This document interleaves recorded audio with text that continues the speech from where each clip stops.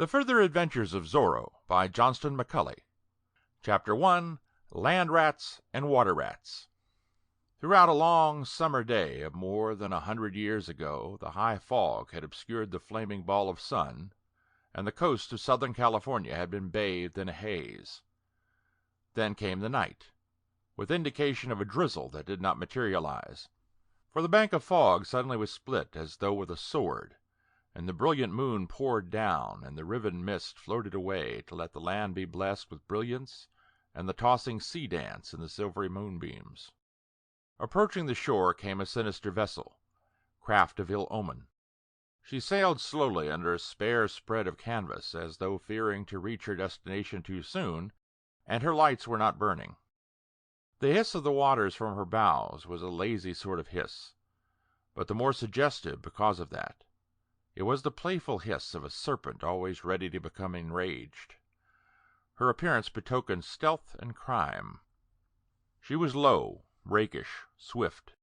No proper seaman commanded her, since her decks were foul and her sides badly in need of protecting paint. But her sailing gear was in perfect condition, and the man at her helm could have told that she answered to her rudder like a love-sick maiden to her swain.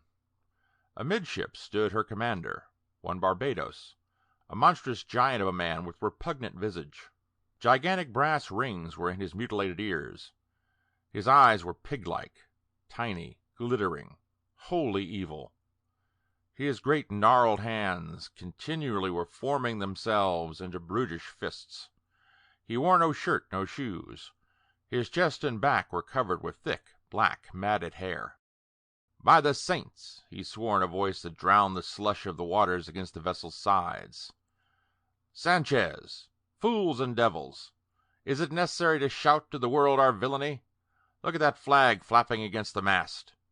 3 hours after set of sun, and the flag of the devil still flies. Discipline! Ha!" "The flag!" Sanchez bellowed. There was no definite order given, but the man nearest the mast was quick to lower the flag. Sanchez looked back toward Barbados, and Barbados grunted and turned away to look toward the distant land. Sanchez was a smaller edition of Barbados, the evil lieutenant of an evil chief. He was short and thick, and many a man had misjudged the strength of his shoulders and arms and had discovered his sorry error too late. The eyes of Sanchez glittered also, first as he looked at Barbados, and then turned, as the chief had, to glance toward the distant land. A fair land it was, bathed in the mellow light of the moon. Along the shore uncertain shadows played, like shapeless fairies at a game. And here was a darker streak, where a canyon ran down to the sea, a canyon with black depths, caused by the rank undergrowth and stubby trees. "There!" Barbados bellowed. He pointed toward the mouth of the canyon, where the water hissed white against a jumble of rocks. "We go ashore there, against the cliffs." Again there was no regular command, but the course of the pirate craft was changed a little, and she sailed slowly toward the spot Barbados had indicated. The chief grunted once more, and Sanchez hurried quickly to his side. "We land 20 men," Barbados commanded. 20 will be enough. I lead them, and you are to go with me. The others will remain aboard and take the ship offshore again, and return tomorrow night, 2 hours before the dawn." "See," Sanchez said. "'Tis to be a pretty party, by the saints. Rich loot, food and wines, honey and olives, gold and jewels and precious stones, bronze native winches for such as like them. And time enough for it, eh? Ha! For some months we've sailed up and down the coast, now and then landing and raiding to get a few pigs and cows. 'Tis time for a bold strike, and this—" "It is arranged?" Sanchez questioned. "Am I in the habit of rushing in where things are not arranged?" Barbados demanded. "Señor Pirate, do you take me to be a weak and silly fool?" "If I did," Sanchez replied, "I would have more wit than to say so to your face." "Ha! Is it arranged? When the governor's own man arranges it. There is a precious pair, the governor and his man," said Barbados, laughing raucously. "Pirates and rogues we may be, but we can take lessons in villainy from some of the gentry who bear the names of caballeros, but have foul blood in their veins." "The thing has an evil look," Sanchez was bold enough to assert. "I like not a task too easy. By my naked blade, that which looks easy often is not. If this should prove to be a trap—" Barbados gave a cry of rage and whirled toward him suddenly, and Sanchez retreated a single step, and his hand dropped to the naked cutlass in his belt of tanned human skin. "Try to draw it, fool!" Barbados cried. "I'll have you choked black in the face and hurled overboard for shark meat before your hand reaches the blade." "I made no move to draw," Sanchez wailed. "There are times when I wonder why I allow you to remain at my side," Barbados told him, folding his gigantic arms across his hairy chest. "And there are times when I wonder whether your heart is not turning to that of a woman, and your blood to water or swill. A trap, you fool! Am I the man to walk into traps? Kindly allow me to attend to the finer details of this business, and a pretty business it is. The village of Reina de los Angeles is miles in the interior," Sanchez wailed. "I do not like to get out of sight of the sea, with the pitching planks of a deck beneath my bare feet." "Beware lest you have beneath your feet the plank that is walked until a man reaches its end and drops to watery death," Barbados warned him. "Enough of this. Pick the men who are to land, and get ready the boats." An hour later the anchor had been dropped, and the pirate craft had swung with the tide and was tugging at her chains like a puppy at a leash. Over the sides went the boats, Barbados growling soft curses at the noise his men made. "We have nothing to fear, fools and devils," he said. "But there will be no surprise if some converted native sees us and carries to Reina de los Angeles word of our arrival. There is many a hacienda in these parts, where pirates are detested. Silence, rogues! You'll have your fill of noise tomorrow night." Without knowing it, Barbados practiced a deal of psychology. These wild men of the sea had before them a journey of some miles inland, and they knew it and hated it. But the pirate chief continually hinted to them of the rich loot at the end of the present trip, and his hints served their purpose well. Toward the shore they rowed, tossing on the breakers, making for the dark spot where the canyon ran down into the sea. There a cliff some 12 feet high circled back into the land, forming a natural shelter against the land breeze at times and the sea winds at other times. Through the surf they splashed, half naked, carrying naught except their weapons, and no weapons save their cutlasses. They gathered on the beach and watched the boats return to the ship, shrieking coarse jests at the men compelled to remain behind. Barbados took from his belt a tiny scrap of parchment and looked at it closely. With him this passed for a map. He called Sanchez to his side, turned his back to the sea, and looked along the dark reaches of the canyon. "Forward," Barbados said, "and let there be little noise about it. If we stumble across one of the accursed natives, slit his throat and so silence it. And if we meet a wandering fray of the missions, slit him into ribbons," Sanchez added, chuckling. To his wonder, Barbados grasped his arm so that Sanchez thought the bone must break. "Enough of that," Barbados cried. "Touch no fray and violence except I give the word." "You love the robes and gowns?" Sanchez asked in wonder. "I love to protect myself," Barbados replied. "It is an ill thing to assault a fray if it can be avoided." He stopped speaking for a moment, and seemed to shiver throughout the length and breadth of his gigantic frame. "I had a friend once who struck a fray," he added in a whisper. "I do not like to remember what happened to him. Forward." Inland they tramped, mile after mile, keeping to the canyons, following an arroyo now and then, dodging from dark spot to dark spot, while Barbados growled curses at the bright moon and Sanchez continually admonished the men behind to keep silent. It was a journey they disliked, but they liked to think of the loot they would find at the end of it. On they went toward the sleeping town of Reina de los Angeles. Besides Barbados and Sanchez, few of them had seen the town. Pirates had been treated harshly there when they had wandered inland, but now something had happened, it appeared, that made a raid on the town a comparatively safe enterprise. An hour before dawn they stumbled across a native, caught him as he started to flee, and left his lifeless body behind. Then came the day, and they went into hiding in a jumble of hills within easy striking distance of the town. They had covered ground well. Sprawled on the sward they slept, Barbados a little way aside, consulted his poor map once more, and then called Sanchez to his side. "Since we may have to split our force, it were well that you knew more of this business," he said. "I am listening, Barbados." "This man who is to meet us tomorrow night at the edge of the town is a high official." "I have heard you call him the governor's man." "Even so. He is to have matters arranged so that the town will be at our mercy. It never has to be raided properly. It will be necessary perhaps to steal horses, and possibly a carreta or two in which to carry the loot. The town will be wide open for us, my friend." "There is a presidio in Reina de los Angeles, and where there is a presidio there are soldiers," Sanchez reminded him. "And where there are soldiers there are fools," Barbados added. He stopped speaking long enough to chuckle. "I am not afraid of the soldiers. The man with whom we are to deal will care for the troops." "I fail to understand it," Sanchez said, shaking his head. "Why should such things be? Do we split the loot with this high official?" "Dream of innocence. Listen," Barbados hissed. "Listen and comprehend, else I choke you to death. An emissary came to me in the south from this high official, and through him arrangements were made. Things have happened since we were in the vicinity of Reina de los Angeles. The governor, I know, left San Francisco de Asís, and journeyed south with his gallant company. And while he was at Reina de los Angeles, something happened that caused him to hate the town. There even was talk, for a time, of being forced to abdicate his high station." "Ha! More mystery," Sanchez growled.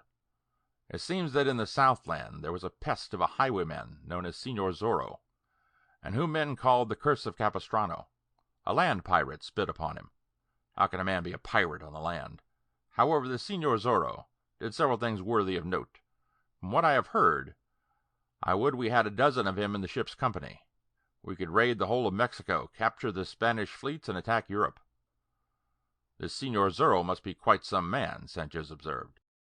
"I have heard but little, but enough to convince me that I would have him for a friend rather than an enemy. He is a sort of devil. Now he is here, and now he is gone. Like a ghost he comes, and like a spectre he disappears. Ha! You, a pirate, cross yourself." "I am afraid of no live man who lives, save perhaps yourself," Sanchez observed. "But I like not this talk of ghosts." "Here is the jest, fool and friend. It develops after a time that this terrible Señor Zorro is nothing but a caballero out to have a bit of fun and protect the weak. There is a waste of time for you, protecting the weak. And other sundry caballeros joined hands with him and punished minor officials who sought to steal and deal crookedly. That is right and proper. If a thief, be a thief. If a pirate, be a pirate. But do not play at being an honest man and try to be thief and pirate at the same time." "Ha!" Sanchez grunted, meaning that he wished the sermon to end and the tale to continue. "This Señor Zorro, whose real name I have forgotten if I ever knew it, carved his initial with his sword into the cheeks and foreheads of many men. They call it the Mark of Zorro. And when his identity was disclosed, his friends stood by him and told the governor that it were best if he return to San Francisco de Asís and grace Reina de los Angeles with his continual absence." "And did he?" "He did," Barbados replied, "with hatred in his heart for this same Reina de los Angeles. He did not abdicate, of course, and he craves revenge." "Ha! Here is where we enter." "It is," Barbados replied. "We raid the town and take what we will, and the governor hears of it, sends soldiers running wildly up and down the coast, and winks at himself in his looking-glass. For the information and protection we get, we hand to the governor's man at a certain time and place a certain share of the loot, which we well can afford, since we are to get it so easily." "If we forgot to hand it," Sanchez began. "Friend and fool, by the saints! Are you an honest pirate or no? We shall deal fairly. Think of the future. It is not only Reina de los Angeles. There is San Juan Capistrano, and rich San Diego de Alcala to come after. By that time we will have this pretty governor and certain of his officials in our mesh, and do as we will. Ha! What knaves! I would rather be an honest pirate than a politician any day." The day passed and the dusk came, and once again Barbados indulged in curses. For it was a beautiful moonlight night, half as light as the day that had just died, and a man could be seen afar. Barbados led his wretched company on toward the town. After a time they came to the crest of a slope, and saw lights twinkling in the distance. Stretched on the ground so as not to form a silhouette against the sky, Barbados looked over the scene. He could see the plaza, fires burning before the huts of the natives, twinkling lights in the windows of the pretentious houses where lived the men of wealth and blood and rank. To one side was the Presidio, and to the other the church. Barbados grunted an order to Sanchez and crept forward alone. He approached the end of the village, reached a spot where the shadows were deep, and crouched to wait. For half an hour he waited, grumbling his impatience. Then there came to him a figure muffled in a long coat. Barbados hissed a word that had been agreed upon. The figure stepped quickly to his side. "You are ready?" "Ready, senor," Barbados replied. "Where are your men?" "In hiding 300 yards away, senor." "It were best to strike in about an hour. The soldiers will be sent toward the south on a wild goose chase." "I understand, senor." "I ride back toward the hills to a hacienda to pay a social call. It would not do for me to be here, of course." "Certainly not, senor." "The way will be open to you. Take your will with the town, but do not use the torch except it be on the hut of some native. As soon as you have your loot, make for the sea again. The soldiers will be sent on a useless trail." "It is well arranged, senor. We'll strike as soon as the troopers are at a sufficient distance. There is something else. You must send a few men of your force to the hacienda of Don Carlos Pulido, 3 miles to the north." "What is this, senor?" Barbados asked. "A little matter of abducting a woman for me." "Ha! The Señorita Lolita Pulido, understand. She is to be seized and conducted to the coast and taken aboard ship. She is not to be harmed, but treated with every respect. In 4 or 5 days I shall meet you at the rendezvous on the southern coast, and claim her as my share of the loot. Do this well, and that is all the share of loot I ask this time." "A mere detail," Barbados said. "If the hacienda is disturbed a bit during the abduction, it will not cause the heartbreak of the governor. This Don Carlos Pulido is no friend of His Excellency." "I understand, senor."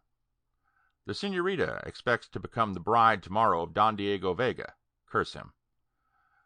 That large house at the side of the plaza is his.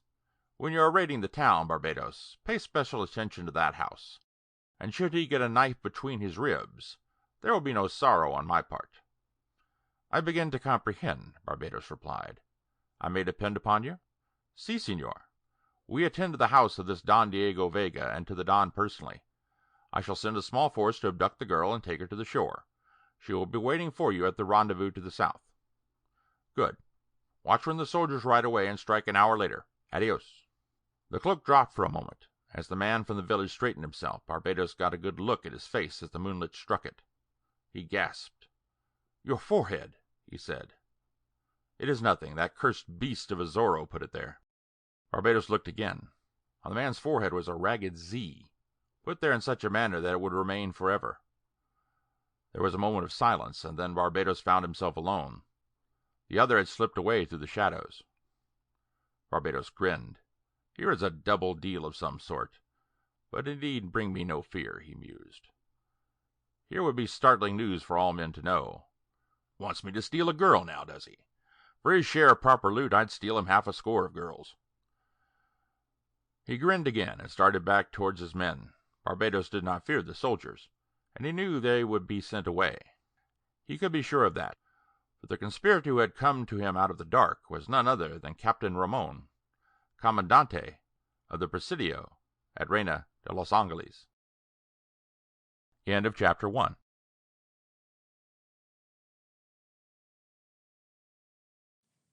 Chapter 2, The Further Adventures of Zorro, by Johnston McCulley, Pedro the Boaster. Sergeant Pedro Gonzalez, a giant of a wine-guzzling soldier whose heart was as large as his capacity for liquor, was known as Pedro the Boaster. When there were military duties to be done, he was to be found at his post in the Presidio, but at other times one found him at the village posada, sitting before the big fireplace and remaking the world with words. On this moonlit night, Sergeant Pedro Gonzalez crossed the plaza with a corporal and a couple of soldiers, entered the inn, and called in a loud voice for the landlord to fetch wine and be quick about it. The sergeant had learned long since that the fat landlord held him in terror, and did he but act surly and displeased, he received excellent service. "Landlord, you're as fat as your wine is thin," Sergeant Pedro declared, sprawling at one of the tables. "I have a suspicion now and then that you keep a special wine-skin for me and mix water with my drink." "Senor," the landlord protested. "We honest soldiers are stationed here to protect you from liars and thieves and dishonest travelers up and down El Camino Real. And you treat us like the dirt beneath your boots."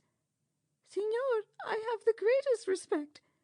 "One of these fine days," Gonzales interrupted, "there will be trouble. Some gentleman of the highway will approach you with an idea of robbery, and you'll shriek for the soldiery. And then, fat one, I may remember the watered wine and be busy elsewhere." "But I protest," the landlord began. "More wine!" the sergeant shouted. "Must I get out my blade and carve your wineskins, or your own skin?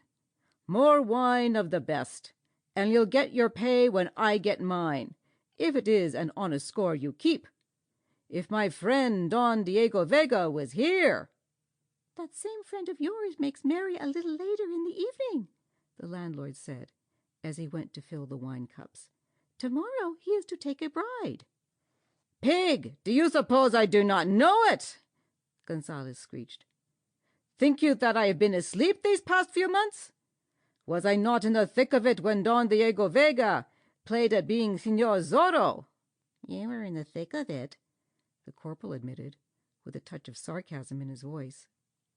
"Ha!" cried the sergeant. "There was a turbulent time for you. Here in this very room I fought him blade to blade, thinking that he was some stinking highwayman. And just as I was getting the better of it—" "How is this?" the corporal shrieked. "Just as I was getting the better of the blade match," Gonzales reaffirmed, glaring at the corporal. "Back he went and dashed through the door. And thereafter he set the town about its onions for some time to come."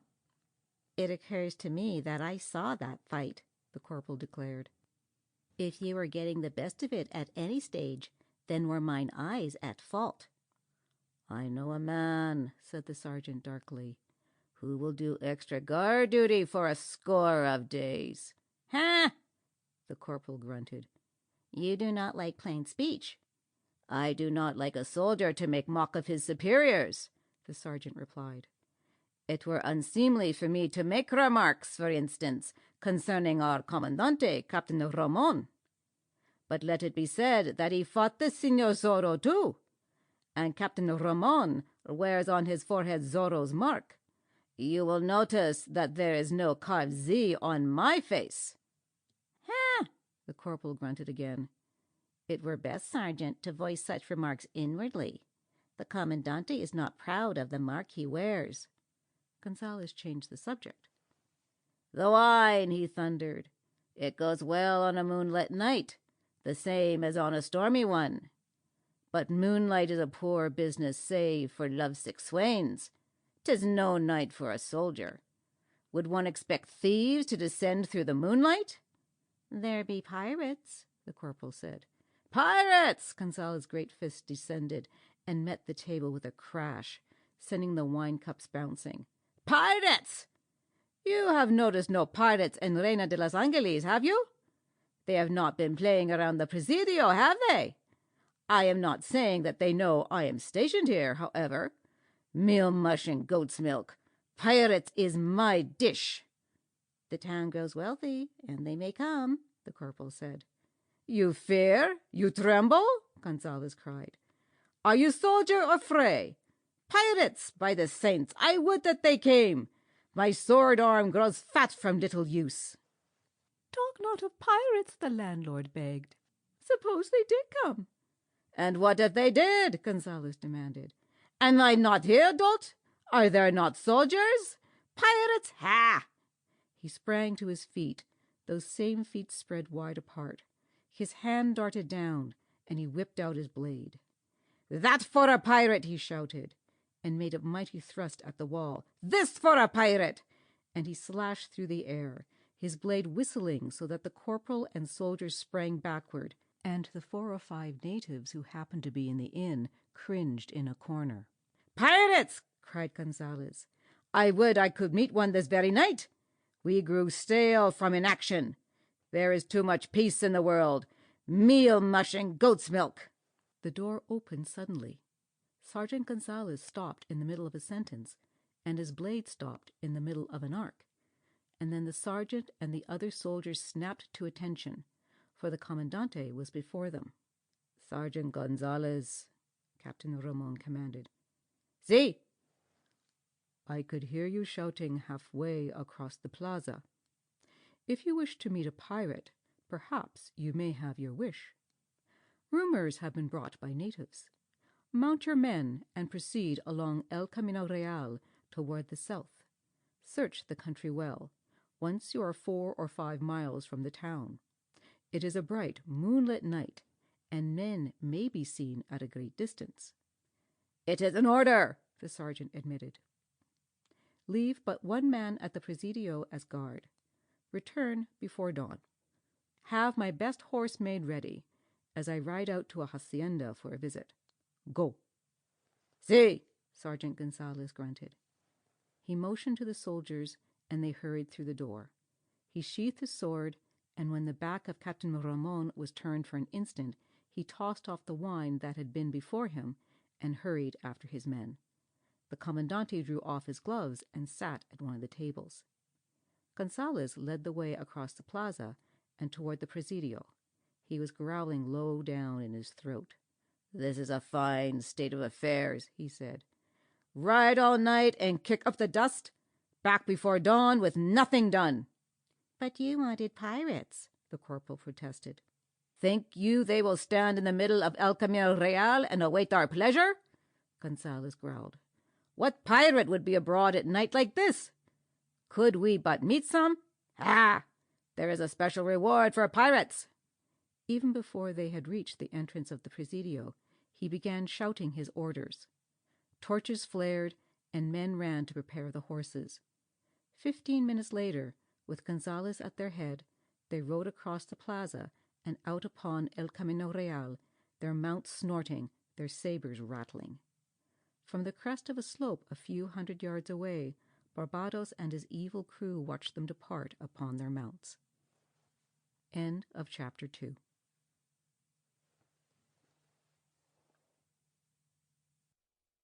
Chapter 3 of The Further Adventures of Zorro by Johnston McCulley. Sudden turmoil. While the blushes played across her cheeks, Señorita Lolita Pulido sat at one end of the big table in the great living room of her father's house and watched the final preparations for her wedding.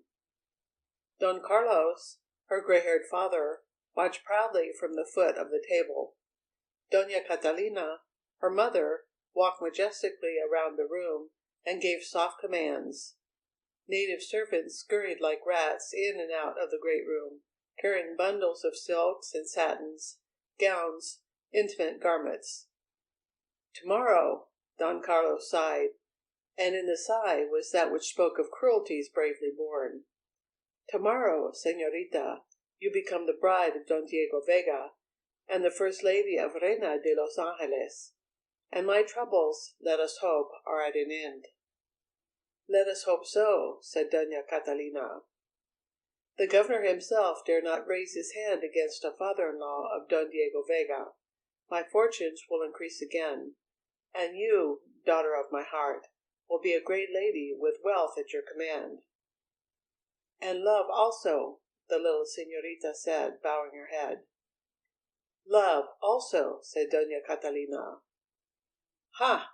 Don Carlos cried, with a gale of laughter. "It is love now, is it? And when first Don Diego came wooing, the girl would have none of him, even to better the family fortunes. He was dull, he yawned, and she wanted a man of hot blood and romantic. But when it was learned that he was Señor Zorro, that made a difference. Love also. It is well." Señorita Lolita blushed again and fumbled at a soft garment upon her lap.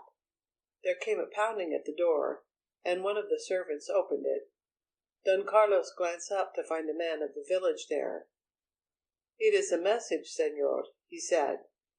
"From whom?" Don Carlos asked. "From Don Diego Vega to the little señorita."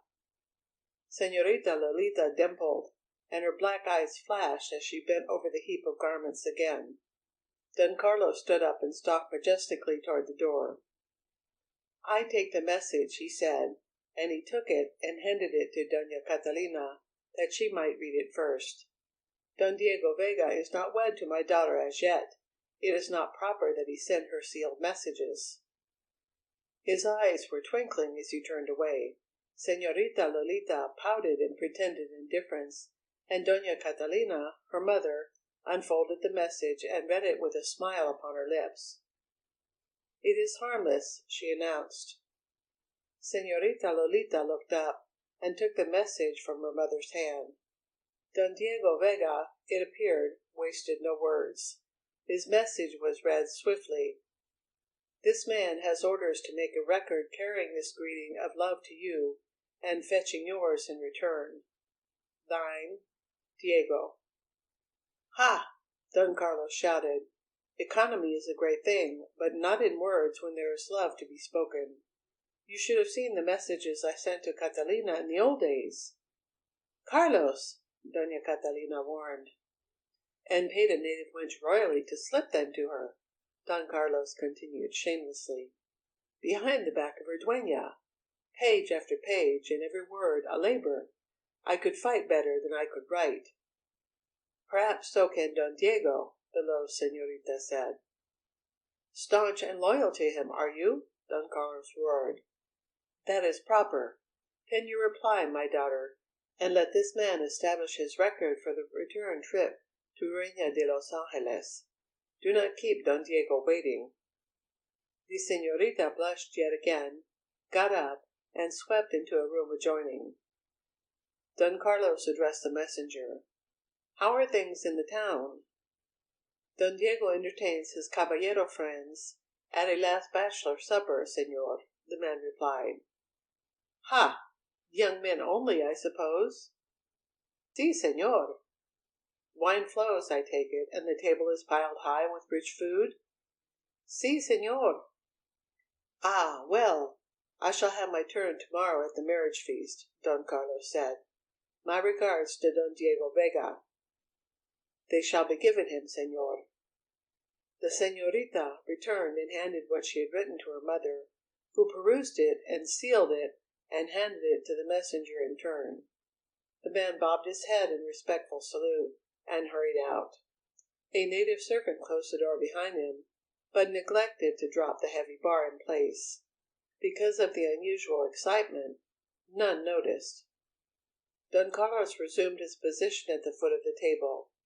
This was a great night for him, and tomorrow would be a great day. He was happy because his fortunes were on the mend, because the governor had been forced to cease his persecutions. But he was happy also because his daughter was to have happiness. Don Carlos and his wife had lavished upon this, their only child, love enough for a dozen. And now both glanced at her as she fumbled at a silken shawl. Her black eyes were sparkling again, though dreams were glistening in them. Her cheeks were delicately flushed. Her dainty hands played with the silks. One tiny tip of a boot peeped from beneath her voluminous skirts. A bride of whom any man could honestly be proud, Don Carlos thought, and with proper blood in her veins and proper thoughts in her head. "So Don Diego makes merry tonight with his young friends," Don Carlos said. "I would like to peer in upon him now." Could he have done so, he would have seen a merry gathering. In the big living room of Don Diego's town casa, a huge table had been spread. Don Diego sat at the head of it, dressed in fastidious garments, and caballeros were grouped around it. Richly dressed they were, with blades at their sides, blades with jeweled hilts, but serviceable weapons for all that. Wine cups and dishes were before them. They feasted and they drank. They toasted Don Diego and the señorita Lolita, Don Diego's father and the señorita's father, and one another. "Another good man gone wrong!" cried Don Andre Ruiz. He sat at Don Diego's right hand because he was Don Diego's closest friend. "Here is our comrade, Don Diego, about to turn into a family man," he continued. "This scion of old Spain, this delicate morsel of caballero blood, to be gobbled up by the monster of matrimony. It is time to weep." "Into your wine cup," Don Diego added. "Ha!" Don Andre Ruiz cried. "But a few days ago, it seems, we rode after him as though he had been the devil, rode hard upon his heels, thinking that we were following some sort of renegade caballero, playing at highwayman. Señor Zorro, by the saints! We shouted praises of him because, for a time, he took us out of our monotony. Then came the unmasking, and we found that Don Diego and Señor Zorro were one and the same." He ceased speaking long enough to empty his wine cup and make certain that a servant refilled it. "Señor Zorro," he continued, "those were happy moments, and now he is to turn husband, and no more riding abroad with sword in hand. We shall die of monotony, Diego, my friend." "Of fat," Don Diego corrected. "What has become of the wild blood that coursed your veins for a few moons?" Don Andre Ruiz demanded. "Where are those precious, turbulent drops that were in Zorro?" "They linger," Don Diego declared. "It needs but the cause to turn them into active being." "Ha! A cause! Caballeros, let us find him a cause that this good friend of ours will be too busy to get married." "One moment!" Don Diego cried. He stood up and smiled at them, gave a little twitch of his shoulders, and then turned his back upon the brilliant company and hurried from the room. They drank again and waited, and after a time back he came, a silk draped bundle beneath one arm. "What mystery is this?" Don Andre demanded. He sprawled back in his chair and prepared to laugh. It was said of Don Andre that he always was prepared to laugh. He laughed when he made love, when he fought, as he ate and drank, his bubbling spirit always upon his lips. "Here is no mystery," Don Diego Vega declared. He smiled at them again, unwrapped what he held, and suddenly exhibited a sword. "The blade of Zorro!" he cried. There was an instant of silence, and then every caballero sprang to his feet. Their own swords came flashing from their scabbards, flashed on high, reflected in million rays the glowing lights of the candelabra. "Zorro!" they shouted. "Zorro!" "Good old blade," Don Diego said, a whimsical smile playing about his lips. "Good old point!" exclaimed Don Aubrey Ruiz. "With it you marked many a scoundrel with your mark, notably and especially one Captain Ramon. Why do we endure his presence here in Reina de los Angeles? Why not force the governor to send him north?" "Let us not mar a perfect evening with thoughts of him," Don Diego begged. "Caballeros, I have brought this blade before you for a purpose.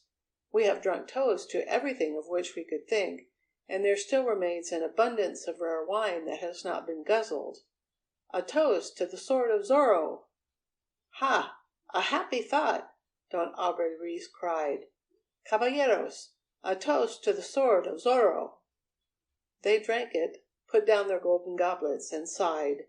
They glanced at one another, each thinking of the days when Señor Zorro had ruled El Camino Real for a time, and then they dropped into their chairs once more, and Don Diego Vega sat down also, the sword on the table before him. "It was a great game," he said, and sighed himself, "but it is in the past. Now I shall be a man of peace and quiet." "That remains to be seen," Don Audrey declared. "There may be domestic warfare, you know. A man takes a terrible chance when he weds." "Nothing but peace and quiet," Don Diego responded. "The sword of Zorro is but a relic. Years from now I may look upon it and smile. It has served its purpose." He yawned. "By the saints!" Don Audrey Ruiz breathed. "Did you see him? He yawned! While yet the word Zorro was upon his lips, he yawned! And this is the man who defended persecuted priests and natives, defied the soldiery, and made the governor do a dance. 'Tis a cause he wants and needs, something to change him into Zorro again." "Tomorrow I become a husband," Don Diego answered him, yawning yet once more and fumbling with a handkerchief. "By the way, señores, have you ever seen this one?" He spread the handkerchief over the wine goblet before him, and as the caballeros bent forward to watch, smiles upon their faces, he passed one hand rapidly back and forth across the covered goblet with such rapidity that it was hidden almost all the time, and with the other hand he reached beneath the edge of the handkerchief and jerked the goblet away, letting it drop to the floor. The handkerchief collapsed on the table. Don Diego waved a hand languidly. "See, it is gone," he breathed. "Bah!" Don Audrey cried as the others laughed. "At your boy's tricks again, are you? Where is your wild blood now?" "I am done with boistering and adventure." "A man never knows when his words may be hurled back at him and cause him to look foolish," said Don Audrey. "It is foolish to take everything for granted. For instance " He stopped. The sounds of tumult had reached their ears. For a moment they were silent, listening. Shouts, oaths, the sounds of blows, the clashing of blades. "What in the name of the saints is that?" Don Diego asked. A trembling servant answered him. "There are men fighting over by the inn, Señor," he said. "I heard someone shout of pirates." Chapter 3. The Further Adventures of Zorro by Johnston McCulley. Chapter 4. Fray Felipe Makes a Vow. Barbados continued to mutter curses as he watched the sky. Not a cloud marred its face, and the moon was at the full. But here was an enterprise where there was small risk, so he could discount the bright night. He grunted his pleasure as he saw Sergeant Gonzalez and the troopers ride away from the Presidio, cross the plaza, and continue towards the south. He called Sanchez to him and explained what was to be done at the hacienda of Don Carlos Pulido. "You will take a half-dozen men," Barbados commanded. "Do as you please at the place, but capture the senorita by all means, and quickly go back over the hills to the mouth of the cañon. Steal horses and ride. Get there before the break of the day. We shall do the same. The ship will be putting in at dawn or before." "Si," Sanchez replied. "And do you care for my share of the loot here? There may be a small profit at the hacienda." Sanchez selected his ruffians and led them away around a hill and toward the north, where the hacienda of Don Carlos Pulido rested. Barbados whispered instructions to the remainder of the crew, and then they waited, for Barbados wished to make sure that the soldiers did not return. For more than an hour longer he waited, and then gave the word. Down from the crest of the slope they slipped, breathing heavily, lusting for illegal gain, holding their cutlasses in readiness for instant use. They kept in the scant shadows as much as possible, scattered as they crossed the wider light spaces, made their way slowly to the edge of the town. There, in the shadows cast by an empty adobe building, they separated, and Barbados whispered his final instructions. They were to look for rich loot and nothing bulky. He had decided against food and wine, bolts of cloth, casks of olives, and jars of honey. Such things could be obtained later at any hacienda. Just now he wished to get portable valuables and hurry back to the coast. Men were detailed to seize horses and have them in readiness. Certain large houses were to be attacked in force after the smaller ones had been disposed of. The inn was to receive special attention, since it was whispered that the fat landlord had hidden wealth. Down upon the town they crept, and suddenly they charged into the plaza from either side. Into the inn they poured, cutting and slashing at natives until they fled screeching with terror, stabbing at the fat landlord as he called upon the saints. They took what the landlord had and gave their attention to the houses and shops. And now bedlam broke loose as it was realized what was taking place. Doors were smashed, terrified men and women were driven from room to room. Things of value were seized. Jewels were ripped from dainty throats and delicate fingers. Silken shawls were torn from beautiful shoulders. Here and there a man gave fight, but not for long. The pirates outnumbered the citizens, because they traveled in force and the citizens were scattered. The shrieks and screeches and cries stabbed the air. Raucous oaths and fiendish laughter rang across the plaza, and above the din roared the voice of Barbados, the human fiend, as he ordered his men, commanded them, admonished them, led them to an easy victory. It was quick work, because the descent had been so unexpected. It might have continued throughout the night, until the town was stripped bare, until not a native's hut was left standing. But Barbados wanted quick loot and a getaway. He wanted to reach the coast during the bright moonlight, to get the planks of the ship's deck beneath his feet once more. He trusted Captain Raymond, but he feared that the soldiers might return. Across the plaza the pirates charged, with Barbados at their head. They broke into the church. They filled the sacred edifice with oaths and ribald jest and raucous laughter. They darted here and there, torches held high above their heads, searching for articles of worth. From a little room to one side stepped a Fray. His hair was silver, his face was calm. Erect and purposeful he stood, looking across at them.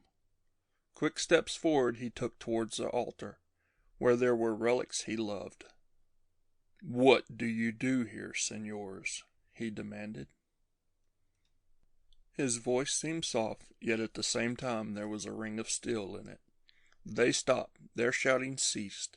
There was a moment of silence. "Who are you?" one shouted.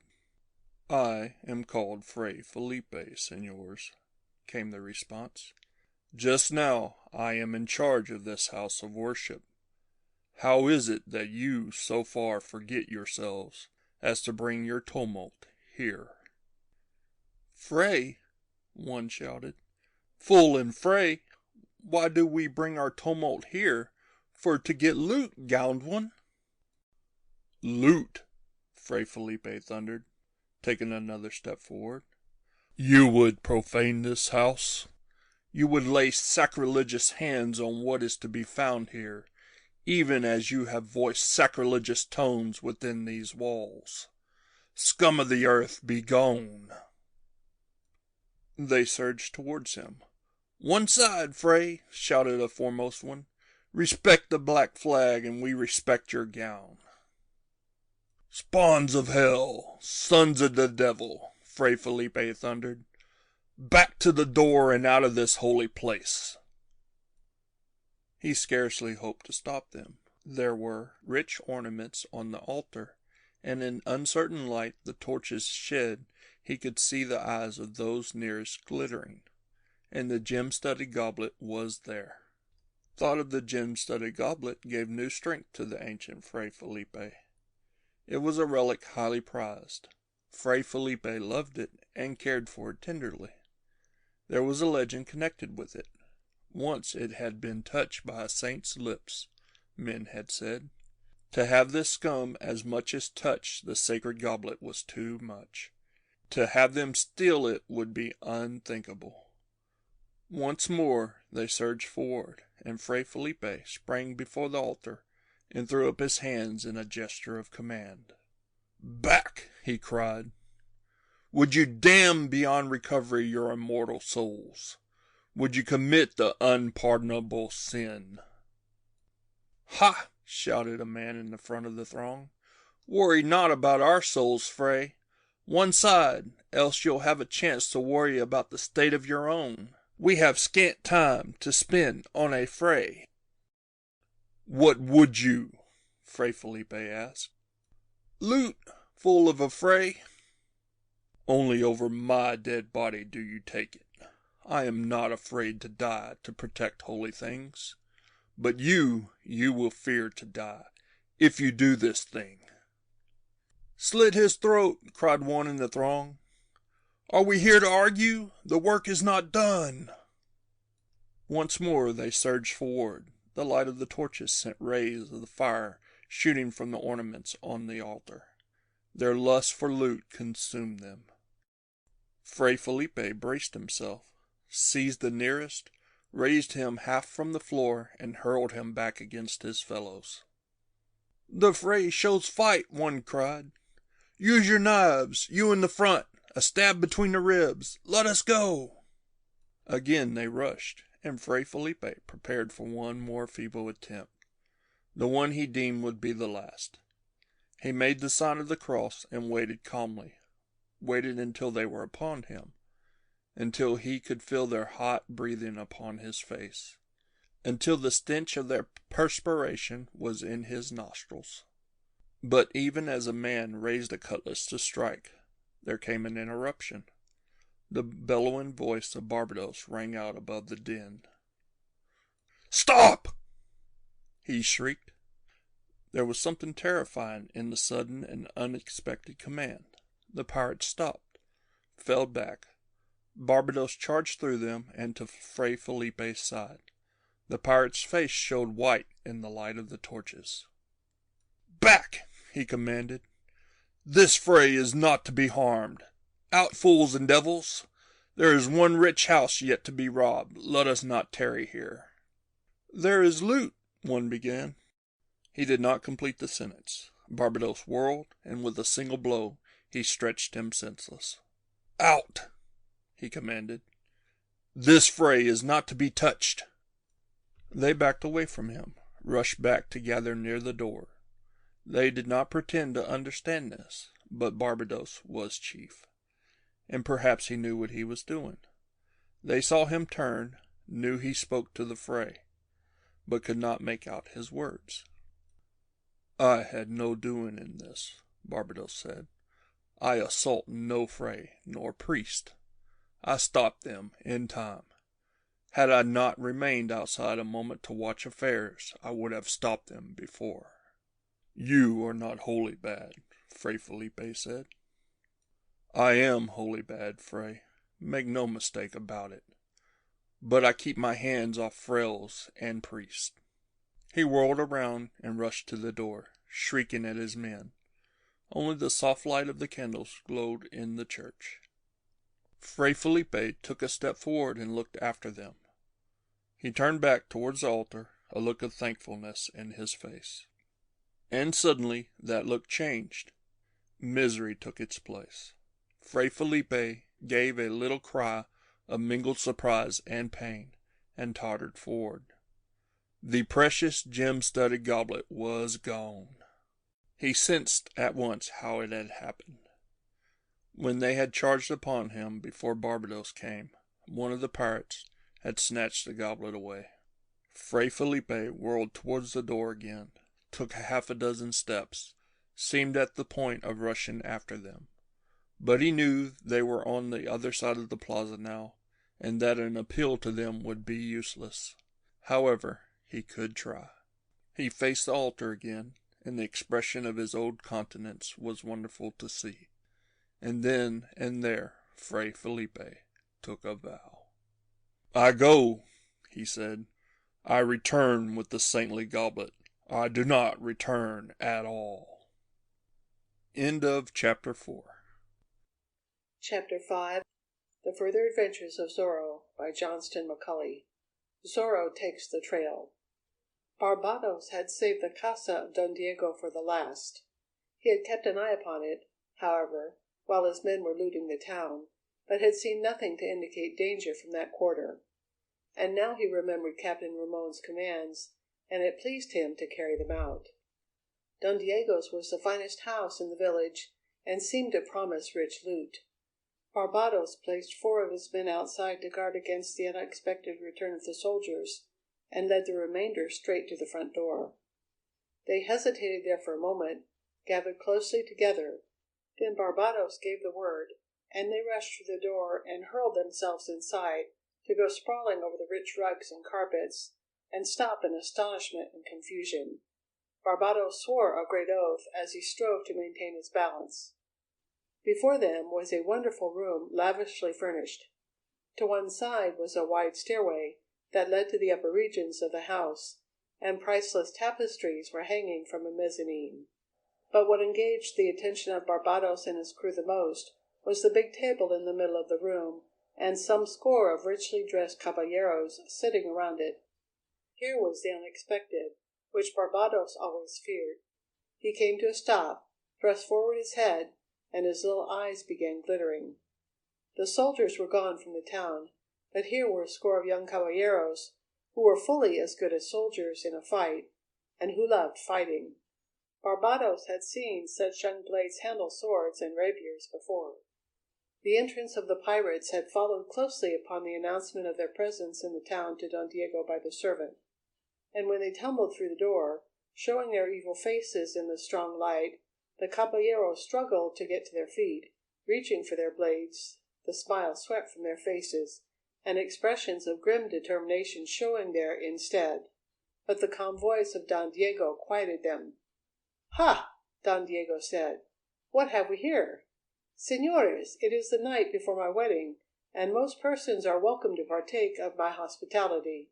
But this happens to be a select gathering of my close friends, and I really cannot remember of having sent you invitations." "Have done!" Barbados bellowed, his voice ringing with a courage he scarcely felt. "Have done, fashionable fop! We are men who sail under the black flag, terrible alike on land and sea." Don Diego Vega threw back his head and laughed lightly. "Did you hear that, Audrey, my friend?" he asked Ruiz. "This fellow says that he and his comrades are terrible alike on land and sea." Don Audrey entered into the spirit of the occasion as he always did. "Diego, I did not know that you were such a wit," he said. "Have you hired these fellows to come here and give us a fright?" "Ha! It is a merry jest, one that I'll remember to my last day. For a moment I was ready to draw a blade." "Jest, is it?" Barbados cried, lurching forward almost to the foot of the table. "'Twill be considered no jest when we have stripped you of your jewels and plaything swords and this house of what valuables it contains. Back up against that wall, señores, and the man who makes a rash move will not live to make another." "I have made a multitude of rash moves and I still live," Don Audrey Ruiz told him. "Diego, it is indeed an excellent jest. I give you my thanks." "Pirates!" Don Diego said, laughing again. "In reality, I did not hire them to come here and furnish us with this entertainment. But since they have been so kind, it is no more than right that I pay them." He sprang to his feet, bent forward with his hands upon the table, and glared down the length of it at Barbados. "You are the chief bull pirate?" he asked. "I am the king of the crew," Barbados replied. "Back against that wall, you and your friends." Don Diego Vega laughed lightly again, and then the laughter fled his face, and his eyes narrowed and seemed to send forth flakes of steel. "See, you must be paid," he said, "but there are many ways of making payment." The sword of Señor Zorro was beneath his hands, and suddenly it was out of its scabbard, and he had sprung upon the table, and had dashed down the full length of it, scattering goblets and plates, drink and food. Off the other end he sprang, and struck the floor a few feet in front of Barbados, who had recoiled and was struggling to get his cutlass out of his belt.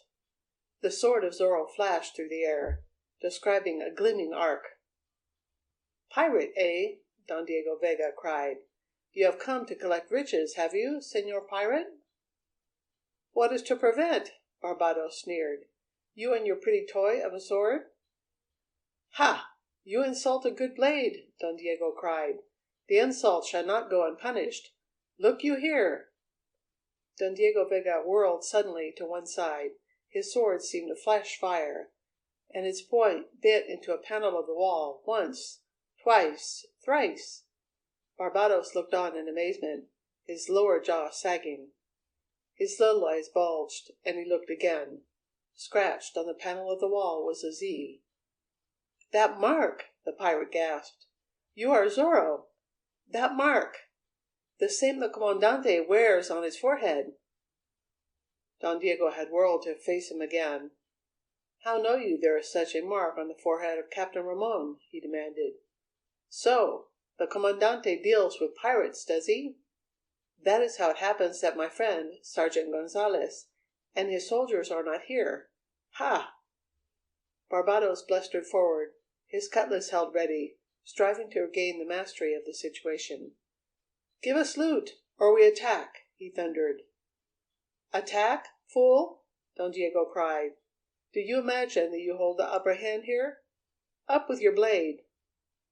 The last thing Barbados wished to do was to fight a caballero under such circumstances. He had the fear of the mongrel for the thoroughbred, but here was a thing that could not be avoided, unless his leadership of the pirates suffer. The caballeros sprang from their chairs, drawing their swords, shouting in keen anticipation of a break in the deadly monotony of their lives. They rushed to the right and the left, and engaged the pirates as they rushed forward. Don Diego Vega found himself at liberty to engage Barbados only, a thing he relished and which he did with right good will. Barbados fought like a fiend, mouthing curses, puffing out his cheeks, but he did not understand this style of fighting. Don Diego Vega seemed to be wielding half a dozen blades that sang about his head and threatened to bury themselves in his throat. His cutlass seemed heavy, useless, his strokes went wild. Back toward the wall went Barbados, while Don Diego grinned at him and taunted him, played with him as a cat does with a mouse. "Pirate, eh?" Don Diego said. "Terrible on either land or sea? 'Tis a jest, Señor Pirate, a thin jest." Barbados sensed that the termination of this combat was not to be to his liking. He got a chance to glance once around the big room. What he saw staggered him. 2 of the caballeros were stretched on the floor, blood flowing from their wounds. But, aside from those 2, the caballeros were getting much the better of the combat. The pirates were retreating toward the front door. Their heavy cutlasses were of no avail against flaming, darting light swords, especially when the men who handled those swords refused to stand and be cut down, but danced here and there like phantoms. But Barbados did not have time to contemplate the scene long. Don Diego Vega pressed his attack. Back against the wall went the pirate chief. He crouched, fought his best. But suddenly he felt a twinge of pain in his wrist, and his cutlass left his hand and shot through the air to fall with a crash in a corner. Barbados stared stupidly before him, and then came alive to his immediate peril. For Don Diego Vega was standing before him, smiling a smile that was not good to see. "Payment shall be made," Don Diego said. His blade darted up and forward, and Barbados gave a little cry of pain and fear and recoiled. On his forehead, it seemed, was a streak of fire. Again the sword of Zorro darted forth, and there was a second streak of fire, and yet a third time, and then Don Diego Vega took a step backward and bowed mockingly. "You wear my brand," he said. "It is an honor." Terror had claimed Barbados for the moment. Now he slipped a short distance along the wall, while Diego followed him, and suddenly he shrieked his commands and darted toward the door. Into the plaza tumbled the pirates, with the caballeros at their heels. Barbados shrieked more commands, and the pirates ran with what speed they had. Those left behind in the plaza gathered the horses they needed and the loot, and those coming from the casa of Don Diego rushed toward the horses now. For the greater part, those horses were fine-blooded stock, and belonged to Don Diego's guests, mounts used to traveling at a rapid rate of speed between some hacienda and the town. Barbados urged his men to haste. Only compact loot could be carried. They sprang to the backs of the horses and dashed away. The caballeros pursued on foot until the plaza had been crossed, and then they stopped and gathered around Don Diego. "There can be no pursuit," Diego said. "They have made away with your horses, my friends. The soldiers are not here, and the only mounts remaining in town are not fit for caballeros to ride." "Yet they must be pursued," said a voice at his side. Don Diego whirled to find ancient Fray Felipe standing there. "They have stolen the sacred goblet," Fray Felipe said in a calm voice. "I have taken a vow to regain it." "The goblet!" Diego gasped. "Don Diego, my friend, you will help me in this?" Fray Felipe asked. "I have known you since you were a babe in arms. I have loved you." "Tomorrow I wed," Don Diego said, "but I shall do everything in my power. We'll get horses as soon as possible and pursue. I'll open my purse, and up and down El Camino Real men will go, seeking where these pirates touch shore again. We'll get the goblet." "I have more faith in your sword arm than in your purse, my friend," Fray Felipe said, "but do what you can." The caballeros had gathered now. Men and women were pouring from the houses, telling of what had befallen them. Barbados and his men had been merciful for pirates. They had taken wealth, but they had taken few lives. Don Diego Vega started back across the plaza toward his house, his friends around him. "For a moment I was Señor Zorro again," he said. "Those drops of blood you mentioned grew hot for a time. Audrey, my friend." "Glorious!" Audrey Ruiz breathed. "I would we had horses and could follow them, even a ship to follow them out to sea. Don Diego, my friend, your bachelor supper is a great success." "Then let us return and conclude it," Don Diego said. "We have a couple of wounded friends in the house. Let us attend them." "Let us bathe their wounds in wine," Audrey suggested. They hurried into the house. The frightened servants came forward again and began putting things to rights. The two wounded caballeros were in chairs already, and men working to bandage them. Once more Don Diego sat at the head of the table, and the caballeros dropped into their chairs, and the servants made haste to fill the goblets. Don Diego put the sword of Zorro on the table before him, and proposed that they toasted again. There came a sudden commotion at the door, and a man stumbled in. Don Diego was on his feet instantly, for he knew the man. He was a leading workman at the hacienda of Don Carlos Pulido. A horrible fear gripped Don Diego's heart. The man was exhausted.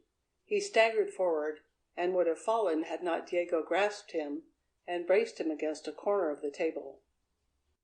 "Señor!" he gasped. "Don Diego! Young master!" "Speak!" Diego commanded.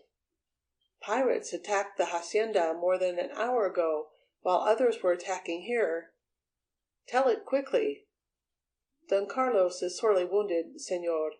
Many of the buildings are burned. The house was looted." "The señorita?" Don Diego questioned. "Do not strike me when I speak, young master." "Speak!" "They carried away the señorita.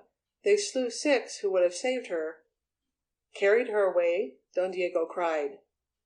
"Toward the sea," the man gasped.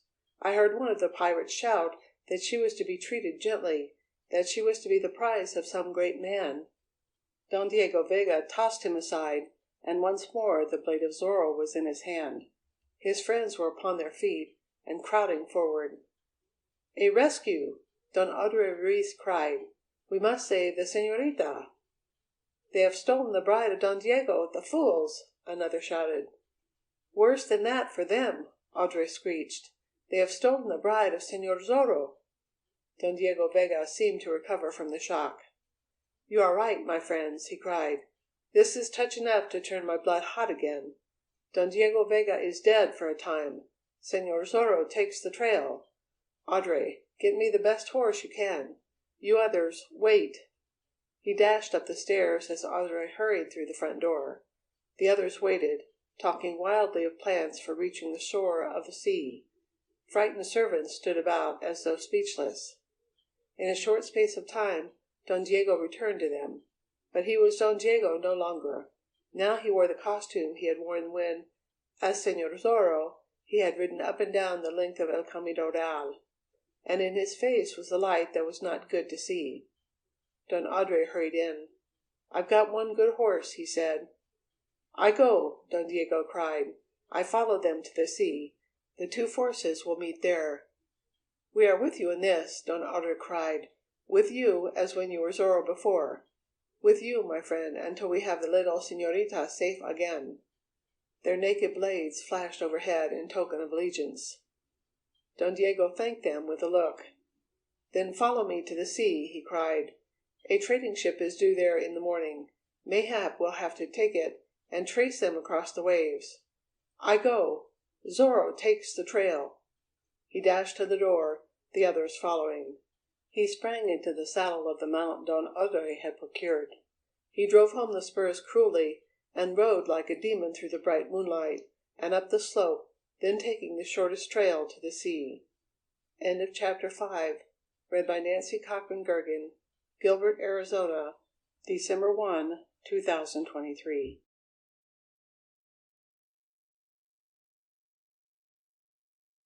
The Further Adventures of Zorro by Johnston McCulley. Chapter 6. Zorro Strikes. At the hacienda of Don Carlos Pulido, the outer door was opened slowly, stealthily. A villainous face showed. Then the door was thrown open wide, and half a dozen men stormed into the room. Doña Catalina gave a shriek of fear and sprang backward, and as the little señorita rushed to her, clasped her in her arms. Don Carlos looked up quickly from the garment he had been inspecting, and sprang to his feet. "Pirates!" he roared. The aged Don seemed to renew his youth with the cry. He darted back against the wall, shrieking for his servants and his men, his hand darting to the blade that happened to be at his side. But the surprise was complete, and there was no hope of a victory over the pirate crew. Servants rushed in loyally, to be cut down. Doña Catalina and Lolita crouched in a corner, the aged Don standing protectingly before them. Sanchez made for him, seeing the girl. The pirate laughed, attacked like a fiend, and Don Carlos went down before he could give a wound. Doña Catalina's shriek rang in his ears. Then there came another shriek as Señorita Lolita felt herself being torn from her mother's arms. Sanchez whirled her behind him, and another of the pirates clutched her in his arms. "Easy with the wench," Sanchez cried. "She is to be saved for some great man." The little señorita struggled and fought, her gentleness gone in the face of this emergency. Horror claimed her, and almost destroyed her reason. She had heard whispered wild tales of what happened to women captured by pirates. Out of the house she was carried, shrieking in her fear. The pirates poured out too. Some of the outbuildings were ablaze now, and the shrieking, swearing crew was looting the house for what valuables could be carried easily. Men of the hacienda came running, to be cut down with a laugh. More huts were set ablaze. Pirates came running from the house, carrying jewels, silks, satins. Señorita Lolita realized dimly that her wedding garments had been ruined by these men. "Diego!" she moaned. "Diego!" Horses were procured, her father's blooded stock, and she was lashed to the back of one. The pirates mounted others, and Sanchez urged them on their way toward the distant sea. He had orders to get there before the dawn, and he feared Barblos too much to disobey his orders. Señorita Lolita glanced back once, to see flames pouring from the doors and windows of the home she had loved. She thought of the father she had seen cut down, of her tender mother, and then she slumped forward in a swoon, and Sanchez steadied her in the saddle. Two men of the hacienda carried Don Carlos Pulido from his burning home and placed him down at a distance beneath a tree. Doña Catalina knelt beside him, weeping. "Find a horse," the aged Don commanded one of the men. "Ride like a fiend to the town, and tell Don Diego Vega of this. As you love the señorita, spare neither yourself nor your mount. Ride, do not bother with me." And so the man found a horse and rode away toward the town, going like the wind, and so the news came to Don Diego Vega.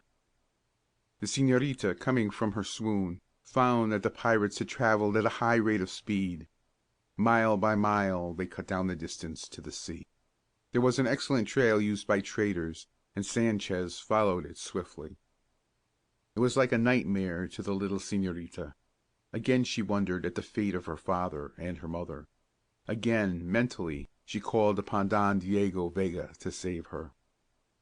But her proud blood had returned to her now. She curled her pretty lips in scorn when Sanchez addressed her, and would make no reply. Her eyes snapped and flashed as she contemplated him, her tiny chin tilted at an insulting angle. She was a Polito, and she remembered it. Whatever fate held in store for her, she would be a Polito to the end. And finally, after some hours, they rounded a bend of a hill and saw the sea ahead of them, and the mouth of the dark canyon that ran down into it. Sanchez dismounted them beside the curving cliff. The loot was piled on the sand, the horses were turned adrift. Señorita Lolita was forced to dismount. Her wrists were lashed behind her, and she was compelled to sit on the ground with her back to the cliff's wall. Some of the pirates lighted a fire of driftwood.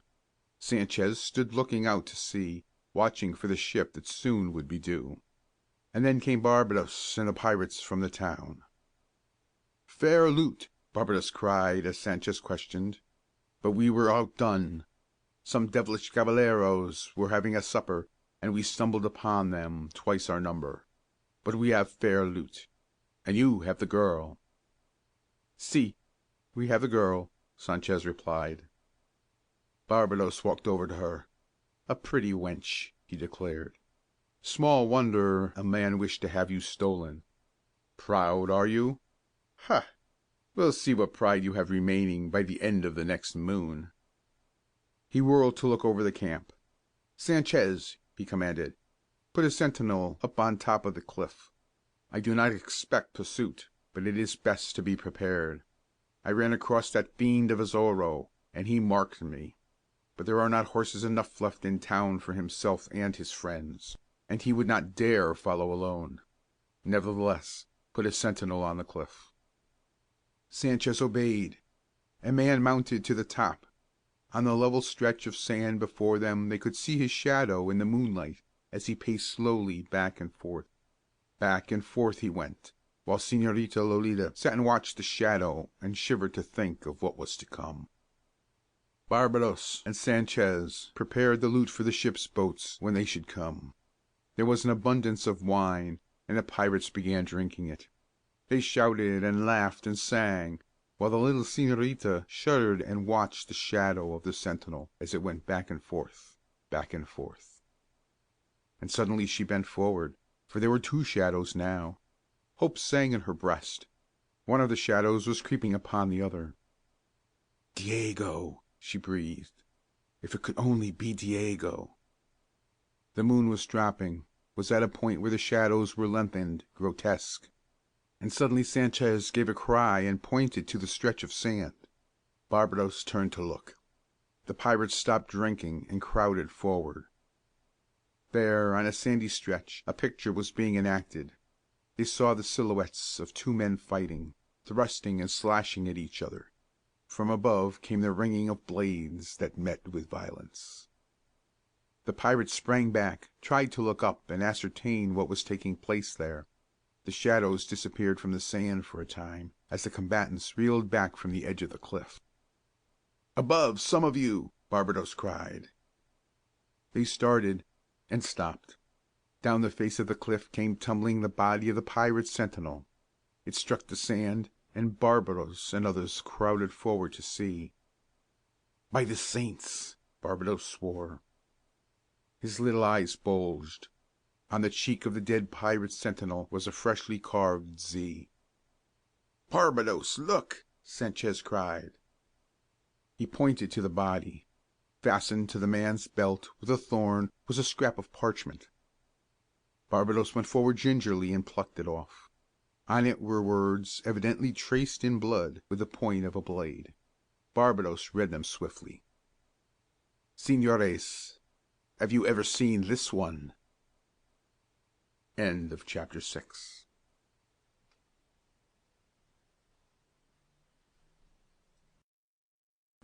Chapter 7 of The Further Adventures of Zorro by Johnston McCulley.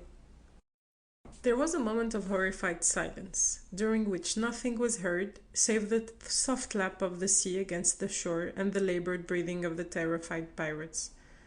And then Barbados swore a great oath, and looked toward the summit of the cliff once more. "'Tis that cursed Senor Zorro, the land pirate," he shrieked. "Spit upon him! After him! Dogs, bring me his heart on the end of a cutlass blade, or fetch him alive if you can, that we may have the keen pleasure of killing him slowly." Some of the pirates already were struggling to get up the narrow path that led to the top of the cliff, slipping and falling back as the soft soil and gravel rolled beneath their feet. Sanchez started with them, eager for combat. Barbados, however, lingered behind, seeing to the loot and his fair prisoner. He was very busy about it, for he was not eager to join the others and run chances of matching blades with Senor Zorro again. Barbados remembered well how he had felt during the fight in the house of Don Diego in Reina de Los Angeles, when he had realized fully that Don Diego was merely playing with him and could have silenced him forever when he willed. The pirates reached the summit finally, but could see nothing there save a few clumps of brush and a few stunted trees that looked grotesque in the bright light of the moon. They examined the shadows carefully, but located no man. Yet, from the near distance, came a ringing, a mocking laugh. They would have pursued, but Barbados hailed them from below, ordering them down to the beach again. The boats were putting in from the ship. Down to the strand they tumbled, getting ready to store away their loot. They did not bother about the dead pirate, since he was an ordinary fellow who did not count. They guzzled more wine, ran down into the surf to help drag the boats ashore, greeted their fellows, laughed and shouted, and jested and cursed in raucous tones. Barbados turned to where the Señorita Lolita was sitting with her back against the cliff wall, her tiny wrists lashed behind her. She raised her face and looked at him bravely, her black eyes snapping, her lips curled in scorn. "This Senor Zorro, I have been given to understand, has some concern in you," Barbados said. "If he has, Senor Pirate, it is time for you to feel afraid," she replied. "Think you that I fear the fellow? Ha! He is no fellow. He is a caballero, with the best of blood flowing in his veins. If you can understand what that means, you, who have the blood of swine in yours." "By my naked blade," Barbados swore. "Were you not to be saved for a great man, I'd punish you well for that remark, proud one. Pride of blood, eh? Ha! 'Tis a thing you will be willing to forget and eager within a moon's time, when this man of whom I speak—" "Is it necessary to speak at all to me?" the little señorita wanted to know. Barbados snorted his anger and disgust. For a moment he turned away to issue a volley of commands to the men who were loading the boats.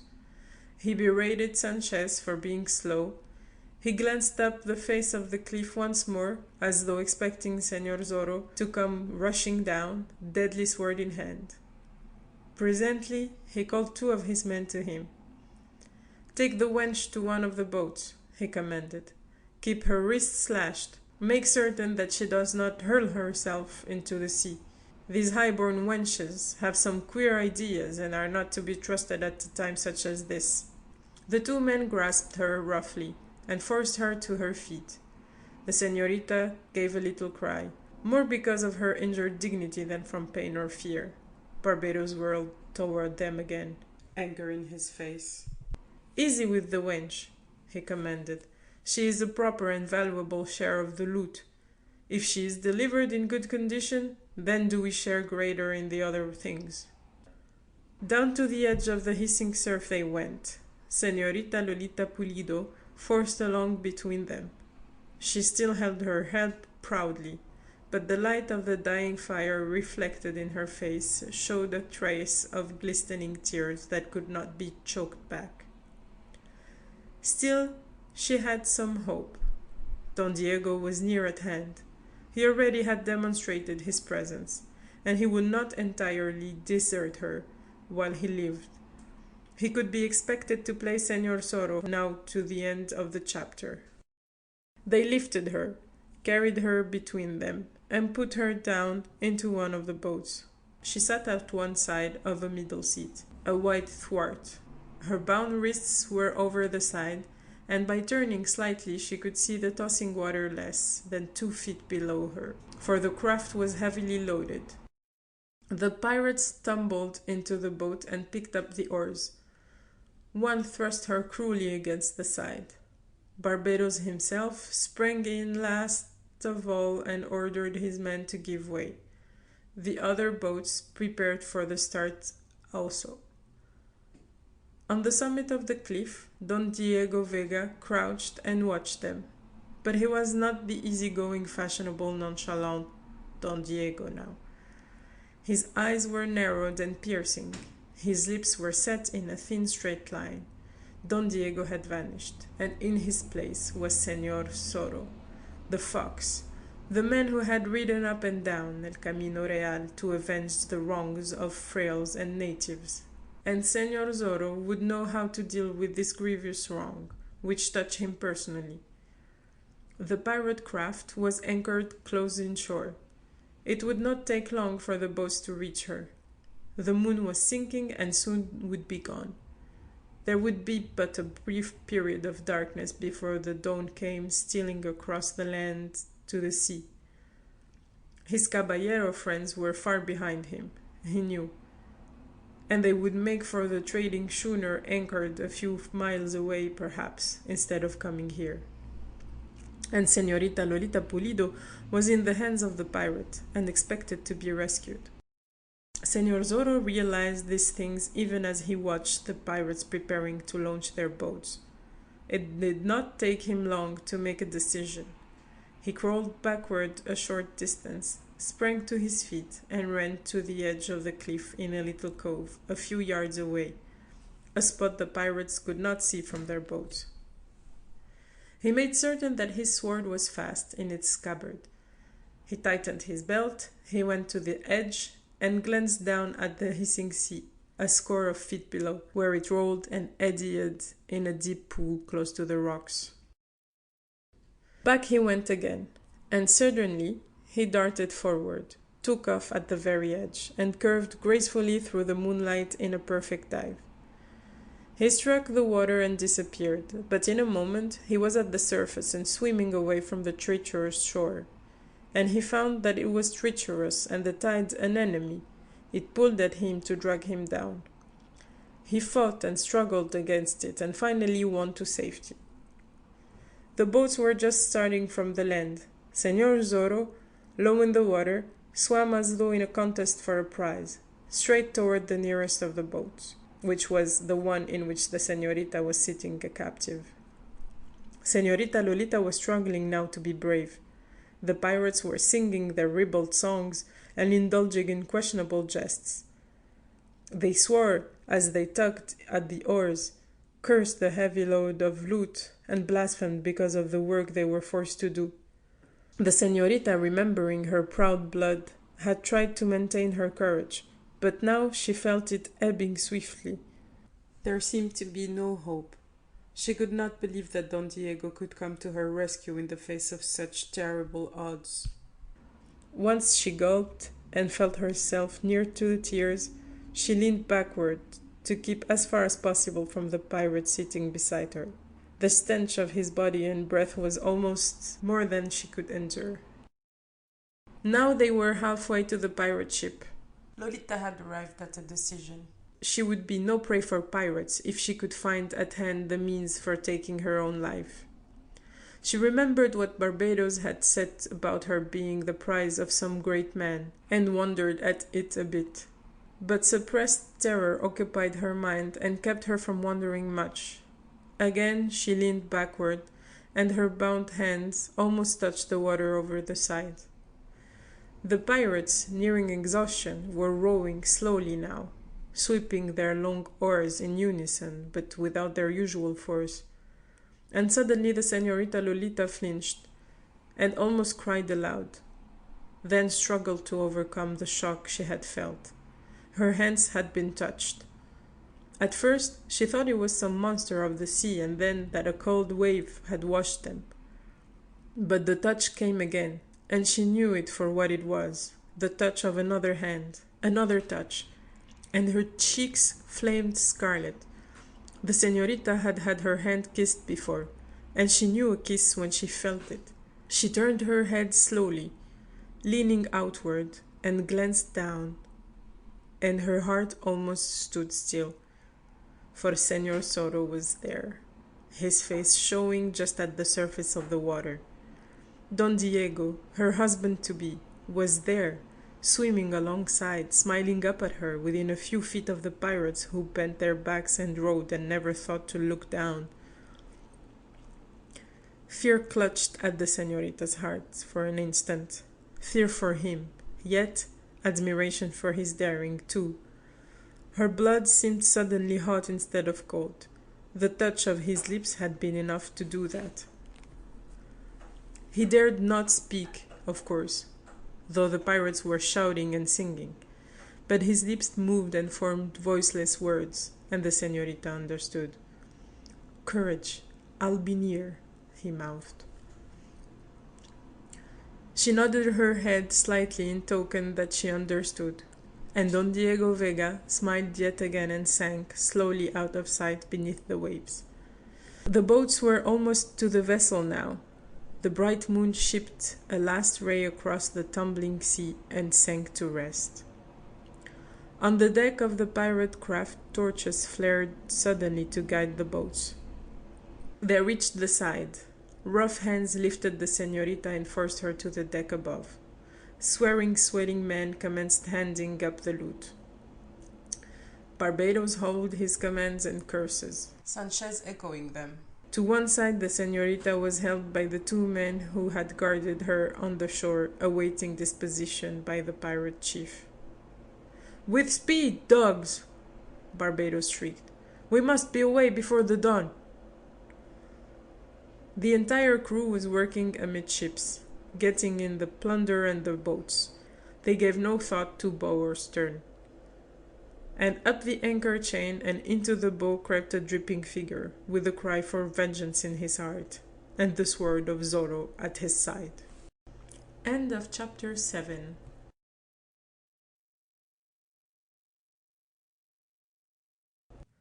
The Further Adventures of Zorro by Johnston McCulley. Chapter 8. The Goblet.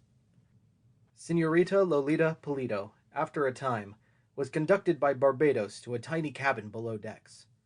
It was no more than 8 feet square, and had a bunk along one side of it. Certainly, it was no place for a delicately reared lady of gentle blood. It was far from being clean in the first instance. Vermin that meant nothing to pirates caused the señorita to shudder and almost scream. Even as she entered, 2 huge rats scampered through a hole in the cabin floor, rushed down into the bowels of the ship. "'Tis no palace," Barbados admitted. "I'll leave the torch so that you may have light until the day dawns, which will not be long. The torch will keep the rats away. The smoke will drift through that open porthole. You will be safe here. There are no weapons, and even such a small and dainty, tender human being as yourself cannot squeeze through that porthole and drop into the open sea." The señorita had no reply for him. She tilted her chin again, tried to hum a little song, and glanced around the tiny place. Barbados grew surly. "Too good to speak to me, are you, proud one?" he sneered.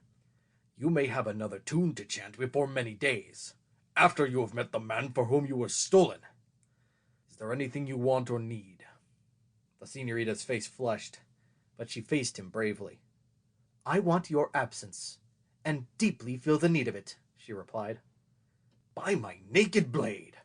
Were it not that you were to be handed over to another, I take it upon myself to tame you," Barbados declared. "Ha! Deliver me from proud wenches with their noses in the air." He fastened the smoking torch to a wall, went out, and slammed the door behind him, and Señorita Lolita heard a heavy bar being dropped into place. For a moment she stood in the middle of the cabin, her hands clutching spasmodically at her breast, and then she went over to the bunk, inspected it, and finally crawled upon it and sat cross-legged, staring at the opposite wall. The ship was old, the floor worn and full of holes, and the walls had cracks in them. From one side came a stench, as though supplies had been stored in the space adjoining and had spoiled. Through the porthole she could see the black night. The horror of her situation was heavily upon her now. She seemed to fully realize her predicament for the first time. She remembered again how she had seen her father cut down and her home in flames. She wondered how it fared with her parents, and she wondered, too, what was to be in the future. The only ray of hope was that Don Diego was near, that Señor Zorro had promised to give her aid, and that his sword would protect her. And yet, how could he? One man against scores of scoundrels. Don Diego, even as Señor Zorro, was only human after all. Yet she hoped that, at the climax, he would reveal himself. He was a caballero, and he would know what to do in an emergency. Better that Señor Zorro drive his blade through her heart than for her to live stained. She heard a tumult on the deck, a great noise, the sounds of clanking chains, and knew from the feel of the ship that she was under sail. Above her head, feet pattered on the deck. The great voice of Barbados and the echoing one of Sanchez came to her as from a long distance. The rushing wind pulled the smoke of the torch through the open porthole. The señorita sighed and leaned her head against the wall of the cabin. Tears trickled from her eyes and started coursing down her cheeks, but she wiped them away swiftly. None of these pirates would see her cry. Never would they be able to say that one of the blood of the Pulidos had shown fear. She closed her eyes for an instant, as though that would shut out the horror of her thoughts, but found that it did not. It seemed to her that she heard a faint hiss, but she supposed that it was the wind or the water. She opened her eyes again, and almost shrieked in alarm. 4 inches in front of her face, the point of a sword had slipped through a tiny crack in the wall, coming from the space adjoining. The señorita recoiled a space, but watched the blade as though fascinated by it. Inch by inch it slipped through the wall, until 2/3 of its length was inside the cabin. And again she restrained a cry, but this time a cry of joy. On the blade, marked with some black substance, was a big Z. So Señor Zorro even now was near. He was on the other side of the partition, only a couple of feet from her. She bent her head forward as the blade was slowly withdrawn, put her lips close to the tiny crack in the wall. "Diego," she whispered. "Not Diego, but Señor Zorro, señorita, at your service," came back a low tone. "Thank the saints," she breathed. "But what can you do? You must be careful." "Think you I would allow them to carry you away and not follow?" he asked. "If they find you..." "Do you put such small value, señorita, upon my ability to care for myself?" "Diego, Zorro," she whispered. "To you I am not backward in confessing it. I am so afraid." "Then will I sing for you, beloved." "Zorro, dare not to do it. They may hear." "Let them hear a decent song for once in their wicked lives," Señor Zorro said. "Be of strong heart, señorita, and be not frightened at what you may hear or see. It is in my mind to terrorize these vermin who call themselves men, preparatory to rescuing you." "Brave words, Diego," she said. "But you cannot fight against 80. If, at the end, you could do me one service..." "And that?" he asked. "Death is to be preferred to dishonor, Diego." "Why speak of dying? Do you forget that you are my affianced bride? You are to live, and I am to live, señorita, and have many happy years. Think always on that, and not on the other. And be of good cheer, for I am near you always." She heard a slight movement on the other side of the partition. He did not speak again, nor did she. Her heart was beating like angry waves against a rocky shore. Her face was flushed. It gave her courage just to know that he was near. Señor Zorro, she felt confident, would find a way. There was silence for a moment, and then she heard the soft hiss again. "See?" she questioned. "This is some sort of a storeroom," he said, "in which Zorro has made a temporary nest, but I do not intend to remain in it forever. It is in my mind to look at you through the open porthole before the dawn comes." "Diego, to dare such a thing..." "What would not a caballero dare for love?" he asked. "For love of such a one." "Diego!" "Call me Zorro, for by the saints that is my role now. I find that I have a dual personality, and the tamer part of me is not working at present. I am Zorro, the daring in love and war. Have a care, for my sake, she begged. I have work to do, and a game to play, and they may be combined, he answered. For the moment, adios! Again she heard the little sound, as though he were retreating from the partition and crawling over boxes and bales. There was deep silence for a time, save for the noises on the deck. And then she heard his voice, raised in song, and her heart almost stopped, for she knew that the pirates must hear it too. She leaned her head against the wall that she might hear the better, though she was sorely afraid. She had heard the song often before, from Don Diego's lips, and when other young caballeros had come to her father's hacienda serenading. But never had she heard the real Señor Zorro sing it before, and never before had it sounded so thrilling and so sweet. Attention, caballeros near, to guard the one to his heart most dear, to love, to fight, to jest, to drink, to live the life and never shrink. His blade is bright, his honor too. Attention. The voice grew louder, more ringing. It seemed to the señorita to swell through the ship and across the tossing sea. Her heart beat faster, though she still feared for him. Well she knew the audacity, the reckless courage of her Señor Zorro. "Zorro," she breathed, "man of men, caballero mine." There was silence on the deck above, and then she heard the harsh, loud voice of Barbados, but could not understand his words. Señor Zorro was continuing his song. Attention, I've a thrust in store, for rogues, for foes, and abundance more, to shield my lady from all harm, to save her from the world's alarm. A caballero calls to you, attention. The señorita's eyes closed, her lips parted slightly, her breathing became as the stirring of a leaf in a gentle breeze. The song had lulled her fears. "Zorro," she whispered as the verse was ended. But there came no answer from the other side of the partition. Up on the deck, however, there was consternation. Barbados, having listened, whirled angrily toward his crew. "Who dares sing such a song?" he shrieked. "Are there not royally good pirate ditties that some of you must use the mush-like tunes and words of the highborn?" "Every man is on deck," wailed Sanchez, who had been superintending the storing of the loot. "'Tis a ghost song!" he exclaimed. "A ghost song!" shrieked some of those nearest him. Barbados shuddered.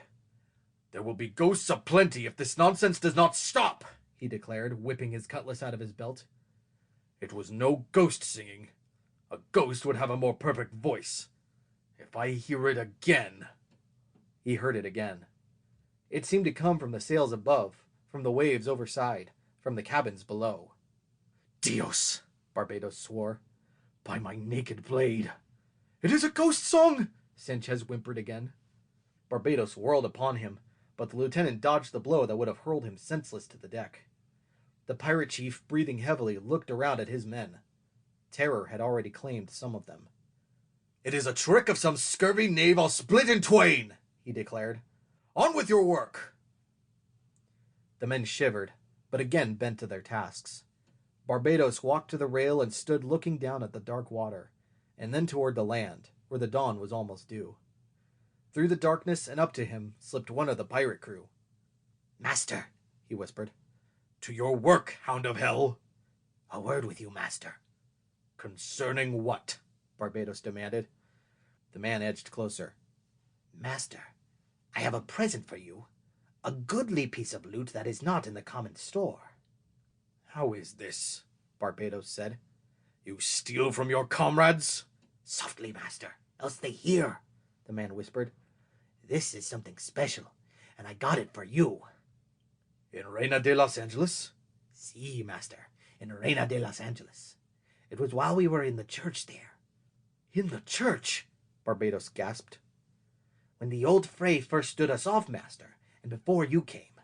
We had rushed forward, and I was in the van, and when the old fray was hurled backward the first time, I got it." "And what is it?"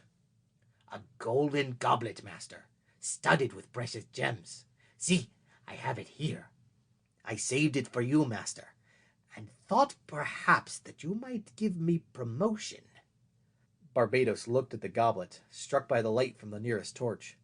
It glowed and glistened like some live thing. The pirate chief recoiled. "Away with it!" he cried.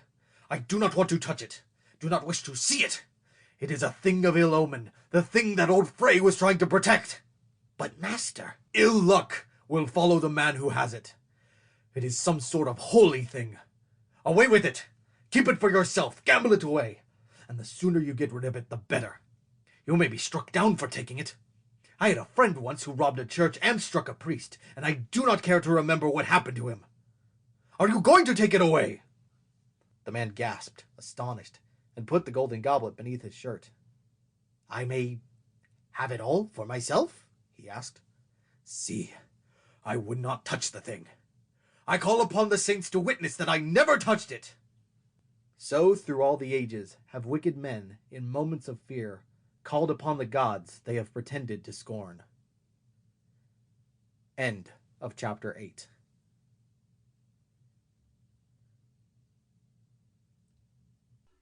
Chapter 9 The Further Adventures of Zorro by Johnston McCulley. Love and Mystery.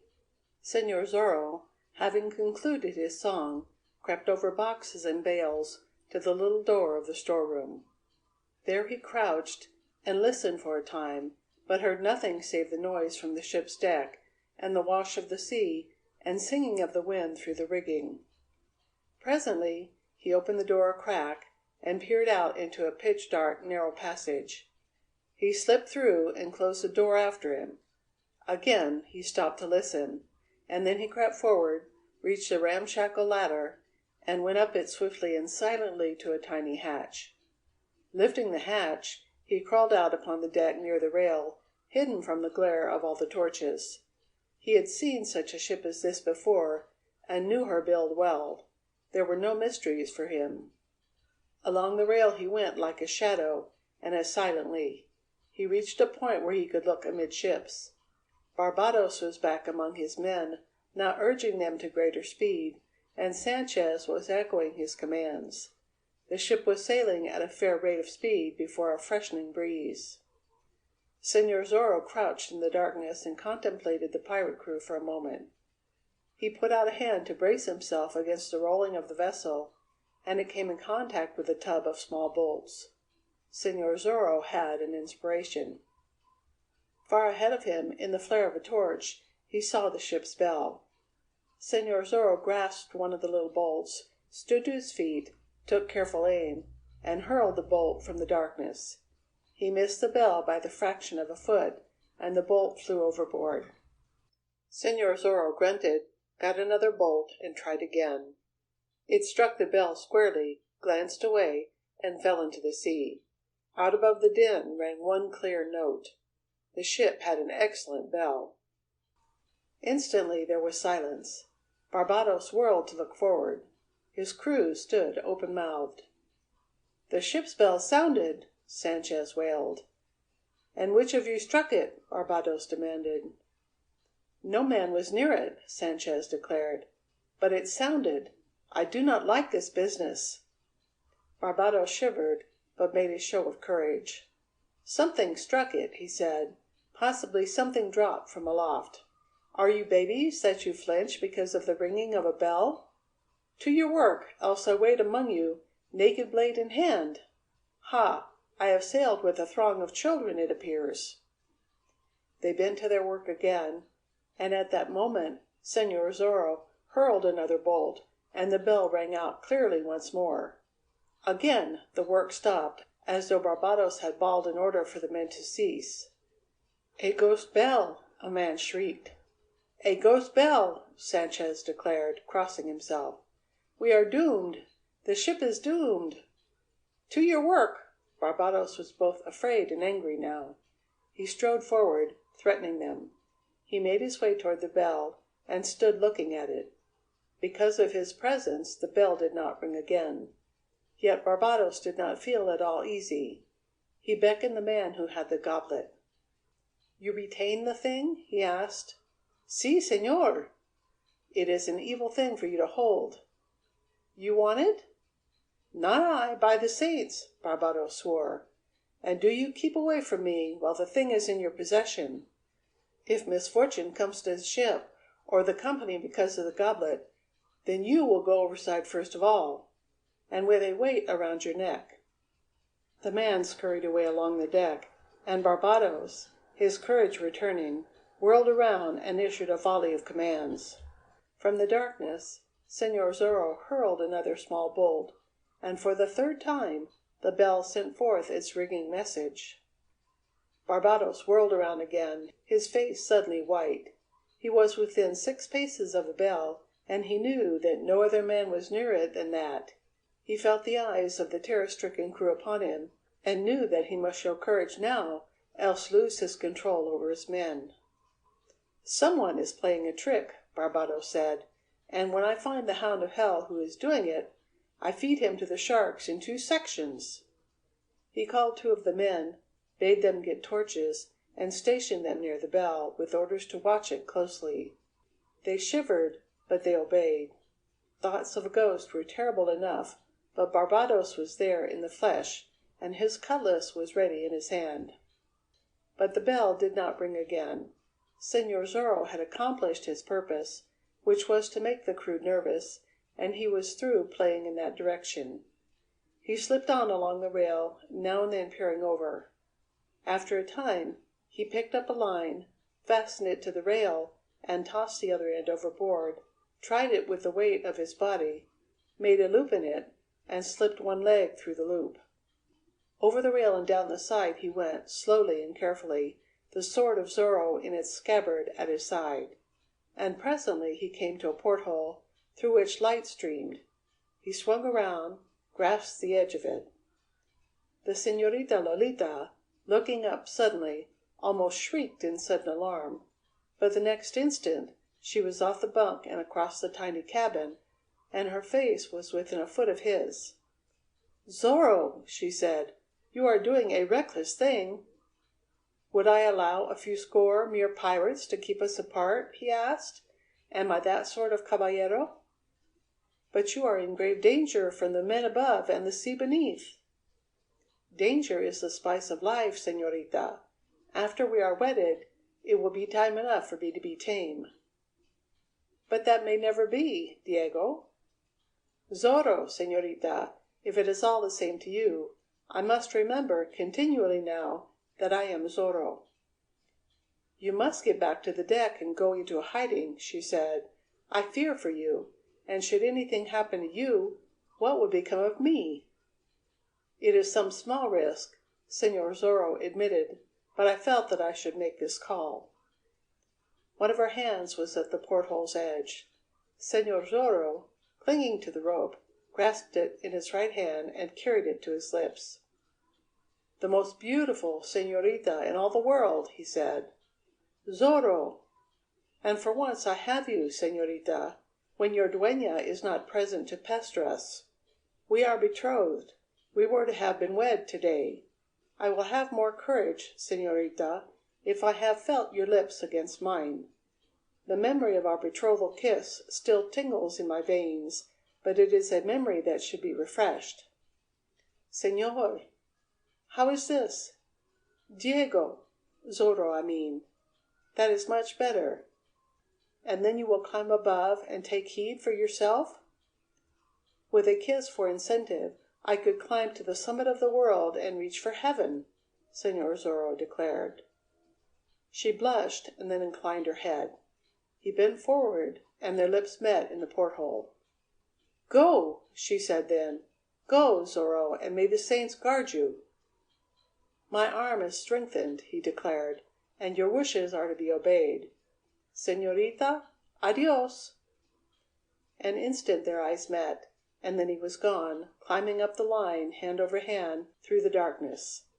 Señorita Lolita tried to watch him, but could not. And so she hurried back to the bunk and curled up on it again, holding one hand to her flaming cheek, moistening with her tongue the lips that the lips of Señor Zorro had pressed. Zorro reached the deck and disconnected the line, wishing to leave no trace behind him. He glanced toward the land and realized that soon the dawn would come. Along the rail he slipped, until he came to a spot from where he could watch the pirates. The majority of the loot had been stored away. No man was aloft. Barbados was cursing at a group near the opposite rail. Señor Zorro looked across at him and wished that he was near. He saw Sanchez, too, knew him for the lieutenant, and it came into his mind that Sanchez had commanded the squad that had abducted the señorita.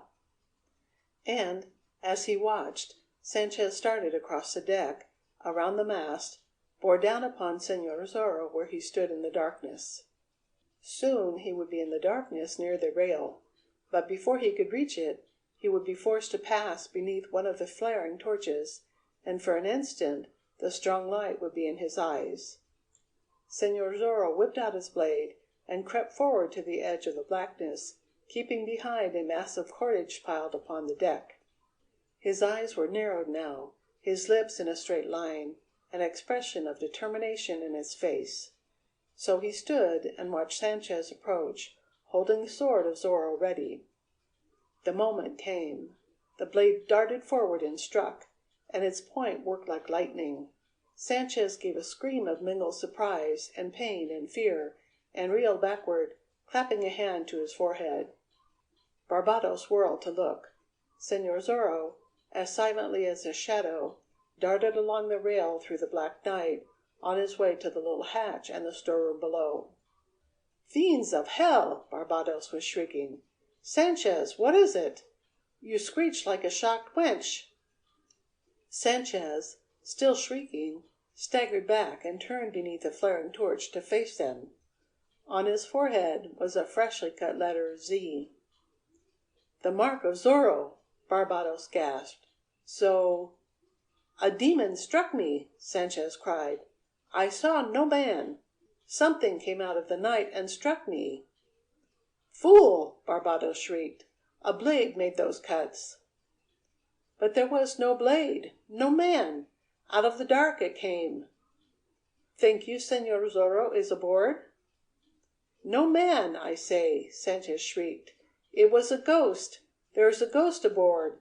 We are doomed. The ship is doomed. The ship's bell rings, and men are cut." "By my naked blade," Barbados swore. "A sword in the hand of a human made that cut. Do I not bear one myself?" "But how could the Señor Zorro get aboard?" Sanchez wailed. "It was a ghost." The ship's bell gave forth one more melodious clang. Señor Zorro, on his way to the storeroom and his hiding place, had stopped long enough to hurl another bolt. End of Chapter 9. Section 10. The Further Adventures of Zorro by Johnston McCulley, a dead pirate. Sanchez and some of the others shrieked in terror. Barbados, cursing loudly, strode to the middle of the deck, whirled around, branded his cutlass as though he would have fought the world. He would not admit to himself that this thing was getting on his nerves, but he glanced anxiously toward the land and wished for the dawn. He drove the men to finish their work, grasped Sanchez roughly by the arm, and let him aside. "Understand," he said, "either this Señor Zorro is aboard in some mysterious fashion, or else there is a traitor among us playing this Zorro's part." "A ghost," Sanchez began. "Another word of ghosts, and I'll run you through," Barbados warned. "The men are silly fools, but you are supposed to have some sense, being second in command. When the day comes we search the ship, and if we find this Señor Zorro in hiding, we deal with him in a way he will not relish. He is one man against many." Sanchez shivered and raised a trembling hand to his flaming forehead. The blood had streamed down his cheeks from the wound Señor Zorro had put there, and Señor Zorro, on his way to his hiding place, had paused for an instant to watch this comedy, had paused, and so was lost to caution. Back along the rail he hurried, and from the tub he took some of the bolts. Up into the rigging he went like a monkey. Until he was over the deck, he braced himself, took careful aim, and once more the bell rang out. The pirates whirled towards it, and Barbados took a step forward, an oath rumbling from his lips, while Sanchez screeched and tried to hide behind the mast. Senor Zorro hurled another bolt, and this one struck Sanchez on his shoulder. He cried out again and fled across the deck. Another bolt hurtled through the night, and this time Barbados felt the blow on the back of his neck. The screeches of Sanchez drowned the noise of the bolt falling to the deck. The pirate chief whirled upon the men nearest. "Someone is playing tricks," he shrieked. "If I find the man doing it—" The bell rang again. It was too much for the pirates. They rushed towards the rail and stood there, white of face and shivering, clutching at their breasts, looking out into the black night as though they expected some demon to come riding toward them on a breath of breeze. Senor Zorro went down the rigging swiftly, for the first streak of dawn was showing over the land and stealing across the sea. Along the rail he rushed, reached the little hatch, and let himself down. A few minutes later he was safe among his boxes and bales in the storeroom. He crept across to the tiny crack through which he had whispered to the senorita, but he could not see her where she was sitting on the bunk, could see only straight ahead. "Senorita," he whispered. "Zorro." "Safe again, senorita. I have been playing with these babies of pirates." "Be not rash, else I call you Don Diego," she said. "How can I be Senor Zorro and not rash?" he wanted to know. "The dawn is coming. Have you rested?" "I could not sleep," she replied. "There were thoughts of you, and of other things. But now I guard," he whispered. "Sleep, and I will watch." She started to make reply, but instead she hissed a warning. Heavy steps had sounded outside the cabin door. She heard the bar being removed, and then the door was opened and one of the pirates stood in it, grinning, with a torch in his hand. "I have brought food," he said, "at the chief's command." Senorita Lolita's lips curled in scorn as she looked at him. "Do you think I would eat it?" she asked. "It is the chief's command. You are to be kept well fed and pretty, as the prize of some great man. You may take your food away again." "And have the chief slit my throat for not carrying out his orders?" the man asked. "Do you take me for a fool?" He stepped into the little cabin and closed the door behind him. And then she saw that he carried a bottle of wine and half a cold fowl. She gasped as she looked at the wine, for there was a label upon the bottle, and it bore the stamp of her father's hacienda. It returned to her with a rush, memory of her father being struck down, of her home in flames, of her weeping mother crouched over her father's body. She gave a little cry and reeled back against the wall. "Leave me," she commanded. "Out." The man leered and stepped towards her. She darted away from him, horror in her eyes. He put the bottle and fowl down upon the bunk. "I leave the food and drink, pretty wench," he said. "You may use it or throw it through the porthole into the sea. It is all the same to me." "Out!" she cried again. "You do not like me?" he asked, getting closer to her. "Many women have. You are not to be spoiled, being the prize of some great man, but a kiss will not spoil you. Never have I kissed a wench with proud blood in her veins. It will be something to remember and boast about." Now she crouched against the wall, her heart pounding at her ribs, her breath coming in little gasps. Her eyes were dilated with terror. "Out!" she said. Through her fear reduced her speech to a mere whisper. "Your master shall know of this." That sobered him for a moment, but the picture of her pretty self was before him, tantalizing him, tormenting him. He reached out a hand to clutch her. She could retreat no further. She put up her tiny hands as though to beat him back. "What is a kiss?" he asked, laughing. "I would not harm you, only a kiss." "I would rather die," she gasped. "For that I shall take 2, a dozen. Proud wench, are you? Ha!" He grasped her wrist and started pulling her toward him.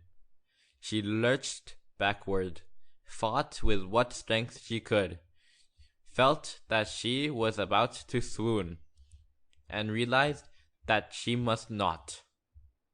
He followed her, reached out the other hand to grasp her better, and like the darting of a snake's tongue came the sword of Zorro through the crack in the wall. In and out darted with the swiftness of thought. The señorita, reeling back against the wall, felt herself released, saw the pirate sag before her to his knees, topple forward, and collapse at her feet. Terror-stricken, she looked down at him, her eyes bulging wide. Blood flowed from his breast and formed a pool on the floor of the cabin. A hiss from the other side of the partition brought her to her senses. She realized then that Zorro's blade had done this thing to save her an indignity. "Señorita!" "See?" she questioned. "Take the fellow's dagger from his girdle. Dip it in the blood on the floor.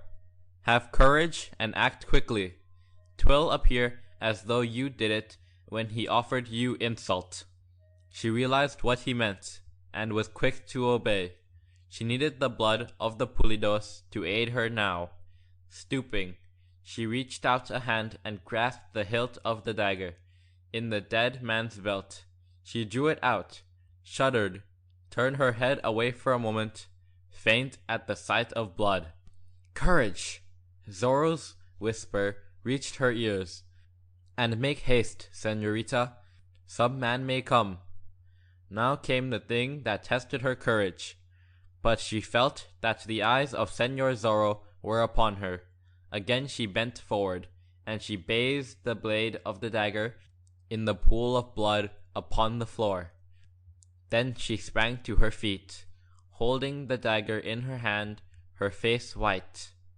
"Open the door," Zorro whispered from beyond the partition, "and shriek."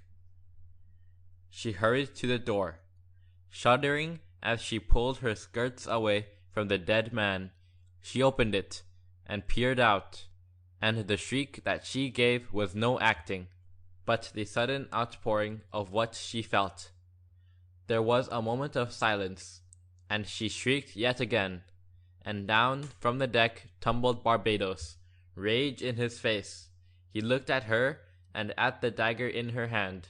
He thrust her aside and stepped into the cabin. "So," he said, "what has happened here?"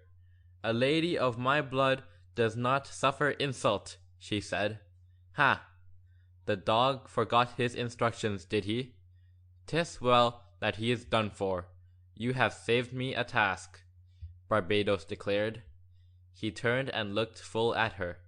"A wench of spirit," he said. "I have half a mind to keep you for my own." Back to the door he went, and shouted to those above. 2 men came rushing down. Barbados yelled commands at them, and they carried the dead man away. Another brought water in a pail and dashed it over the floor to wash the blood down the cracks. Barbados turned and looked at her again. "You may keep the beast's dagger for a souvenir," he said. "Let me clean it for you." She surrendered it willingly. Barbados wiped the blade on his trousers, bowed, and handed it back to her. "Take it," he urged. "Use it when you will. If there are others who try to disobey my commands, you are to be delivered, unspoiled, to a certain man. Failing that, I claim you for myself, and put out the torch when I have gone. The day is here." He went out and closed the door, and once more the heavy bar was dropped into place. Señorita Lolita tossed the dagger from her, hurried to the bunk, and collapsed upon it. Her senses seemed to be reeling. She forgot to extinguish the torch. "Señorita!" Zorro whispered from beyond the partition. But she made him no reply. The terrors of the night had taken their toll. She had swooned at the dawning of the day. End of section 10. Chapter 11 of The Further Adventures of Zorro by Johnston McCulley. Zorro walks the plank. There was no dawn in the dark, evil-odored storeroom, but Señor Zorro, by peering through the crack and into the little cabin, could tell of the approach of the day. The interior grew gray, and then brighter, and finally a ray of sun penetrated and touched the dingy hole with glory. Señor Zorro put his lips close to the tiny opening and whispered his call. "Señorita!" Her swoon had changed to a deep, unnatural slumber by now, and she came from the midst of it at his sibilant call, bewildered for a moment. "See?" she asked. "You were silent for a time, and I was afraid." "Señor Zorro, afraid?" she mocked. "Afraid, and not ashamed of it, where you are concerned, señorita," he replied. "Curl up and try to get some natural sleep. It is in my mind that these pirates will be busy beating out to sea, or trying to reach their land den, and will have no time to bother you." "And what do you intend doing?" she asked. "Do you intend to sleep also?" "Don Diego Vega might feel called upon to sleep now and then," he answered, "but Señor Zorro dare not. Worry not your pretty head about me, señorita. Rest your pretty eyes, and by the time you awake, fate, perhaps, will have been kind and revealed to us a way out of this present difficulty." She heard him scrambling among his boxes and bales and barrels. She would have spoken to him again, but did not dare raise her voice above a whisper, and she felt slumber claiming her. She was thoroughly exhausted. Before she went to sleep, however, she extinguished the torch and stood for a moment before the open porthole, looking through the morning haze at the distant land. The ship was riding easily on the long swells, sailing swiftly toward the south. The señorita slept, and in the dark storeroom Señor Zorro reclined on a pile of sacks, and tried to think things out. In an emergency he was quick to think and to act, to take advantage of every opening, but to sit still and analyze a situation was beyond him. He was a man of action, and it was action he craved. He did not doubt that Don André Ruiz and the others had obtained possession of the trading schooner and would follow. But would they follow the correct lane of the sea? And if they caught up with the pirates, what would follow? The caballeros would be greatly outnumbered. Not that such a thing would cause them to hesitate about an attack, but it would work against them, of course. For an hour or more, Señor Zorro thought on the problem, itching to be in action, and knowing that he should remain quiet. The pirates would be searching the ship, he supposed, since he had marked Sanchez the way he had. He would have to remain in hiding, bury himself in the storeroom in such manner that they could not find him.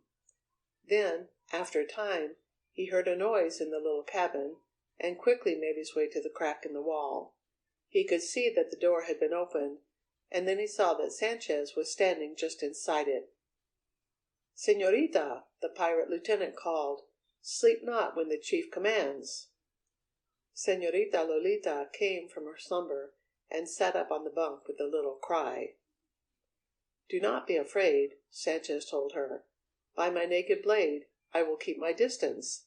I have no wish for a knife between my ribs, driven there by a high-born damsel who thinks nothing of murder." "What is your wish?" she demanded. She was herself again now, scorning him, her chin tilted. "It is no wish of mine," Sanchez protested. "I but carry the commands of the chief. He orders that you come on deck, and at once." "I prefer to remain here, Señor Pirate," she replied. "No doubt, but the commands of Barbados are made to be obeyed, as I learned some years ago. He has said that you are to go on deck, and so you shall, even if I have to carry you." One step he took toward her, but she sprang from the bunk and crouched against the wall. "Dare not to touch me, foul beast!" she cried. "'Twas you cut my father down. 'Twas you stole me away from my home and fetched me to the coast." "I do not want to touch you, little spitfire," Sanchez informed her. "I have but come to escort you to the deck. What Barbados wants with you, I do not know. Perhaps it is to have you get some fresh air, so you will look pretty when you are delivered to the great man. Ha! You are pretty enough now to suit any man who is not too exacting." He turned back toward the door, offering her no affront, and there he waited, as though with deep respect. "Are you coming?" he demanded. "Barbados is not the man to be kept waiting." Once more she curled her lip in scorn.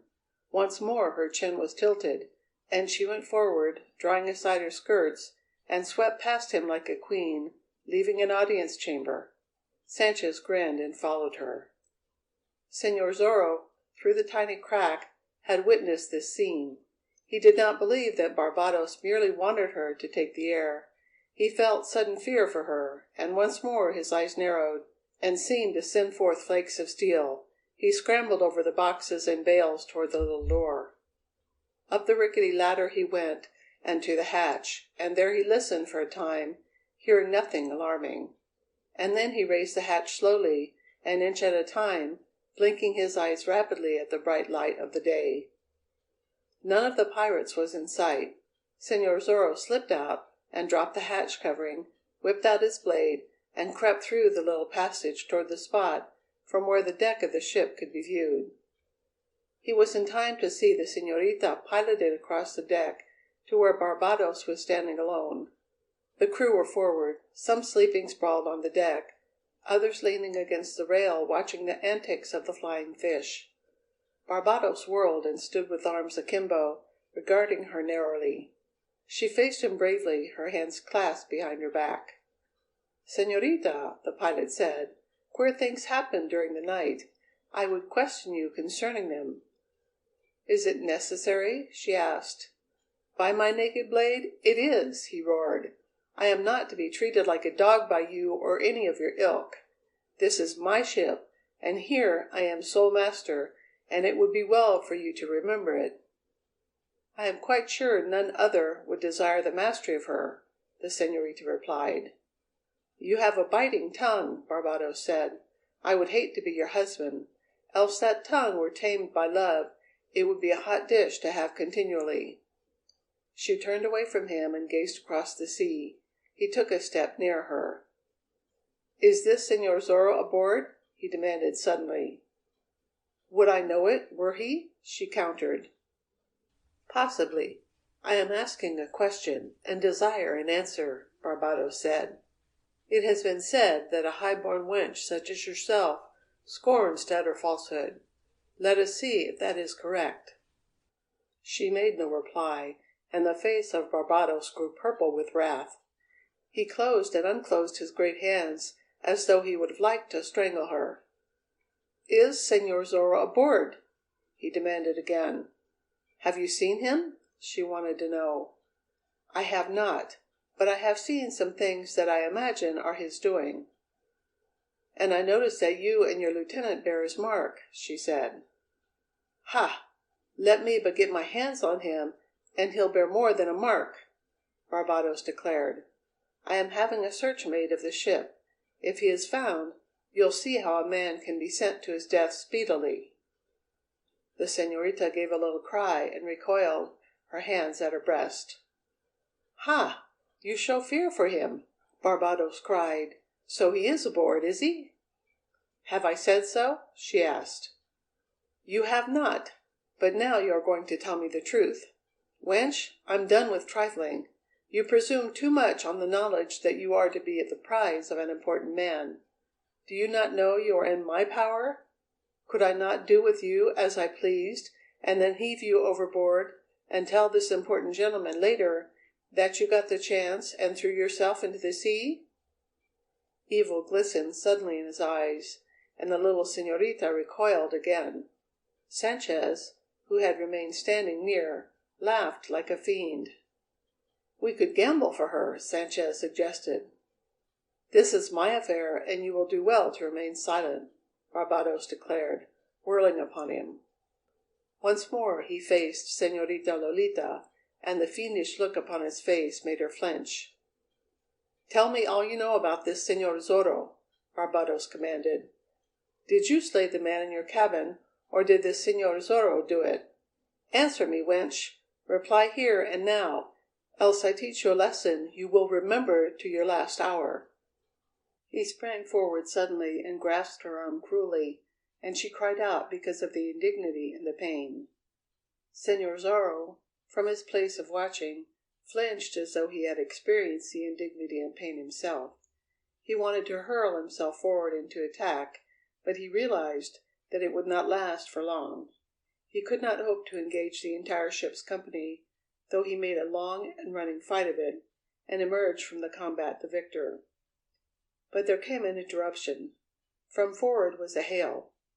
"A sail! A sail!" The pirates sprang to their feet. Those who had been sprawled upon the deck asleep awoke.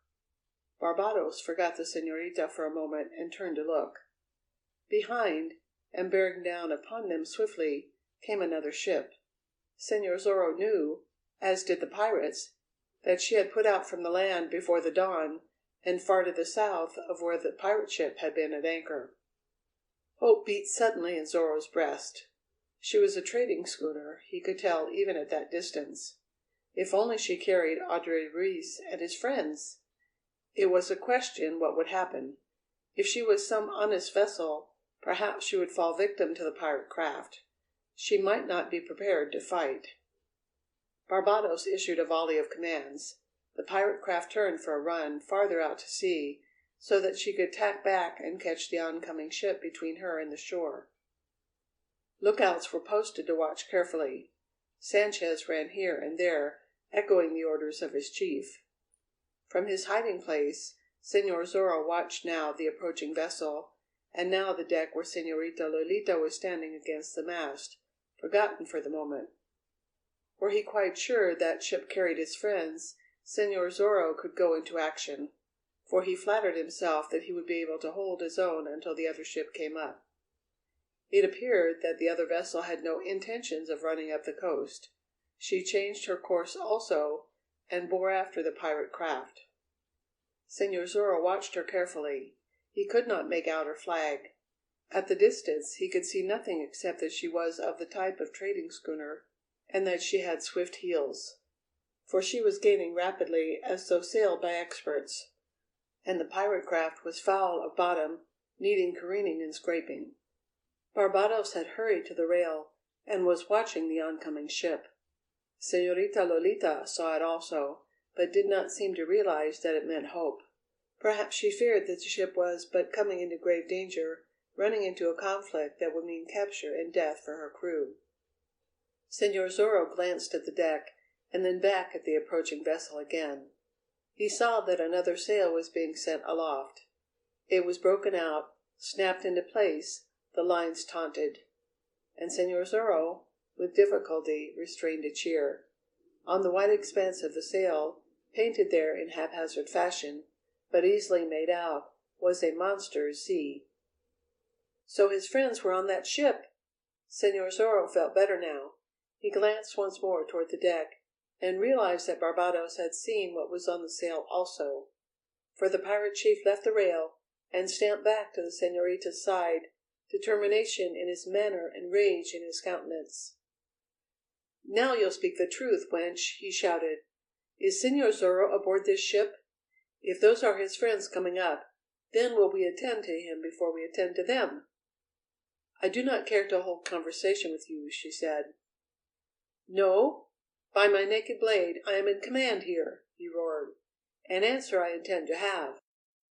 He lurched forward and grasped her by the shoulders, shook her as a terrier shakes a rat, held her at arm's length, and shook her again.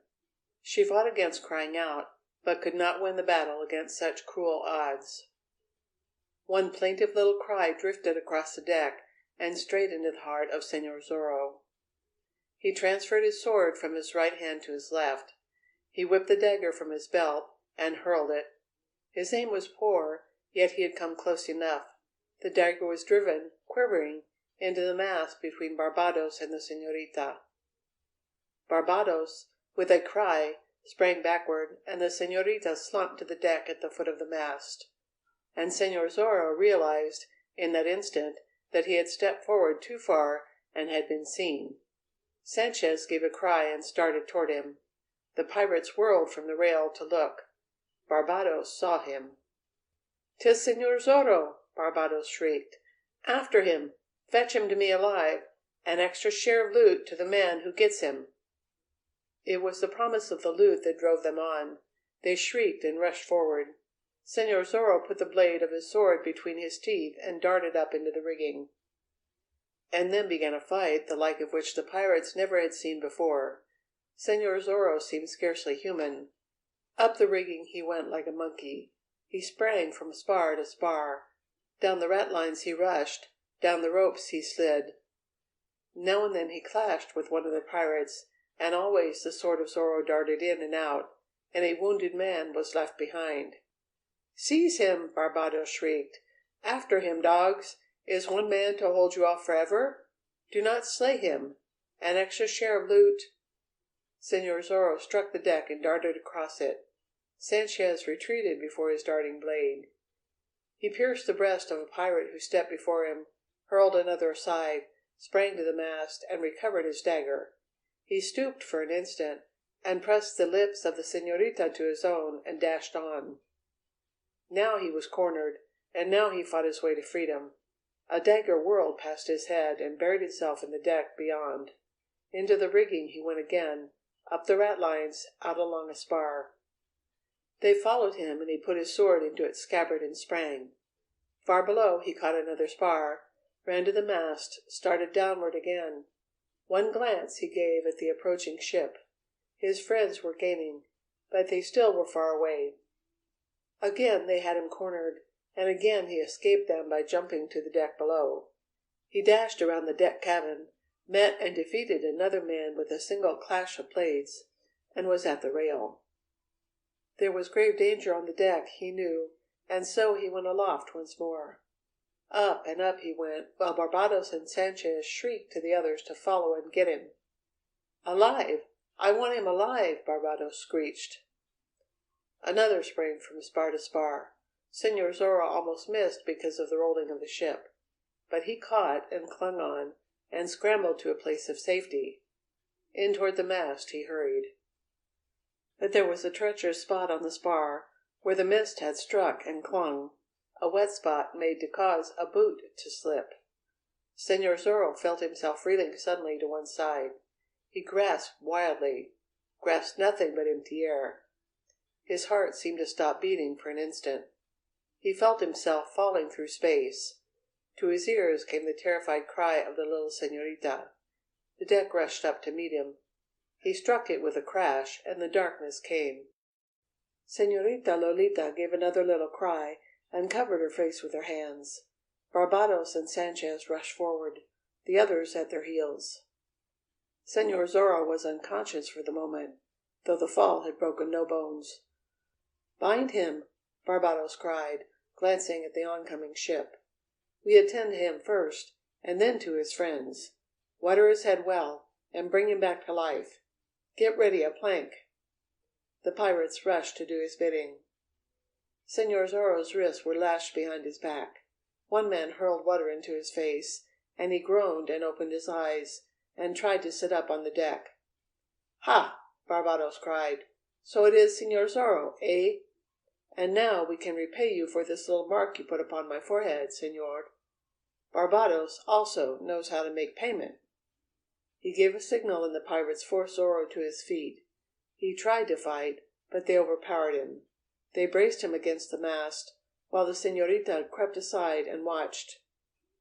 "Hold the winch," Barbados commanded 2 of the men. "We don't want her throwing herself overboard, and I wish her to witness what is to come." The 2 men held her. Señor Zorro, half throttled, was kept against the mast. Barbados made another sign, and some of the men carried forward a heavy bar of iron and lashed it to Señor Zorro's wrists. "To the rail with him," Barbados commanded.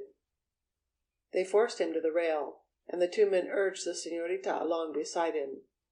Over the rail a long, wide plank had been extended.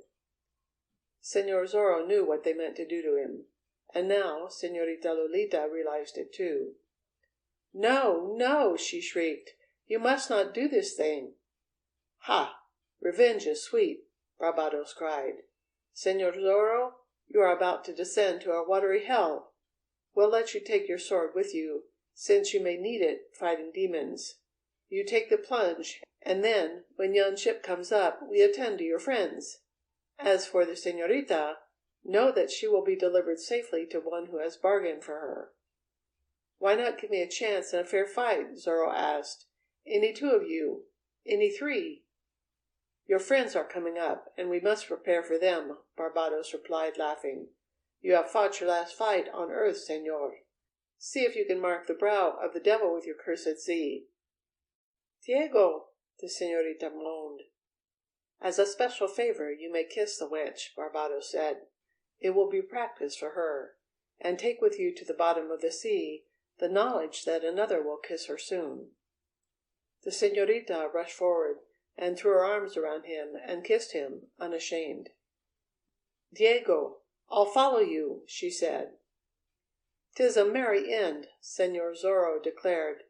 "Be brave of heart. Our friends are at hand, señorita.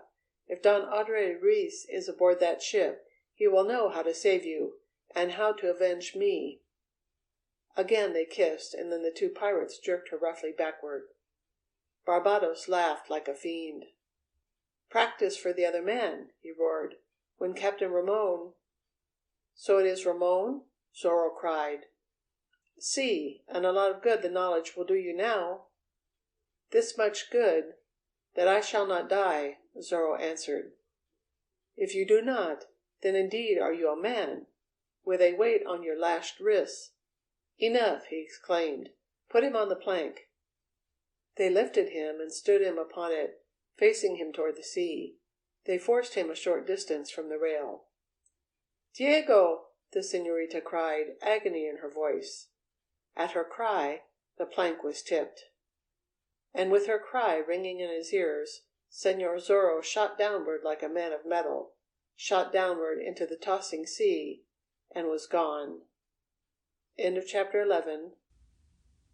Section 12 of The Further Adventures of Zorro by Johnston McCulley, Part 3, To the Rescue. Upon the frantic departure of Don Diego Vega from Reino de los Angeles, Don Andre Ruiz took command of the situation in the Caballeros simultaneously. There was none willing to dispute his leadership. Don Andre always had been a leader when there was an enterprise that called for hard riding and hard fighting in the bright face of danger. Captain Ramon was not to be found, and Sergeant Gonzalez had ridden away with the soldiers. So, Don Andre noised it abroad that he and his friends intended pursuing the pirates as speedily as possible, and made a quick search for mounts. They acquired enough, presently, but the horses were a sorry lot when compared to the Caballeros' own, which the pirates had stolen, and without changing their attire, retaining the splendid costumes they had been wearing at Don Diego's bachelor feast, and with their jeweled swords at their sides, they rode up the slope and took the trail that would carry them to the sea. Don Andre decided against following the pirates' tracks. He knew that they would reach the coast long before the Caballeros and would embark. Don Diego would do what he could, which would be little. Don Andre realized that their only hope was to get to the trading schooner, put out in it, and make an attempt to overtake the Barbados and his evil crew. They rode with what speed they could, shouting at their poor mounts and at one another, along the slopes, down the dusty trails, and so toward the distant sea. They crossed the trail of the pirates who had looted the Pulido hacienda, but ignored it. Don Andre Ruiz knew where the trading schooner would be anchored, some miles to the south of where the pirate ship undoubtedly had touched, and that place was his objective. Hour after hour they rode, urging their jaded horses to their utmost, glad that the moon was bright and that they could make as good progress as in the day. And when they finally were within a couple of miles of the sea, and also an hour of the dawn, Don Odre suddenly raised his hand and reined in his horse, and those behind stopped with him. A native was standing in the middle of the trail. Don Odre approached him slowly, hand on the hilt of his dagger. There were some natives who were not to be trusted, but when he drew near he recognized the fellow as one who had worked at his father's hacienda. "What do you here?" Don Odre demanded. "I saw the señor coming from the distance with his friends," the native answered. "I have news." "Speak." "I was coming across the hill, señor, and saw the pirates." "Ha! Talk quickly!" Odre Ruiz commanded. "I went into hiding lest they slay me. They had good horses and much loot, also a girl." "Tell us of that." "It was a señorita Don Diego Vega expects to wed," the native said. "They took her with them to the shore, and presently more pirates came by Reina de los Angeles. They went aboard their ship, taking the señorita and the loot with them." "What else?" "There was a man appeared, señor, and killed one of the pirates. I got a glimpse of him, Don Odre. It was Señor Zorro, the one that—" "Ha! Zorro!" Odre shrieked. "Speak quickly." "He ran from them, and they gave up the pursuit. And when the boat started from the land, he dived into the sea and swam after them, and he did not return." "Then he is aboard the pirate craft," Don Odre declared. "The pirate ship sailed to the south, señor." "Good!" Odre cried. "Know you anything of the trading schooner?" "Si, señor. She is anchored straight ahead, and the men expect to start for Reina de los Angeles in the morning to trade." "They will not, though they do not know it," Don Odre said. "Here is gold for you, fellow. Ha! So the pirate ship sailed to the south. That means that the rogues are going to their hidden rendezvous somewhere down the coast. We'll get the trading schooner and pursue. Forward!" But as they would have started, Don Odre Ruiz raised a hand and stopped them again. From the rear had come the beating of a horse's hooves. Don Odre motioned to the caballeros, and they scattered to either side of the road and prepared to receive the newcomer. Nearer grew the beating of hoofs, and a horseman appeared, riding frantically through the moonlight down the slope and toward them. When he saw them, he reined up, and stopped in their midst in a shower of gravel and sand and dust. The reckless rider was Sergeant Gonzalez. "Ha, señores!" he called. "I have overtaken you finally, it appears." "And to what end?" Don Odre Ruiz asked, urging his horse forward and glaring at the soldier. "You have news?" "Not so, señor. I come in search of it. I returned to Reina de los Angeles with my troopers to learn of the pirates and what they had done. I learned also of your departure, so left my men and rode after you. Captain Ramon was not at the Presidio, as the next soldier of rank." "It is in our minds to get the trading schooner and give pursuit," Ruiz told him. "That is a worthy idea," Sergeant Gonzalez declared. "Too long have these bloody pirates infested our shores. Meal mush and goat's milk. Let us go forward." "Are you seeking to take command of this expedition?" Don Odre Ruiz demanded hotly. "This is a private rescue party of caballeros. I would have you know, and not a detachment of the governor's men. We have small love for the governor." "Though I wear his uniform, I say the same thing," Sergeant Gonzalez declared. "But I am after pirates. I care not who commands, so that I get a chance at a pirate with my trusty blade. Ha! When I meet a pirate face to face—" "Spare us your boasting," Don Odre said. "Boasting!" shrieked the sergeant. "Boasting! Perchance you would like to cross blades with me in answer to that insult." "You are safe in making the challenge, knowing that I would not stoop to do so," Don Odre said. "And you are safe in refusing, having the ability to hide behind your gentle blood," the sergeant returned. "Señor," Sergeant Gonzalez urged his mount closer to that of Don Odre, but the expression in the sergeant's face had changed peculiarly, and his countenance did not show rage. "Señor, it is true," Sergeant Gonzalez observed, "that I am but a poor soldier without blue blood in my veins. My father was a butcher, and my mother's father raised swine. But Don Diego Vega has been good enough to term himself my friend, And now that he is in peril, I ride with his other friends to his rescue, and the rescue of his lady. I trust the señor will not misunderstand. I do not seek to equal my betters. If I am not good enough to ride with you, the caballero, then I ride by myself, but I ride.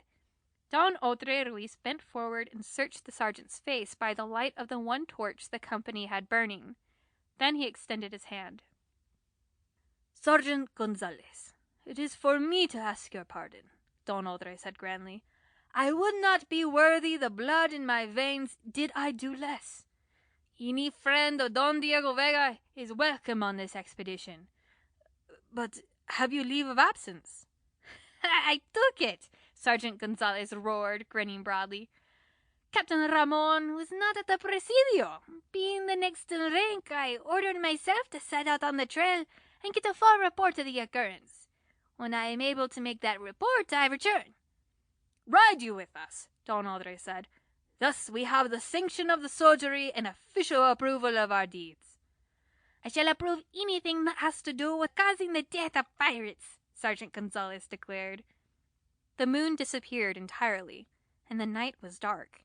They rode forward slowly now, careful not to get off the trail, but they did not have much further to go. Soon they came to the crest of a hill, and below them they heard the hissing sea.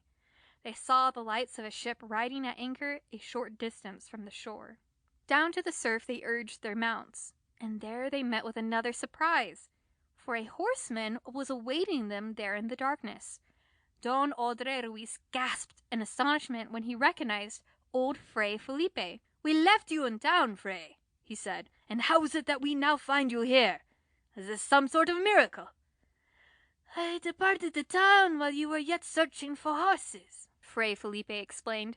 I got a mount for myself and came ahead, because I cannot ride like the wind, as do you young caballeros. It was in my mind that you would make for the trading schooner. I heard you say as much. But why have you come? Don Odre wanted to know. I have known Don Diego Vega and the little señorita since they were babes in arms, and I was to have married them today, the old Fray replied. But fighting is not your forte, Don Odre declared. You are old, and you wear a gown. Do you remain behind and pray for success, and let us wield the blades? That were better, Fray. I am willing to make my prayers, but I have taken a vow, Fray Felipe replied. I must return the golden goblet the pirates stole from the church. Then you would go with us? Don Odre asked. See, I already have communicated with the captain of the trading schooner, senor. He is coming ashore now in one of his boats. Thus, time will be saved.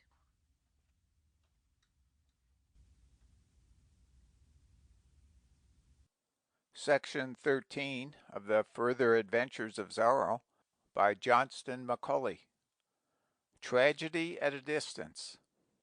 The caballeros dismounted stiffly and gathered near the waterline. In from the distant trading schooner a boat was coming, driven over the choppy water by silent oarsmen. Half a dozen men were in her, and their flaring torches touched the sea with streaks of flame. They approached the shore carefully and on guard, as though fearing some trap set by thieves, and by the light of the torches those on the land could see that the men in the boat were heavily armed. Don Odre Ruiz and Fray Felipe went forward and met the boat at the water's edge and greeted the schooner's captain as he stepped to land. He was a regular trader who carried goods overland from the sea to Reina de Los Angeles every now and then.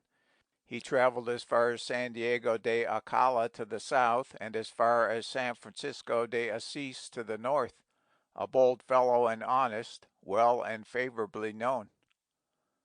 "What is all this tumult?" the captain demanded. "Fray Felipe, are you not? Ha, I thought that I recognized you. Good Fray. And Don Odre Ruiz, whose father has purchased much goods of me.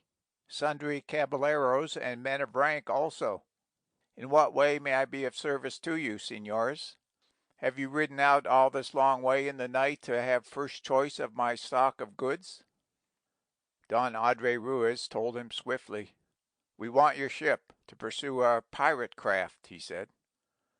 "How is this, senor?" the captain cried. There are pirates in these waters?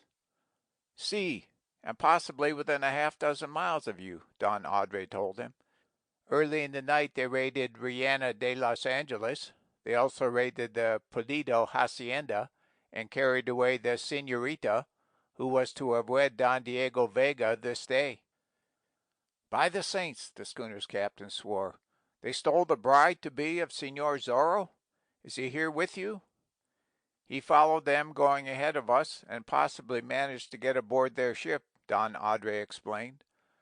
The pirate craft has sailed by this time. They went toward the south. They will beat out to sea for a distance. If we can start soon, it may be possible to overhaul them. How many rascals in the pirate crew? The captain of the schooner asked. Not more than 70, as nearly as we can judge, Don Audrey replied. And here are a score of caballeros, and we are ready to fight. The captain of the schooner drew a deep breath, held it for an instant, and then expelled it with great force. And during this process he evidently made up his mind concerning the matter. Senors, I'm yours to command, he said. My ship is yours and her crew. If I can do anything to help rid the seas of such vermin, I am more than willing. My schooner is a swift vessel in light winds such as we find now. I'll signal the other boats and have you aboard as soon as possible. You will not fail to profit by it, Don Audrey Ruiz told him. I'm not doing it with the expectation of profit, the captain declared. I detest thieves and I admire honest men. I have many friends in Rihanna de Los Angeles, some of whom probably have suffered at the hands of these pirates. And above all, I did admire the exploits of this Senor Zorro, as Don Diego was called. It will be a pleasure, senors, to aid you in this. He called to his men, and they signaled to the ship with their torches. Out of the darkness and across the tumbling sea came more boats from the schooner. The caballeros turned their horses adrift, knowing that they would be picked up and returned, made certain that they had daggers and swords handy, and got quickly into the boats and put out to the ship. Sergeant Gonzalez and Fray Felipe, by accident, were placed in the same craft, sitting side by side on one of the wide thwarts. Sergeant Gonzalez observed the fray carefully from the corners of his eyes. The sergeant wished to talk, having kept silent for some minutes, and the fray was the nearest man he knew. Never did I think to join hands with you in an enterprise, Fray, the sergeant said, puffing out his cheeks. If I am not badly mistaken, you are the gowned one who stopped me in the piazza on a certain occasion, and made remarks about soldiers drinking too much wine at the posada. Ha! But pirates' raids cause rescue parties, and rescue parties cause strange comrades. I am appreciating the fact, Fray Felipe replied quietly and with a smile. So they stole your sacred goblet, did they? Sergeant Gonzalez said smoothly. Fray, when I have rescued the senorita, aided Don Diego to escape, and annihilated the pirates with my blade, then will I regain your goblet for you. Steal church goblets and brides, eh? Ha! Meal mush and goat's milk. If your sword arm is half as strong as your tongue, senor, Fray Felipe rebuked him gently, then the pirates are as good as dead already. Sergeant Gonzalez whirled upon him. Ha! Stinging words from a gentle Fray, he gasped. Is it possible for me to get insulted where and when I can wipe out the insult with a thrust? A caballero insults me and then refuses to fight because of the noble blood in his veins and the poor swill in mine. A Fray insults me, and I cannot fight a man who wears a gown. Meal mush and goat's milk. But wait until we meet up with these pirates. Let a pirate but insult me, and ha!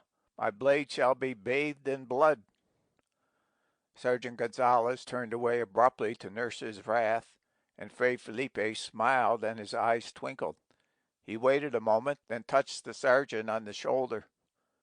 Soldiers and frailes alike are needed in this world, Fray Felipe said. There are times when a hardy soldier should be gentle, and even there are times when a fray should fight.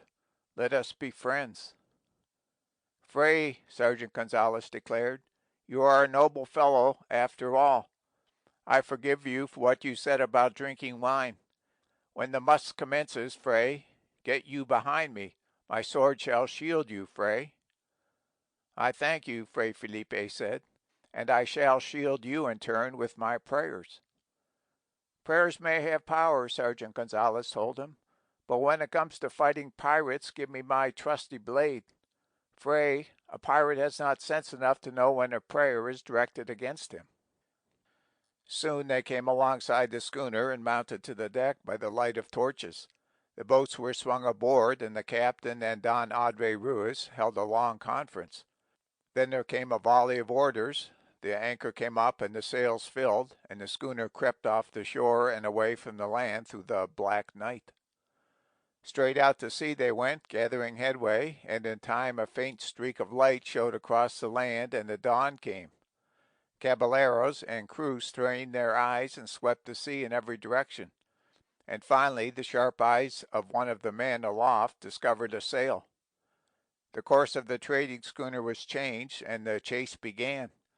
Nearer their quarry they crept as the sun came up and bathed the sea and the land, glistening through the haze. Glasses were leveled at the distant craft. "She is a pirate," the schooner's captain declared. "Her flag of iniquity flies from her mast." He bellowed another volley of orders to his crew, and they crowded on all sail. They rushed about the schooner, preparing her for battle. The eager caballeros looked to their blades, the crew to their cutlasses. "If Zorro is aboard that craft, he should know that its friends are near at hand for the rescue," Don Adre said.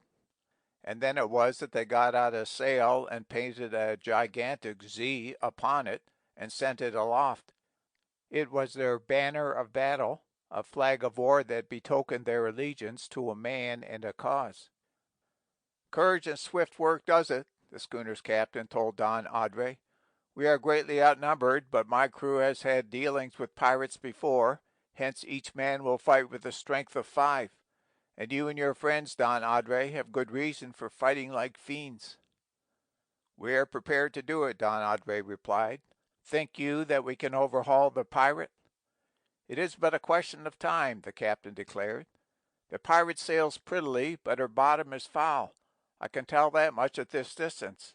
Pirates are too lazy to keep a ship in perfect shape, and this little schooner of mine is a swift craft and in prime condition." They gained steadily, and meanwhile they watched the distant pirate ship continually. They saw that there was some sort of tumult on board. Don Adre Ruiz, standing at the rail near the bow, with a glass glued to his eye, watched carefully. "It is probable that Senor Zorro is fighting the entire pirate company," he announced. "I can see men running about the rigging. Let us pray that we may be in time." Sergeant Gonzalez, standing near him, uttered an oath that the presence of Fray Felipe did not keep back. "Meal mush and goat's milk," he exclaimed. "Let us crowd on more sail and have at these pirates." He swept his blade from its scabbard. "That for a pirate!" he shrieked, thrusting about him in a rage. "This for a pirate! Ha!" "Save your breath and your strength," Don Adre advised him. "You may have need of them both soon." "Did you hear that, Fray?" Sergeant Gonzalez demanded, whirling upon old Felipe. "More insults, and I cannot avenge them. A caballero insults me and will not fight, and I cannot fight a fray. By the time we clash with these pirates I shall be in a fine rage, and work it off on their worthless bodies. Ha!" Don Adre Ruiz gave a gasp and called some of the caballeros to his side. "Look," he directed, "they are making some poor devil walk the plank. By the saints, 'tis Zorro!" "Zorro!" the others cried. "Look, and the little senorita is standing at the rail, forced to watch." There was a moment of horrified silence. The face of Don Adre Ruiz was white as he contemplated the fate of his friend. The caballeros said not a word, but those who had glasses watched, and the others strained their eyes in an effort to see. And then Don Adre Ruiz gave a low cry of horror and turned quickly away, as though he could endure the sight no longer. What he had seen had been enough. There were traces of tears in his eyes, and his voice choked.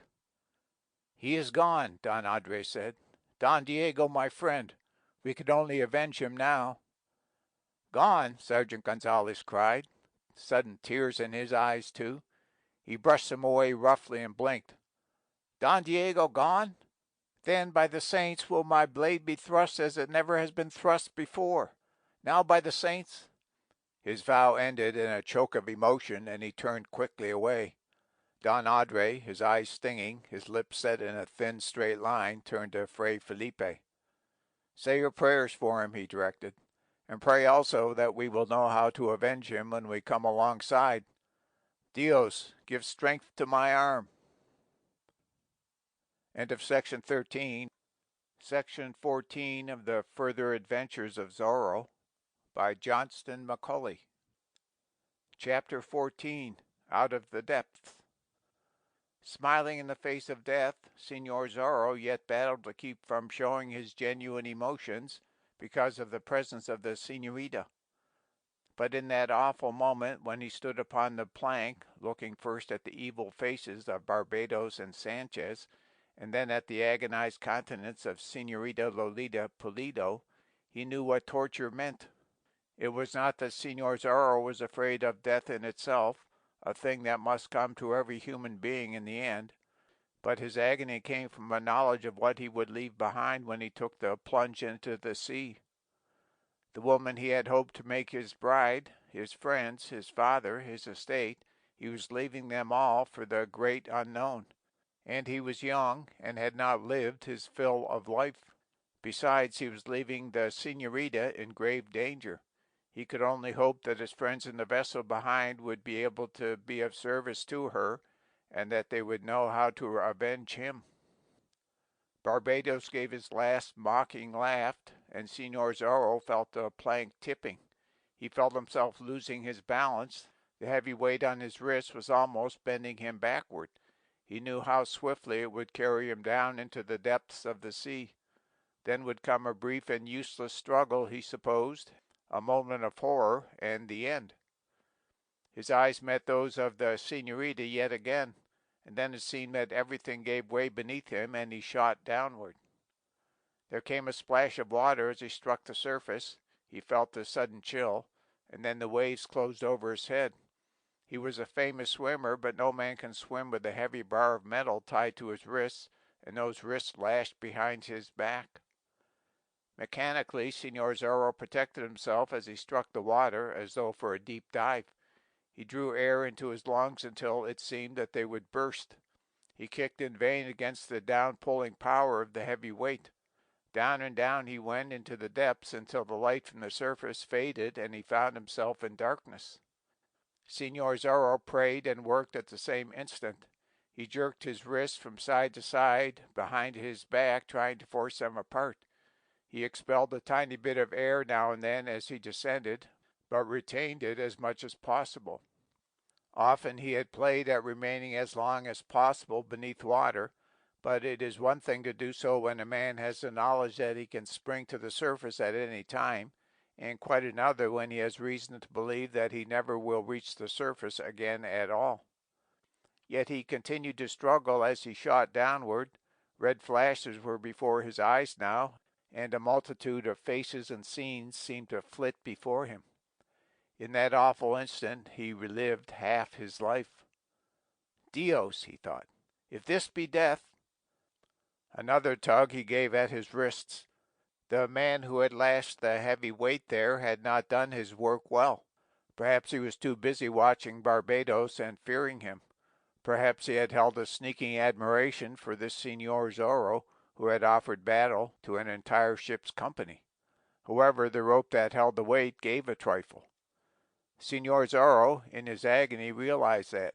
He tugged again and then pressed his palms close together and drew in his wrist as much as possible. The heavy weight, dragging downward, pulled the loose loop over the wrists and hands.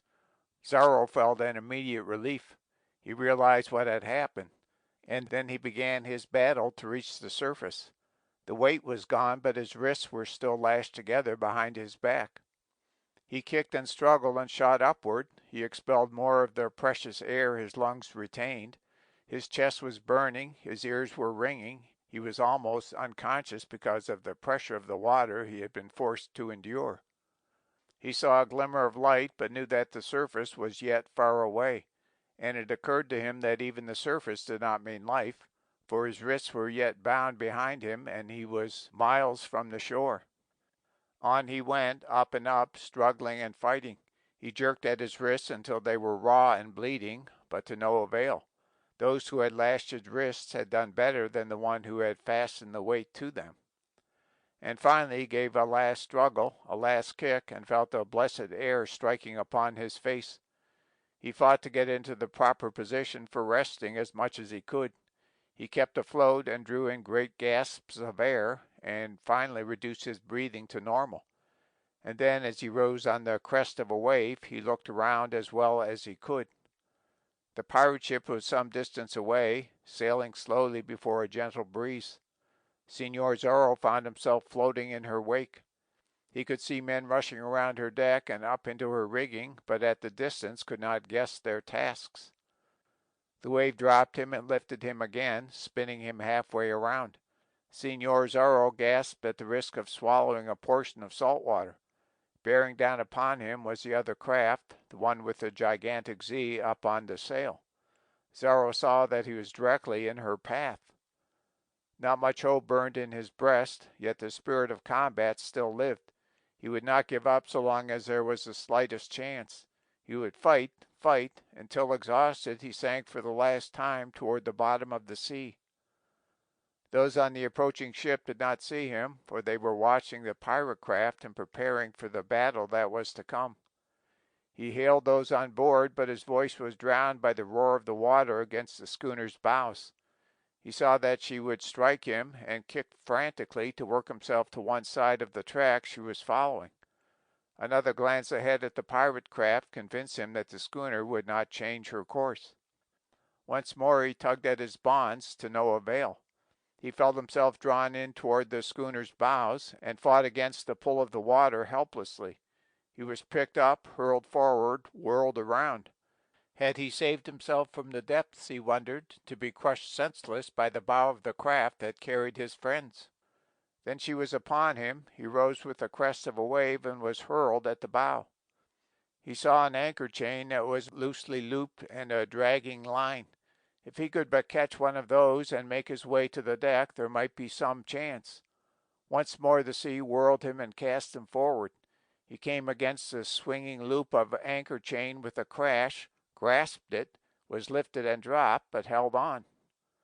For a moment he rested, panting, realizing how precarious was his position. He threw one leg around the swinging chain. How to reach the bowsprit he could not fathom. Those above would pay no attention to him, and could not hear him if he hailed. And to climb that swinging loop of chain would be a task for an athlete with his hands unbound. The bow of the ship dipped, and Senor Zorro felt himself soused beneath the water for an instant. He gripped the chain with his hands and his leg and fought to maintain his position. His arms were aching, and the chain had cut through his clothing already and was chafing at his leg. Once more the bow dipped, and Zorro slipped a few feet along the chain, unable to stop his descent. He gripped with his leg again, his hands came to a stop, and he realized that the rope that bound them had found an obstruction. Zorro worked slowly and carefully with his fingers, even as he held on. One of the links of the chain he found was imperfect, had cracked, and presented on one side a jagged edge. Hope sang in his breast once more, but he knew that he would have to work carefully. He did not dare release his hold entirely, for a sudden dip of the bow and the quick wash of the water would be enough to sweep him from the chain. But he sawed back and forth as well as he could, pulling the rope across the rough edge of the chain link. He glanced ahead. The ships were not far apart now, and the schooner swung a bit to starboard, so as to bear down upon the pirate craft from a more advantageous angle. Zorro worked frantically, and after a time he felt the rope give. His wrists were raw and paining. His leg was bleeding already. There were pains in his head, and his vision was imperfect, but hope sang within him once more. He sawed, and once more he glanced ahead. It would not be long now before the ships clashed. He wanted to be up on the deck, normal breath in his nostrils, and the sword of Zorro in his hand, to aid his friends, to fight his way to the deck of the pirate craft, and to the senorita's side. The rope gave again. Señor Zorro was forced to rest for a moment, leaning back on the chain. A wave swept him to one side, and he thought for an instant that he was gone. But he regained his balance and continued his sawing. And presently he knew that he was free. The rope dangled from one wrist only. He gave an exclamation of delight and thanks, gripped the chain, and turned over. He regarded his bleeding wrist, hesitated a moment, gathered breath and courage, and commenced the perilous ascent of the chain. It was a painful and difficult task. Señor Zorro set his teeth into his lower lip and struggled upward foot by foot. The swinging chain, slippery from the sea, threatened to pitch him back into the water. Every few feet he was obliged to stop, to gasp for breath, and close his eyes for a moment because the pain in his wrists and leg made him weak with nausea. He came within a short distance of the vessel, slipped back, and forced his way upward again. And finally he grasped with one hand the chain port and held on. His hope had increased now. Nothing would make him lose his hold, he told himself. A moment he rested, then forced his way upward again. The schooner was very close to the pirate ship now. On the deck above him, Señor Zorro could hear Don Adre Ruiz shrieking instructions to the caballeros and the captain shouting to his crew. He managed to get up to the butt of the bowsprit, and there, safe from the sea, he rested for a moment again. The two ships would crash together in a minute or so, he saw. He raised his head weakly and took a deep breath, and then struggled to his feet, ready to spring down to the deck. His hand went down to whip the sword of Zorro from its scabbard. The schooner yawed suddenly as her helmsman fought to get a position of advantage.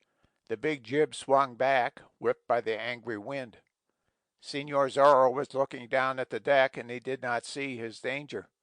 Don Adre Ruiz turned at the instant, shrieked, and rubbed his eyes. "Zorro!" he cried. He was seen from the deck of the pirate craft, too. Barbados and Sanchez caught sight of him.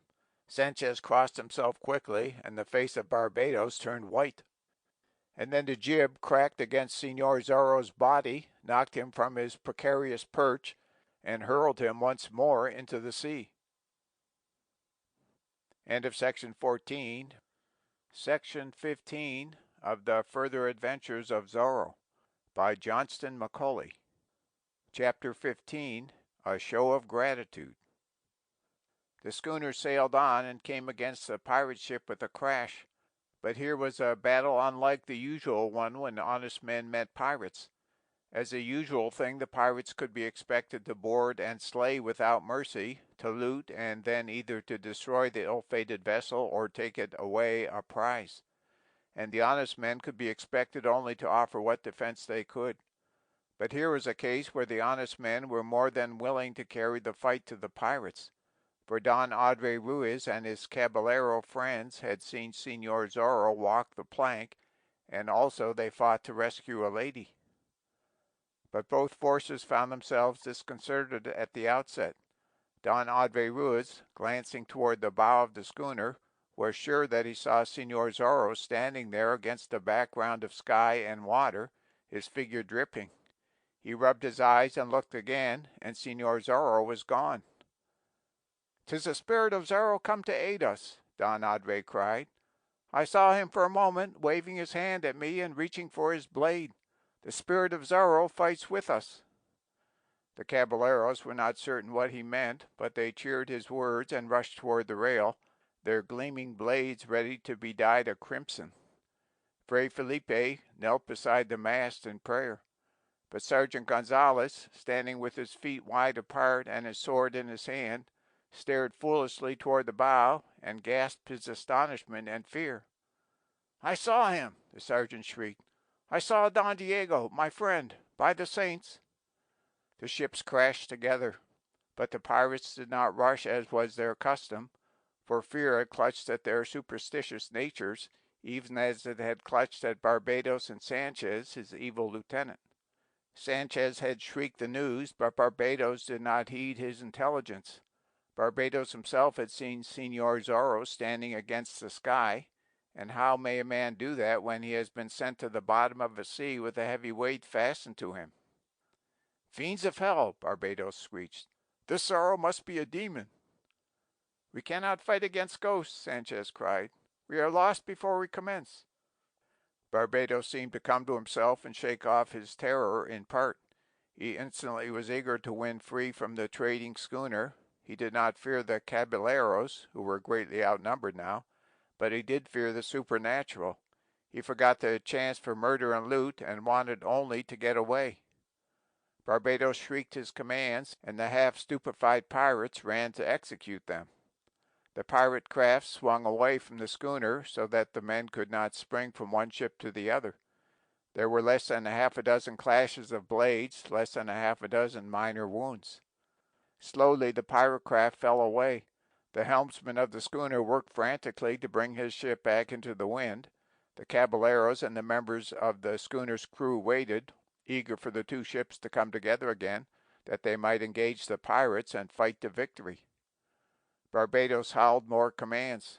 From the pirate ship came a rain of fireballs, and flaming torches were hurled. It was a favorite pirate trick, and the men knew what their commander wanted.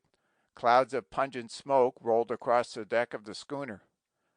The caballeros gasped and fought to get to the clean, pure air. Their nostrils and throats were raw, their eyes stinging. Through the dense smoke they could see little. The pirate ship gradually lengthened the distance between her and the trading schooner. The pirates' work had been done.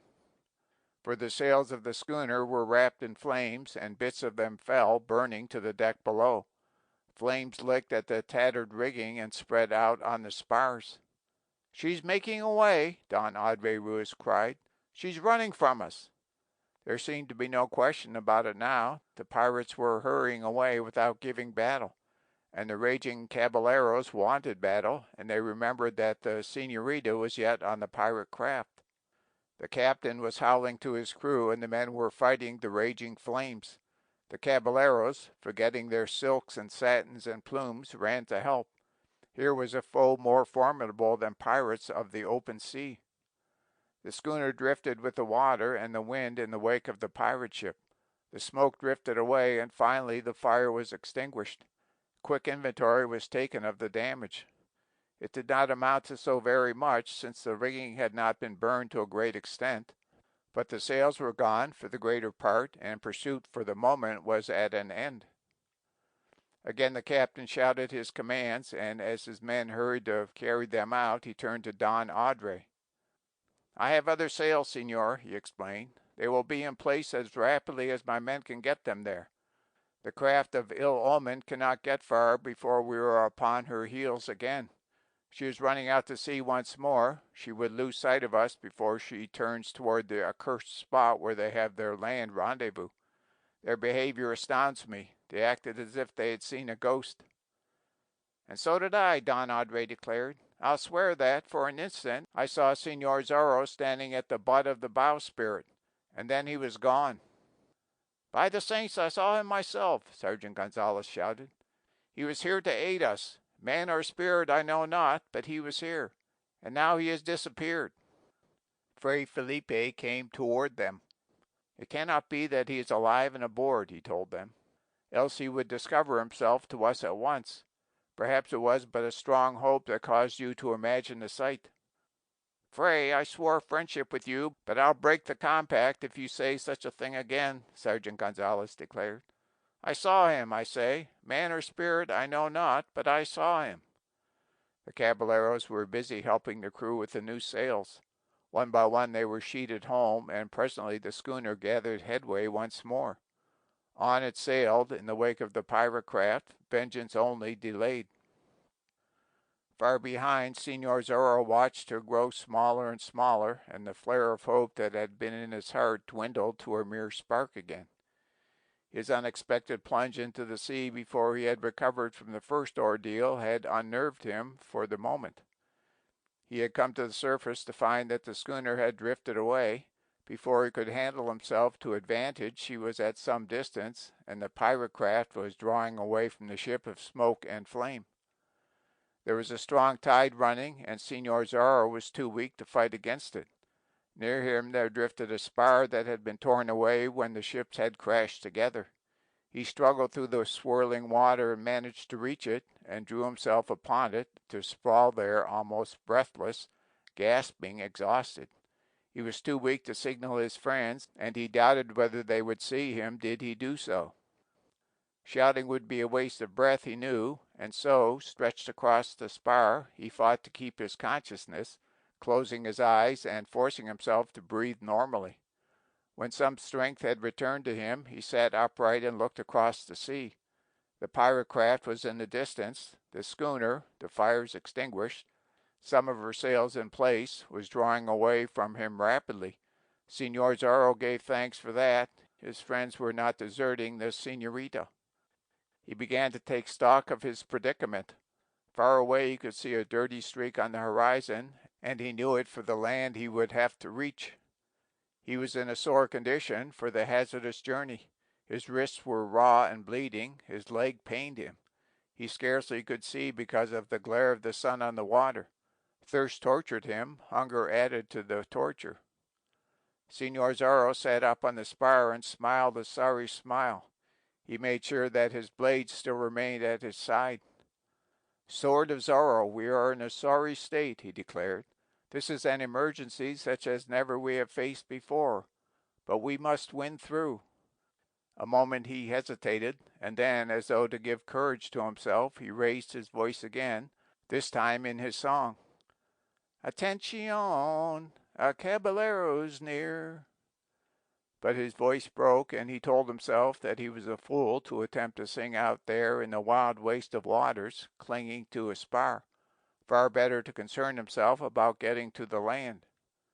Signor Zorro rested a short time longer, watching the disappearing ships, and turning, he looked at the distant land. "Sword of Zorro, we travel toward the east," he announced. "If ever I touch dry land again, there I remain for some time to come. This seafaring is a sorry business." But he said this merely to amuse himself, of course. He would fare forth to sea again at any time to rescue the Senorita Lolita, and well he knew it. He only hoped that Don Adre Ruiz and the others would be of service to her. He adjusted himself as well as he could and started to swim, clinging to the spar. That rendered his progress slow, but he did not dare cast it aside, for he knew that he would never reach the distant land. For a time he swam, and then he floated on the spar and rested, and then urged himself to swim again. On and on through the hours, while the sun traveled across the heavens, he forced the spar through the water. It seemed to him that he was nearing the land, but he could not be sure. There might be a treacherous current in these waters, against which he was expending his strength in vain, but he did not stop. His mind was a maelstrom. His muscles acted mechanically. Now and then pain shot up his legs and across his back, and often he swam for minutes at a time with his eyes closed. He watched the sun begin its descent toward the sea, and yet he swam. At times songs ran through his brain. At other times he caught himself mouthing meaningless phrases. And then he thought of the Senorita Lolita and swam on. Twilight came. The sun disappeared. There was a period of darkness, and then the surface of the sea was touched with the glory of the moon. Signor Zorro could not see the land now, but he knew in which direction it lay, and swam on a few minutes at a time. And thus passed the night. But before the dark space, just before the dawn, Signor Zorro was laughing raucously, out of his wits. Some god of good fortune kept him swimming in the proper direction, and when the sun appeared again, it brought a new agony to his eyes, new tortures of thirst. He swallowed salt water and spat it out, and found that it made him ill. For a time he was stretched across the spar, weak, sick, on the verge of delirium. He fancied that a myriad of pirate vessels were about him, bearing down upon him. He saw the pretty, laughing face of the Senorita Lolita in the mist that hung above the sea. He laughed back at her, and once again his cracked voice rose in a song. "Attention, a caballero's near." He felt himself grow suddenly weak. It seemed to him that the land was near at last, but he could not be sure. He drew himself upon the spar, sprawling across it. Must rest, Senor Zorro gasped, and with a gasp he passed into unconsciousness. Back to earth he struggled as through a land of hideous dreams. He tossed and groaned and tried to open his eyes, but felt that he could not.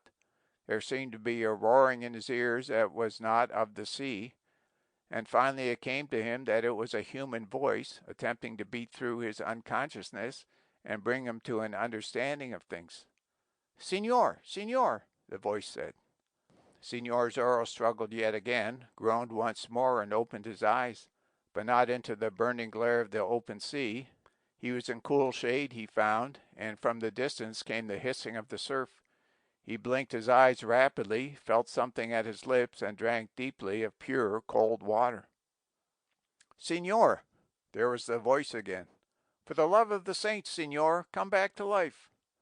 Full consciousness returned to him in a breath. He opened his eyes wider and struggled to sit up. Then he saw that he was in some sort of poor hut, and that a native was beside him with an arm beneath his shoulders. "Ha!" Senor Zorro gasped. "Thank the saints, senor," the native cried. Senor Zorro, with the help of the native, sat up. He had been stretched on a sort of couch, he found. He glanced about the interior of the poor hut through the open door at the sparkling sea. "What?" he began. "I found you yesterday, senor, far out to sea, riding on a piece of wreckage," the native said. "You had lost your wits. You fought me when I tried to take you into my boat and tried to draw a blade against me. Then you went unconscious, and I had my way with you." And then?" Senor Zorro gasped. "Why, senor, I fetched you here," the native explained. "And throughout the night you raved, and so far today. The sun has but 2 more hours to live." "More water," Zorro commanded. The native gave it him. He drank deeply, stood up, walked to the door, and looked out. There was no other habitation as far as he could see. "Where is this?" Zorro asked. "On the coast, senor, far to the south of Riena de Los Angeles. I am but a poor neophyte who eats what fish he can catch. Once I worked on a hacienda, senor, but the governor took all for taxes." "I know," Senor Zorro told him. "And so I got me a boat and came down the coast and built this poor house. And here I live alone and am happy. There are times when I carry fish to the stronghold of the pirates and trade them for some other things." "Ha!" Zorro cried. "The stronghold of the pirates. Where is that?"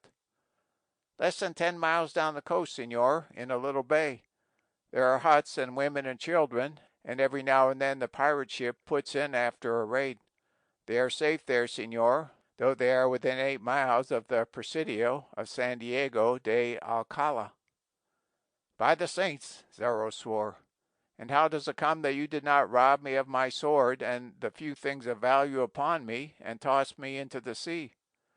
The native looked at him frankly.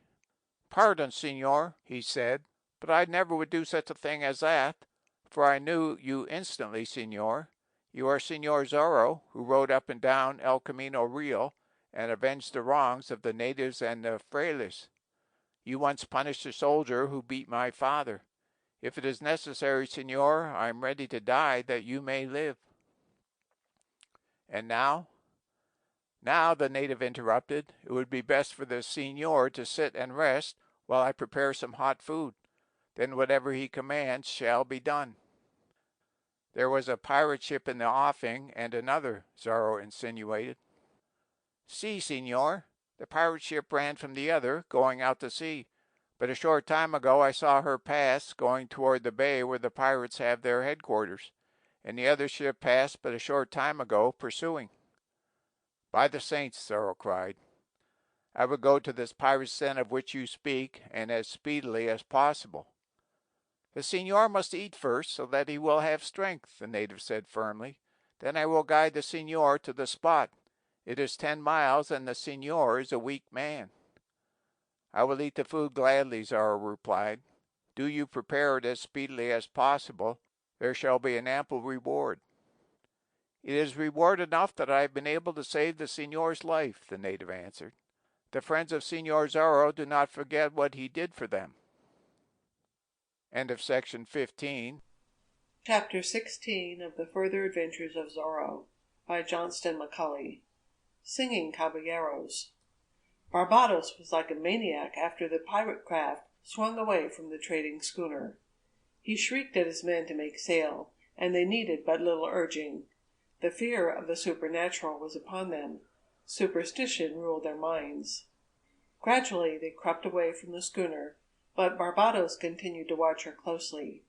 He saw the new sails going aloft, and realized that there would be a pursuit. So he turned out to sea and began running for it. He did not attempt to explain things to himself. He knew that his men outnumbered those on the schooner, and he felt reasonably sure that, in an engagement, the pirate crew would emerge victorious. Yet something seemed to tell him that the proper thing was to avoid the engagement if possible. "We will lose that sorry craft in the wide waters," he told Sanchez, "and then we will turn and go to the rendezvous. There we'll unload and apportion the loot, and care for the wench until the man comes to claim her. If we are followed, we can outfight the caballeros on land. The ghost of a man drowned in the sea is powerless on land, I have heard." "And if they follow us ashore?" Sanchez questioned. "Then we fight them, fool," Barbados said. "You are still shaking like a child. A pirate? You? Ha! By my naked blade, you are no better than a woman in this business." "Men are men, but it is not in my mind to fight with ghosts," Sanchez told him. "We are bedeviled for some reason."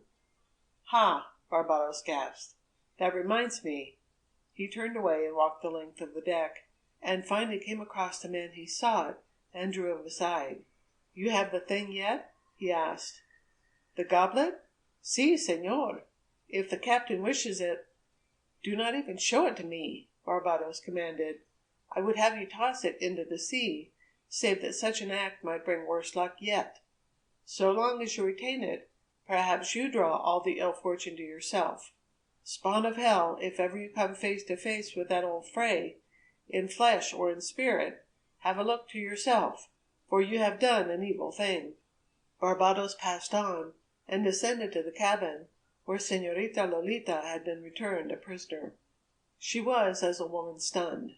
She had fainted when Señor Zorro had plunged into the sea, and Sanchez had carried her below, and when she regained consciousness, she remained on the bunk and groaned and prayed by turns. And now, when Barbados opened the door, she sat up quickly, a look of agony in her face. One thing she had done: picked up from the floor of the cabin the dagger that had belonged to the man Señor Zorro had slain through the crack. She had cleaned it, and thrust it in the bosom of her dress, where it was out of sight, but where she could reach it instantly. Barbados looked at her for a moment and then spoke. "In your right mind again, eh, wench?" he said.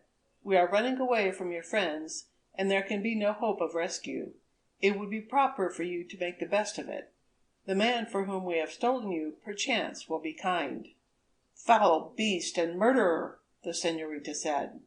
"Ha!" Barbados gasped. "I have been called worse things than that, things that you do not know exist, wench. Think you to hurt my tough hide with words?" "Have you no manhood?" she asked. "Is it an honor for a score of men to take a girl captive? You struck down my father and burned my home. You sent to his death the man I love." "There are other men," said Barbados, "and other homes. And I did not strike down your father. Sanchez did that. From what he tells me, the blow was not a fatal one. You are the chief of murderers and thieves, the one responsible," she said. "Words do not hurt my tough hide. I have said. It were best for you to be calm." "Calm?" The señorita crept from the bunk, weak and staggering, her face white, her lips trembling, a suspicion of tears in her eyes. "Calm?" she repeated. "And how can you expect me to be calm? What is there in the future for me, save dishonor or death? When the moment comes, it will not take me long to choose." "Ha! When the moment comes, you may change your mind." "He whom you sent to death in the sea was worth 10 score of you," she cried, stepping closer to him. "And each of his friends who follow in that other ship are worth 10 score of you. Do you think that you can escape them forever?" "I can have them wiped from the face of the earth," Barbados replied. "Escape them, possibly, but not me," she cried. I have seen you kill the thing I love, and so—" She clutched at her breast and drew forth the dagger. She gave a cry of rage and struck out wildly. Barbados, caught unaware, lurched quickly to one side, but the blade struck his arm and tore away flesh and skin and brought a gush of blood. "By my naked blade!" he swore. He whirled and she struck again and missed, grasped her, and tore the dagger from her hand. He tossed her back upon the bunk, where she braced herself against the wall, gasping, weeping, expecting that now he would make an end of her. But the pirate chief merely slipped the dagger into his belt, glanced at his wounded arm, swore again, and then stepped back to the door. "A wench with spirit, eh?" he said. "Ha! I would not be this Captain Ramon and have the taming of you. Glad will I be when I turn you over to him. I have battles enough on my hands without fighting women. I'll send a man soon with food. Such a female warrior must eat to conserve her strength." He laughed at her, mocked her, went out and closed the door, and she heard the heavy bar shot into place, and the sounds of his feet retreating. She collapsed on the bunk and gave way to a tempest of tears. "Diego," she breathed. "Diego, beloved!" Barbados ascended to the deck, bathed the wound in his arm, and said nothing when Sanchez questioned him. Throughout the day he gave his attention to the sailing of the ship, but he could not shake off the schooner which followed. Then came the night, and once more Barbados cursed the bright moon, for, though his craft showed no lights, yet could she be seen from the schooner. Back and forth Barbados sailed, but always failing to shake off the other ship, and when there came the dark hour before dawn, he changed the course abruptly and ran before the breeze. But when the dawn came, there was the schooner, a greater distance away, but still in sight. And so Barbados put off to sea again, for he wished, if it were possible, to go to the land rendezvous without drawing his foes there. Else he slew all of them, news of the pirates' headquarters would leak out, and they would have to move. He ran before the wind, he tacked, he beat in toward the shore, out to sea, to the north and the south and the west. Now he gained, and now the schooner gained upon him. He cursed and drove his men, but they could accomplish nothing. And finally he started running down the coast, intent upon reaching the rendezvous. If the men of the schooner dared follow him to land, they would be annihilated, he promised. Once or twice he felt like turning and forming an attack, but thoughts of the ghost of Señor Zorro deterred him. "A sea ghost cannot fight on land," Barbados told himself. "On land I have them at my mercy." The day started to die, and the pirate craft rushed down the coast with the schooner in close pursuit. It was almost nightfall when Barbados and his men guided the ship into the little bay. The schooner was some miles behind. The anchor dropped, the ship swung broadside to the shore. From the land came sounds of a tumult, and down into the surf rushed men and women and children. The pirates' stronghold could be seen back some distance from the water. There was a wide expanse of beach, a deep open space fringed with stubby trees and brush. Hills landlocked the scene. A score of huts dotted the edge of the flat. Fires were burning on the shore. Stock ran wild among the habitations.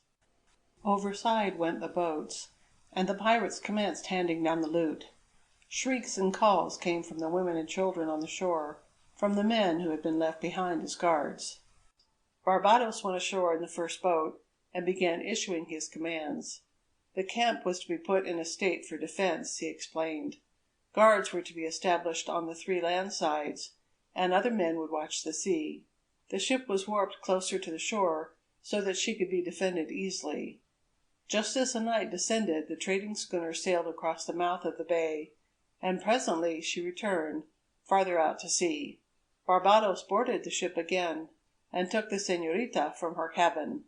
Sanchez lashed her wrists behind her. "You go ashore, wench," Barbados said, "and there you are to be held until such time as this Captain Ramon comes to claim you. Why he should want you is more than I can explain to myself. You are a pretty wench, it is true, but too much of a spitfire." He watched her closely when she was in the boat, and when they landed, the pirates' women and the ragged children rushed forward to jeer at her as she passed beside the flaming fire. Barbados took her to a large adobe building, the best structure in the camp. He opened the door and thrust her inside. A woman cooking over an open fire whirled to look at him. She looked at the señorita, too, and her eyes flamed. "What is this?" she demanded, her fists against her hips. "Is it a younger and prettier woman?" "It is indeed, Inez," Barbados laughed. "She is a share of the loot." "Your share, eh? And you dare to fetch her here?" "Why not?" Barbados asked. "To my face?" the woman screeched. She was of middle age, a creature hideous in a way. "So it has come at last, has it? I am to be tossed aside for a comely wench you have stolen from some rich hacienda." "Jealousy is a foolish thing," Barbados observed. "Think you, Inez, to hold my love for life?" "None other shall have it!" the woman screeched. She flashed forward, her hand raised to strike, her nails ready to tear into the señorita's fair face. But Barbados seized her and tossed her roughly aside. "Peace!" he cried. "I want none of the wench. She is to be kept a prisoner until claimed. A share of the loot she is, but not my share. She was stolen for a great man." "This is the truth?" the woman asked. "Do I generally speak falsehood?" Barbados thundered. "Enough! Put her in the storeroom and feed her well. Treat her gently. She must be in prime condition when she is claimed. We were followed by a schooner upon which are caballeros striving to rescue her. She must not be rescued." The woman grinned horribly. She opened the door of a room adjoining, and motioned for the señorita to enter. She stepped aside, and Lolita Pulido, looking straight ahead, her eyes fixed and glistening, went into the storeroom without speaking, her head held proudly. Barbados hurried outside again. The black night had descended, but soon the moon was shining. Guards were sent into the fringe of woods, and a watchman to the summit of a hill in the rear. Men were posted on the ship, and walked around the huts, alert, ready to repel an attack. But there came no attack during the night. The trading schooner had run down the coast and back, and then anchored 2 miles north of the bay. "I know the place," the captain told Don Audrey Ruiz. "Once, some years ago, I ran in there during a storm. Their camp must be in the open, and there will be no advantage in the attack. There can be no surprise, of course." "What is your good advice?" Don Audrey asked. "That you land here with your caballeros, approach the camp, and wait for the dawn. I'll land as many of my crew as can be spared from the ship, and let them circle the camp to attack from the other side. There must be men enough held here to get the schooner to sea for a run if the pirate craft comes out at us." "That is agreed," Don Audrey said. "But it will be a sorry business, Don Audrey. You will be outnumbered 3 to 1, and you may be sure that there are men in the camp who were not on the pirate ship. They may have a few pistols they have captured from ships, but it will be hand-to-hand work with blades. 3 to 1 at least, Don Audrey." Don Audrey Ruiz drew himself up. 3 beasts to 1 caballero, he said. "It is an equal affair. There can be no hesitating, Señor. Señorita Lolita Pulido is held a captive by those beasts. And I am not forgetting what happened to Don Diego, my friend. There is but one thing to do. Attack! At least, we can die." There was a short conference, and then the boats began carrying the men to the shore. The caballeros approached to within a mile of the pirate camp, and stopped to rest, sending scouts on ahead. The men of the crew circled to the other side. Some of the caballeros slept, sprawled on the sand, but Don Audrey Ruiz sat beside a tiny fire he had kindled, his knees drawn up and nursing them with his hands. "At least we can die, Diego," he said softly, "and we can strive mightily before we do that." The black hour came, and then the first finger of the dawn. Don Audrey arose and stretched himself, and walked for a time up and down the beach. The caballeros shook off their sleep, bathed their faces at the edge of the sea, exercised their muscles, whipped out their blades, and fanned the air. Sergeant Gonzalez, who had snored throughout the night, snorted as he bathed his face and hands, and then strode down to Don Audrey and confronted him. "Señor, you are in command of this enterprise," the sergeant said. "There are orders?" Only that every man is to do his best, Don Andre replied. The señorita is to be rescued, if it is possible, and returned to the schooner. And the pirates are to be hanged? Any that do not fall by our swords and are captured. Ha! It is a nuisance to hang a man, Gonzales declared. We would have to go to the ship for a rope. The blade is better. Fray Felipe. Señor? The Fray questioned. He approached them. You are yet my friend, Gonzales said. If you get into the thick of it, stand you behind me, that I may protect you. But a battle is not a place for a fray. Stay you behind and say your prayers. There is the matter of the goblet, Fray Felipe replied softly. By the saints, I take it upon myself to get the goblet for you, Fray. Do so, and I call you son. Sergeant Gonzales bared his head for an instant. He looked at Fray Felipe as though embarrassed, and then returned his hat to his head and gulped. I have been an evil man in my time, he said, but I trust that the saints will forget it for this day at least. I would have added strength to this good right arm of mine. Don Andre, I am ready. Don Andre Ruiz led the way along the shore. They crept near the camp of the pirates, spread out fan fashion, and approached boldly.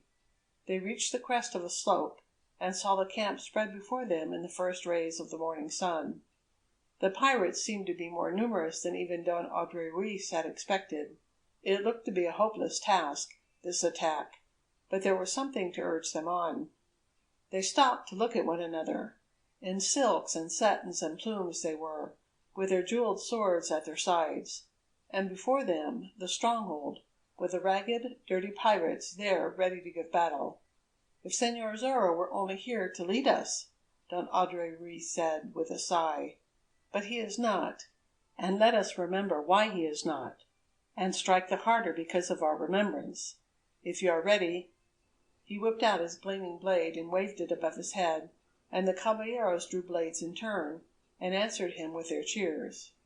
And so they advanced to the attack, slowly, carefully, in a perfect line, and Don Andre Ruiz, because he wanted to give himself and the others added courage, and because he felt that it was fitting, sang lustily a song of old.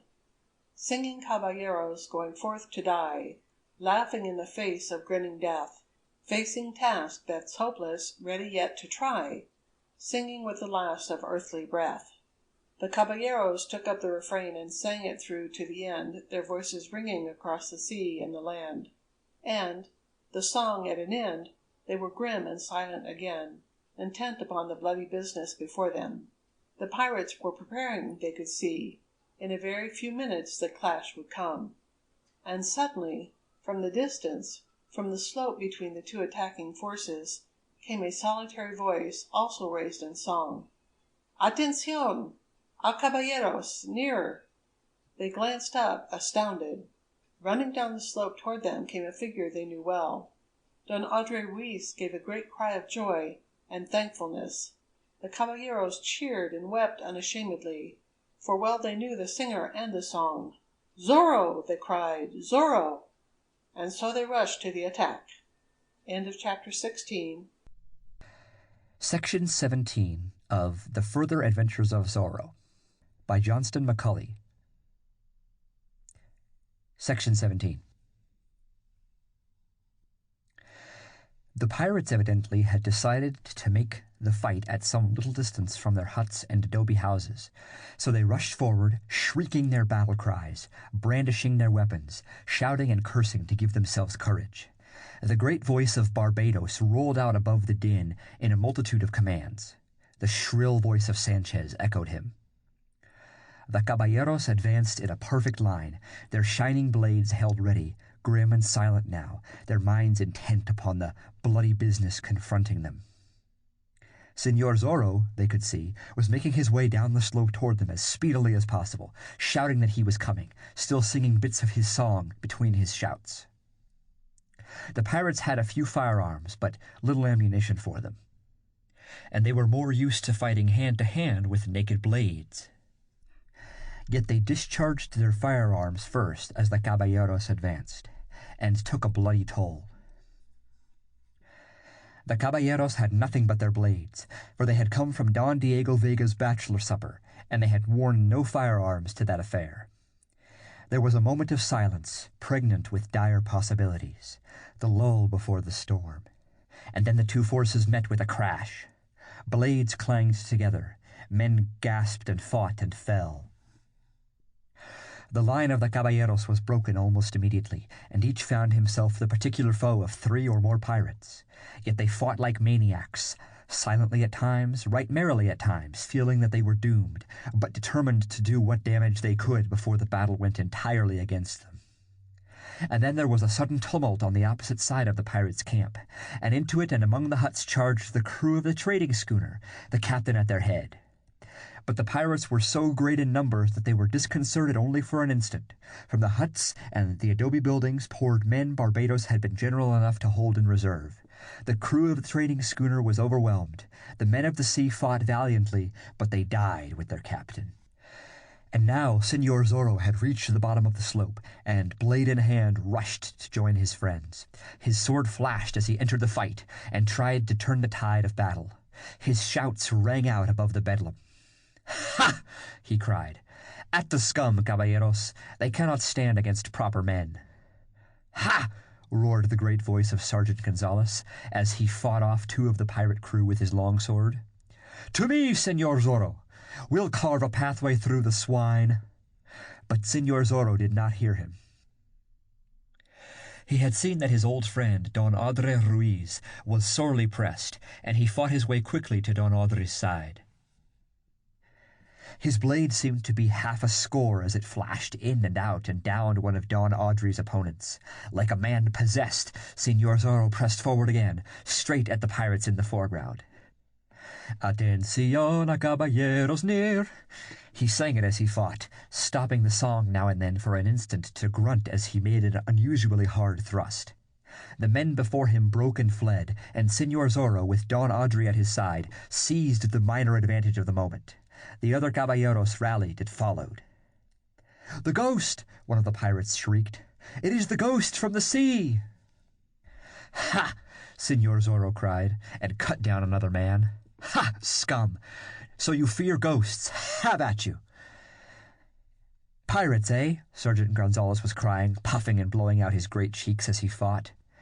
"Stand, pirates, and fight like men. Is this a fight or a test of speed, dolts, and fools? Meal, mush, and goat's milk." "A ghost!"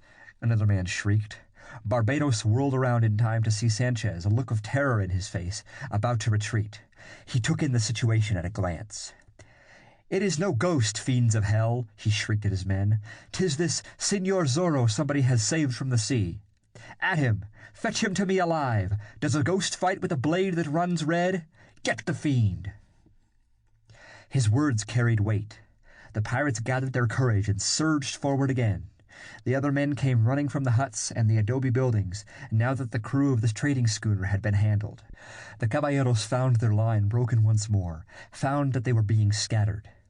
Still side by side, Senor Zorro and Don Audrey Ruiz fought as well as they could, but here in the open they could not get their backs against a wall. However, they did the next best thing. They stood back to back and engaged a circle of foes. The fight swirled around them. Senor Zorro's face wore an expression of anxiety now. He knew fully, as well as did Don Audrey Ruiz, that this wonderful show of courage and blade skill was availing the caballeros nothing. Slowly but surely, the pirates were traveling the road to triumph. Senor Zorro was of gentle blood, and could have died as well as the best of them, a song upon his lips and laughter in his eyes. But he felt at this juncture that his life was not his own to throw away recklessly. Did he die with his friends? The senorita wouldn't have none to give her aid. He would have to live, to win free if the tide of battle was against him, and then take his chance at being able to return and rescue his lady. He glanced around quickly as he fought.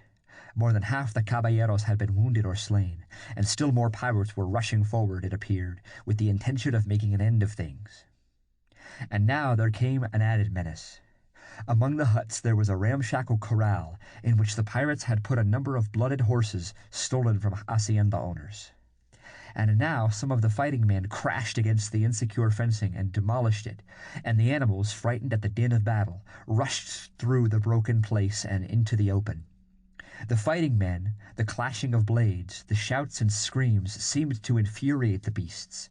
The smell of blood was in their nostrils. The horses charged wildly through the throng, upsetting caballeros and pirates alike. One noble stallion brushed aside the foes of Señor Zorro and Don Audrey Ruiz, but separated them also. Their enemies rushed toward them again before they could get together, and they were no longer back to back.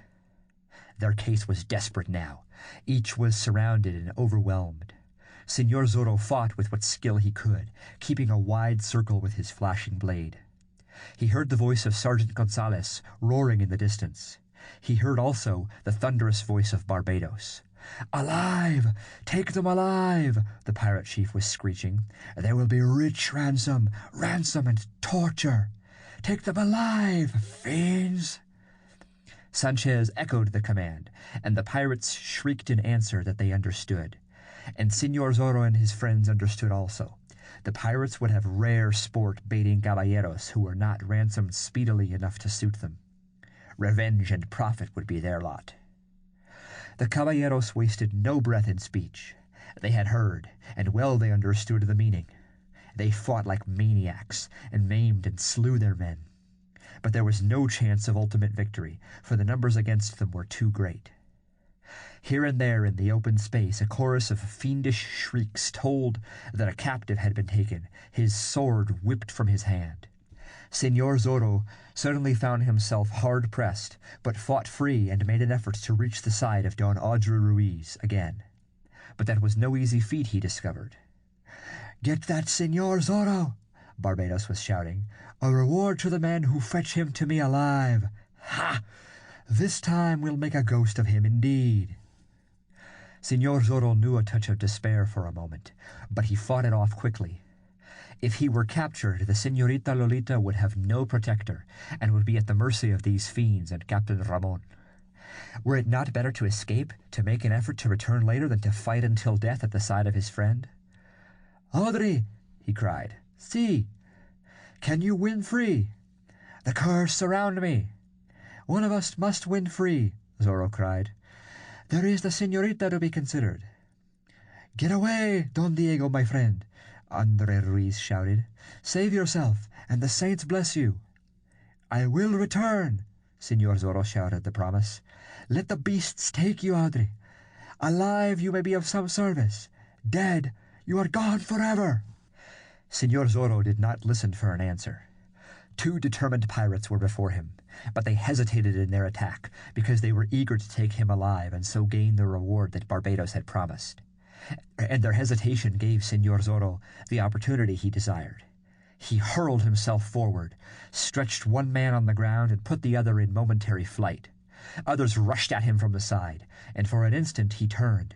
He had a vision of Don Audrey Ruiz being disarmed, and then he whirled again, darted swiftly away, fighting to clear a path.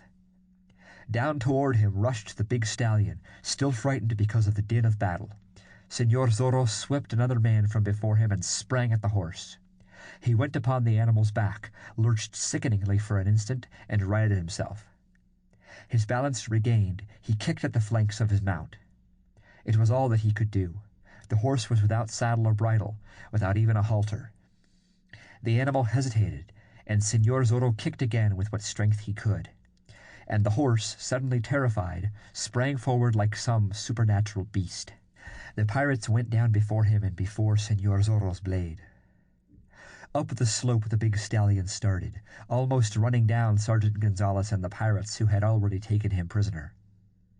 Past Fray Felipe he sprang, and Señor Zorro saw the aged Fray's hand raised in blessing. Like a wild animal, the stallion dashed at a group of the victorious pirates, who shrieked and scattered to either side.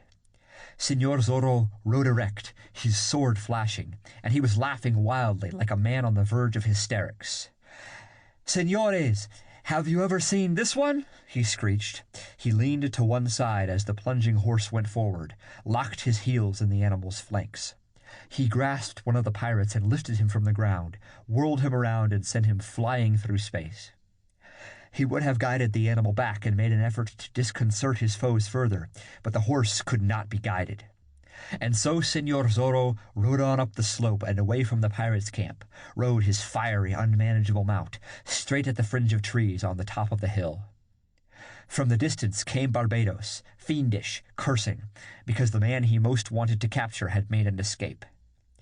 And Senor Zorro answered it, also from a distance, with a burst of song.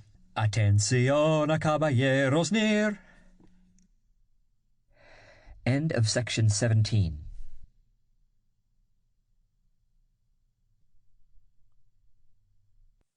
Chapter 18 of The Further Adventures of Zorro by Johnston McCulley. Hope is crushed again. Señorita Lolita Pulido passed into the storeroom of the adobe building with her head erect and a look of pride in her face, as has been said. But when the heavy door was closed behind her, and she heard a bar dropped into place, she changed swiftly. For a moment she leaned against the door, listening to Barbados and Inez, his woman. Then Barbados went away, and the woman also, and the señorita dropped upon a stool that happened to be in one corner of the room, and buried her face in her hands. There seemed no hope left. Señor Zorro, Don Diego Vega, her beloved, was at the bottom of the sea, she supposed. She was in the hands of these pirates, being kept a prize for a man she detested and loathed. There seemed no way of escape. But the señorita had determined her course. She would die rather than be shamed, she told herself. She would join Don Diego in the land of tomorrow, be his celestial bride. The blood of the Pulidos coursed her veins, and told her to do that. It was dark in the storeroom, but presently the door was opened, and the woman Inez entered with a small torch made of palm fiber and tallow. She fastened the torch to the wall, went out again, and returned with food, a jug of water, some poorly cooked goat flesh, and a pulpy mass, the like of which the señorita never had seen before, constituted the meal. "Eat, wench," Inez commanded. "Eat, and drink your fill of the water. A dainty morsel you are, but there be some men who like women of a different sort. Ha! 'Twould do you no good to make merry eyes at my Barbados." The señorita scarcely understood, for she had not been taught to make eyes at any man. She drank deeply of the water, for she was thirsty, and she wanted to eat, but did not like the appearance of the food. "Too dainty for pirate fare, eh?" Inez sneered, rubbing her fat nose with a forefinger. "Wait until real hunger gnaws at your stomach, pretty wench, and then you'll eat." The señorita got up from the stool suddenly and stepped forward. Her hands were at her sides. Her chin was raised. There was pleading in her face. "You are a woman," she said softly. "In your heart there must be some sympathy for other women." "Not much," Inez acknowledged. "Few women have shown sympathy or kindness toward me. I was a poor girl working on a hacienda, and listened to the lies of a handsome traveler. And when my fault was discovered, it was the women who turned their backs. A woman of your class, wench, kicked me out." "That is the way of the world," Lolita told her. "Still, you must have it in your breast some inkling of pity. Would see the thing happen to me that is going to happen if I cannot avoid it?" "Ha!" Inez laughed. "What would you?" "Help me get away," the señorita begged. "Help me to be free, and in some manner I'll get up El Camino Real to Reina de los Angeles. I have friends. In time I'll send you more money than Barbados will get from Captain Ramon." "And Barbados would take the money from me, slit my throat, and find him another woman," Inez replied, laughing coarsely. "I know nothing of his business deals with Captain Ramon or any other, nor do I care to know them." "Have you no pity?" "I have nothing to do with it," the woman declared. "I have orders to give you water and food and a light, and I have done so. That is the end." Before the señorita could speak again, the woman had gone out and closed the door. Señorita Lolita heard the bar dropped into place once more. She went slowly back to the stool and managed to eat a few morsels of the goat's flesh, after which she drank more of the water.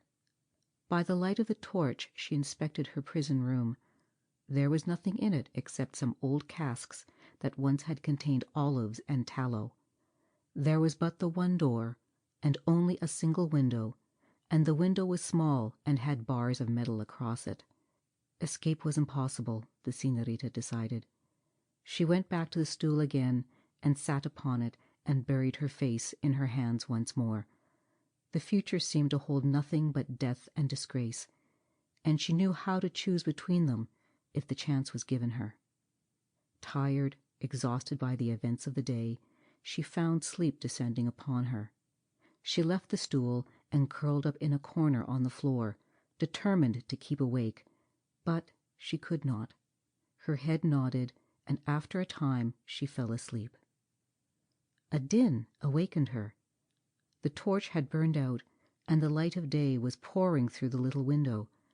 The little señorita was stiff and uncomfortable. She got up and hurried to the window, and by standing upon one of the empty casks managed to peer out of it.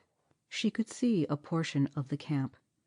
The pirates were arming themselves and rushing here and there like madmen. She could hear the great voice of Barbados as he issued his commands. And then there was a lull, and she heard singing in the distance. Another lull, and she heard a single voice raised in song. "Atención! A caballero's near!" Her heart almost stopped beating for a moment, but in the next instant she told herself that she had been foolish to hope. It was Señor Zorro's song, but he was dead at the bottom of the sea, and other caballeros knew it. It was some caballero singing in the distance, but that gave her a small measure of hope, for it meant that Don Diego's friends were at hand and would make an effort to rescue her. There was another time of comparative silence, and then the battle began.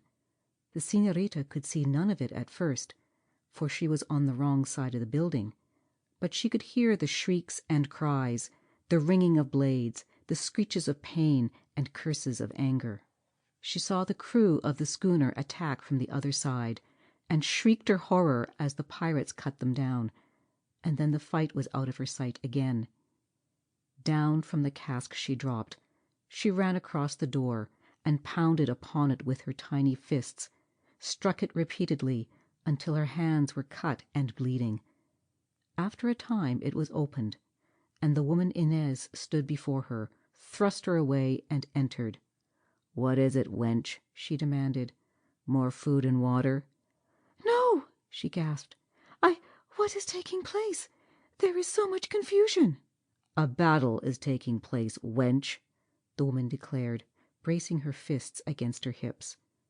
"Some caballeros came in a ship and saw fit to attack the camp. Many of them will see nothing more." And the battle?" "How goes it, mean you? Ha, wench! The caballeros are being cut down, of course. We have them 3-1. Some are to be taken prisoners, some held for ransom, others tortured. It will be a lesson to the men of gentle blood not to fight with pirates. Gentlemen are only gentlemen, but men are men." "Gentlemen are always gentlemen, and sometimes mere men are beasts," the señorita told her. "How is this? Do you want me to rock your head with a blow, wench? Ha! There will be rare sport if the Señor Zorro is taken prisoner." "Zorro?" the señorita gasped. "The same, wench. You were to wed with him, I have been told. Ha! He'll not be ready for his wedding when Barbados has finished with him." "Señor Zorro is dead." "I know that he walked the plank, and the fools thought he was a ghost when he appeared here. But somebody must have saved him from the sea. He's out there now, fighting. They will make a captive of him." The señorita's heart beat wildly. Then it had been Zorro she had heard singing in the distance.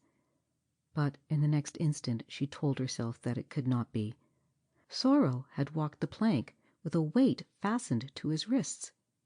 The pirates were mistaken. It was some other caballero who looked like Señor Zorro, who fought as he fought and acted as he acted. She threw aside the momentary hope and crept toward the woman Inez again. If the fight was going against the caballeros, if the pirates were to be victors, she had scant time. The señorita began acting as she never acted before, and though she was new to the game, her woman's intuition, her terror, and her desperate need served her well. "So the pirates are to win," she said, laughing lightly, "and there will be a lot of ransom money and loot." "How is this?" Inez shrieked. "You, a prisoner, seem joyful that the rescue is not accomplished." "I am a prisoner, see," the señorita said, "but perhaps I shall be more soon." "What mean you?" the woman gasped. "Perhaps it might have been in my mind that it would be better to have a real man than wed a gentleman of noble blood. Is it not peculiar that Barbados took me the night before my wedding?" "Ha! Can you speak with plain meaning?" the woman asked. "Did you believe the story of Captain Ramon?" the señorita demanded. "I did too, at first, and then I thought differently. You are getting old, you see, and fat." "Wench!" the woman cried, threatening her. "If you strike me, Barbados will punish." "Barbados punish me? Ha!" "Are you so easily fooled?" the señorita asked. "It is plain to me what is to happen. Barbados means to have me for himself. There is no escape, so I may as well make the best of it. And since I am to be the woman of the pirate chief, I must be loyal to him. If things must be so, is it strange that I hope he gets much ransom and loot?" "By the devils of Hades," the woman swore, "if I thought this to be truth—" "Can you not see that it is?" the señorita queried. "Captain Ramon may have dealings with Barbados, but it does not follow that Captain Ramon is to have me. That was just a little falsehood to fool you, possibly." "Ha! So you would take my place?" the woman cried. The señorita recoiled as the other approached, and held up one of her hands. "I have no desire to take your place," she declared. "But since I cannot help myself, what else is there to do?" "I could kill you with my bare hands." "And then Barbados would kill you in turn, and go find himself another woman." "Ha! I could kill him." "You could not," the señorita said. The woman Inez was quiet for a moment, and then, "You are right, I could not," she replied. "There is a way." "And how, wench?" "Help me to escape," the señorita said. "If I am gone, you are in safe possession of the affections of Barbados. He will not raid again soon, will not soon have a chance to find him another woman, and you can, in the meantime, win back his love again." "Ha! If I aid you to escape, he will kill me." "Make it appear that I escaped myself," the señorita replied. "You are strong. You can tear out that window until it is large enough for me to get through. Let him think that there was some tool in the storeroom and that I did the work." "Ha! If I thought you were speaking truth." "Very well," said the señorita. "Wait and see whether it is the truth." The woman hesitated, searching the señorita's face with her keen glance. Then she grunted and hurried into the other room, while Lolita Pulido waited in fear and trembling, wondering what was to come now. Had the woman gone to tell Barbados the story? But presently Inez returned, and she carried a peculiar strip of iron with one sharp end, a bit of wreckage perhaps from some ill-fated ship. "Watch you at the door, on the inside," she commanded. "Do not go into the other room. They are still fighting, and perhaps there will be time." The señorita hurried across to the door, hope singing in her heart again. There she watched and listened to the din of battle. All would be well if she could escape in the confusion and get away from the camp. She could reach El Camino Real and make her way along it. If she could reach San Diego de Alcala, she would find friends. She turned and looked at the woman. Inez was tearing out the masonry and adobe around the window. The metal bars already were inside the room and out of the way. "Be quick," the señorita said. "I am small and do not need a very large space." "It is done," the woman replied. She hurried back to the middle of the room, and the señorita turned to look. The aperture was large enough, she knew at a glance. She could crawl through, jump to the ground, go up the slope, and reach the fringe of trees that she could see in the distance. Once more hope came to her. "I must have some old clothes, ragged and dirty clothes," she said. "I will leave some of these." The woman did not reply, but she hurried from the storeroom with a gleam of avarice in her eyes. She was more than willing to trade ragged garments for some of silk and satin. Back she came after a time, and the señorita pulled off her gown and put on the ragged one, shuddering as she did so, not because of the rags, but because of the dirt. She streaked her face with dirt from the floor, and washed her hands in it, disarranged her hair, and threw a ragged shawl over her head. A woman does not wear a torn shawl, a ragged dress, and fine slippers at the same time, Inez observed. The señorita kicked off her slippers and thrust her feet into the filthy sandals the hag furnished her. She hurried to the window, the woman before her, but Inez grasped her by an arm and held her back. "Not that way," the woman gasped. "It is too late. That way is guarded." The heart of the señorita sank again. She scrambled to the top of the cask she had used before and peered out. Within sight there were half a dozen men guarding that side of the camp against a possible surprise. If she got through the window they would see her, block her path up the slope and toward the trees, and investigate. "Is there no way out?" the señorita cried in despair. "There is only the front." "Then let me out the front way. The men are fighting, and perhaps they will not notice me if I go out that way, and make haste up the slope." "All women and children have been ordered to remain in the huts while there is fighting." "They will do no more than shriek at me to get inside again," the señorita said. "I can pretend to be frightened and run. I can get away if you'll let me out." "And I be blamed for it." "Not so," she cried. "Bar this door. I'll slip out the front, and they will think that I came around the building. You can pretend that you believe me to be in the storeroom. When they open the door and find me gone, find the window torn out, they'll think that I did it and got out that way. If anybody is punished, it will be the guards outside." "I am afraid," the woman said. "And are you not afraid, also, of seeing another woman in your place here?" The face of Inez grew purple for an instant, and her eyes blazed. Suddenly she strode across to the door, opened it, and looked out upon the fighting. She closed the door again and turned back to face the señorita. "The fighting now is at some distance," she said. "There is a chance. Wait." She whirled around to bar the door of the storeroom. The little señorita waited, trying to be calm, though her heart was pounding at her ribs. She was to escape at last. She could get up the slope, hurry through the trees. "You must use speed," the one was informing her. "And if you are caught, you must take all the blame. Barbados would kill me if he knew." "Give me a dagger," the señorita begged. "Then, if I am caught, I'll do that which will render me speechless." "Ha!" "I mean it. Death would be welcome to the other." The woman hesitated a moment, and then reached beneath her ragged shawl and drew a dagger out. The señorita clutched it and hid it away in her bosom. For another moment they faced each other, and then the woman Inez lurched across the room toward the door, the señorita trotting along at her heels. And hope turned to black despair once more in the twinkling of an eye, for the door suddenly was thrown open, and before them stood Captain Ramon.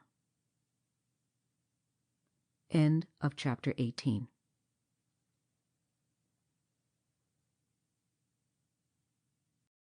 Section 19 of The Further Adventures of Zorro by Johnston McCulley. Double-faced. There was a moment of astonishment for all three of them. Then the Señorita Lolita gave a little cry of mingled fright and despair, and recoiled against the wall. Señor Zorro dead, the pirates winning the battle against the caballeros, and before her the man she loathed and feared. The future seemed very dark indeed. "Dios," she breathed. But the woman, Inez, after blinking her eyes at the unexpected apparition, screeched her rage and darted to a corner, where she picked up a heavy bar of iron. She whirled toward the intruder, the bar raised to strike. But Captain Ramon laughed and held up his hand. "Do not be afraid of me, hag," he told the woman.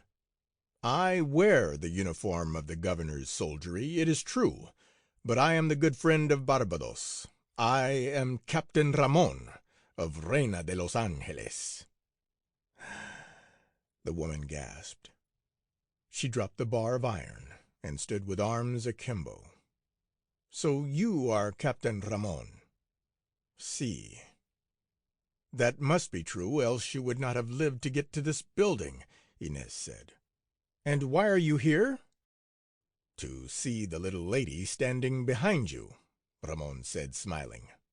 "She has been kept safe, I see. You are to claim her? What else?" Inez gasped. It flashed through her mind now that Barbados really had no personal interest in the señorita, and she believed also that she had almost been tricked into aiding an important prisoner to escape. A glance at the señorita's face confirmed her suspicion, for Lolita was not acting now. Inez realized that she would have to speak quickly to save herself. "You come in good time," she declared to the captain. "The wench has been kept in the storeroom. But an instant ago, hearing no sounds within, I unbarred and opened the door, and she had enlarged the window and dressed in those rags. She intended escaping, señor. Had it not been for me, now she would be gone." "You have done well," Ramon declared. "That is the door to the storeroom?" "Si," Inez answered. She dropped the bar and threw the door open. Captain Ramon peered inside, then turned and smiled again, first at the hag and then at the señorita. "It is indeed well," he said. "Señorita, you might have been injured on the outside, for men are fighting, and your present garments are scarce suited to your station in life. Your dainty face is streaked with dirt, too, and your hands soiled." "Your presence soils me more," the señorita said. "You prefer pirates, señorita?" "There are several grades of depravity," she said, "and pirates may not be the lowest." "Ha!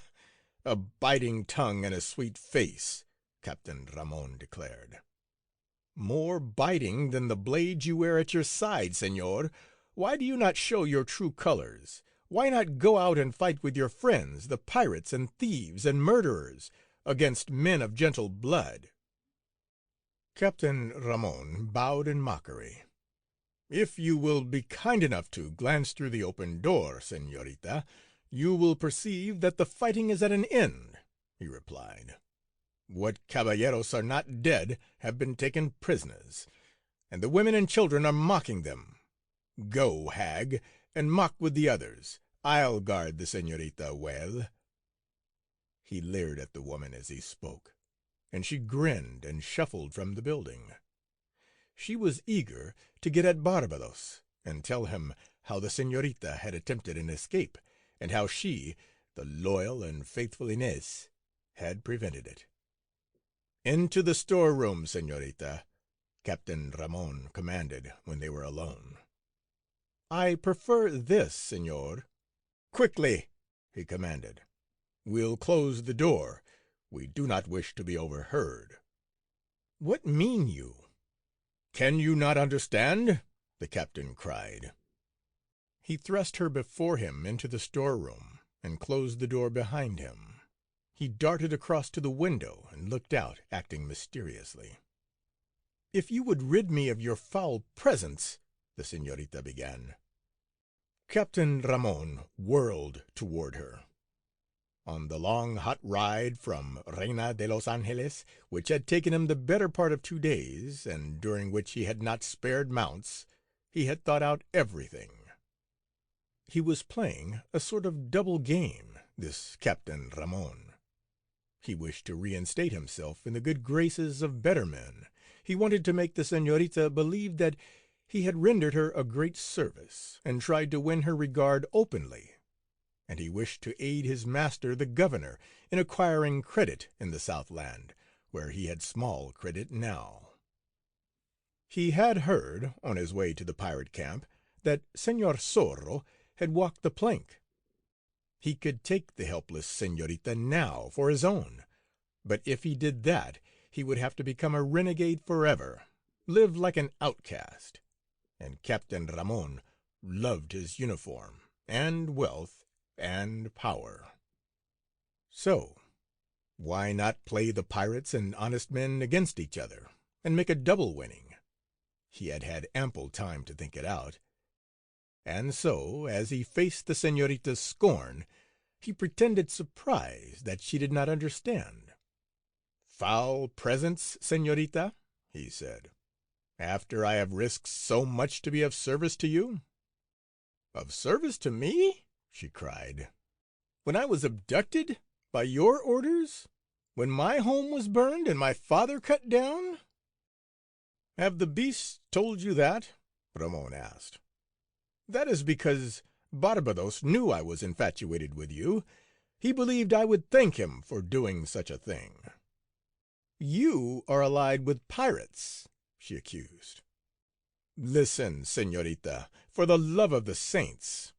The saints are better off your lips, señor. Attend me," he commanded again. "It is a game we have been playing." "A sorry game?" "Señorita, by your gentle blood I ask you to give me your ear. I have but pretended friendship with these pirates, that the soldiers may take them later and hang them all." "What monstrous falsehood is this?" she asked. "I beg your attention, señorita. Some of them may be coming soon. I have pretended to be in league with them. They raided Reina de los Angeles while I and my soldiers were gone. I have followed swiftly to rescue you. They think that I am a friend, but now, assured of your safety, I can act speedily. Let them continue thinking for the time being that I accept you as a prize. I shall ride away to San Diego de Alcalá, which is but a few miles, fetch the troopers from there, rescue you, release the caballeros, now held as prisoners, and wipe out this pirate brood." "But why—" she began. "It was the only way, señorita. The soldiers are few, and the pirates have been able to strike the coast where there were no troopers handy. It is a trap that we have arranged for them. Perhaps it may not seem a gentle thing to do, but one cannot be gentle with pirates." "I wish that I could believe you," she said. "Believe me, señorita. I love you so much." "I am betrothed," she said simply. "But I have grave news for you. I have been told that Don Diego Vega is no more, that these beasts forced him, as Señor Zorro, to walk the plank." "I was there," she said, her eyes filling with tears. "I saw it. Nevertheless, I am betrothed to him, señor, now and forever, in life and in death." "That is because your grief is new," the captain said. "You are young, señorita. You have a life to live. If you would live it with me—" "Señor," she warned. "I can understand why you dislike me a bit," he said. "Perhaps in the past I did some things that a gentleman should not do, but it was because of my great love for you, because I was afraid of losing you. Señor, let us talk of other things, if we must talk, the señorita begged. Do you not realize, señorita, that if I wish it, you are in my power? Now you are showing your true colors, she said. Not so. I am showing you that I am not taking advantage of the situation, he declared. I intend rescuing you and the friends these pirates now hold as prisoners. I am risking my life to do it, and if I succeed, cannot you look upon me with some favor? If I have misjudged you, señor, I am indeed sorry, she replied. But it is useless to talk of such things. My heart is with Don Diego Vega, in life and in death. Perhaps in the future. There can be no hope, señor. Captain Ramon's face flushed, and his eyes blazed for an instant. But he still had his game to play, the many-sided game that he hoped would result in great fortune. If you could only believe me, he said. Perhaps, after you have demonstrated your loyalty. Then I go now to talk to Barbados, then to San Diego de Alcalá for the troopers. Guard yourself well until my return. I must pretend that I wish you watched, kept from escaping. A false move, señorita, and all of us are lost. I can only do as you say, she said. I will be guarded in any case. Come into the other room. I'll call the hag, and I'll return to you before I ride for San Diego de Alcalá, if there are more plans you should know. Captain Ramon opened the door, bowed low as she passed through it, and looked after her with the corners of his lips curled. Then he hurried toward the front, calling for Inez. End of section 19.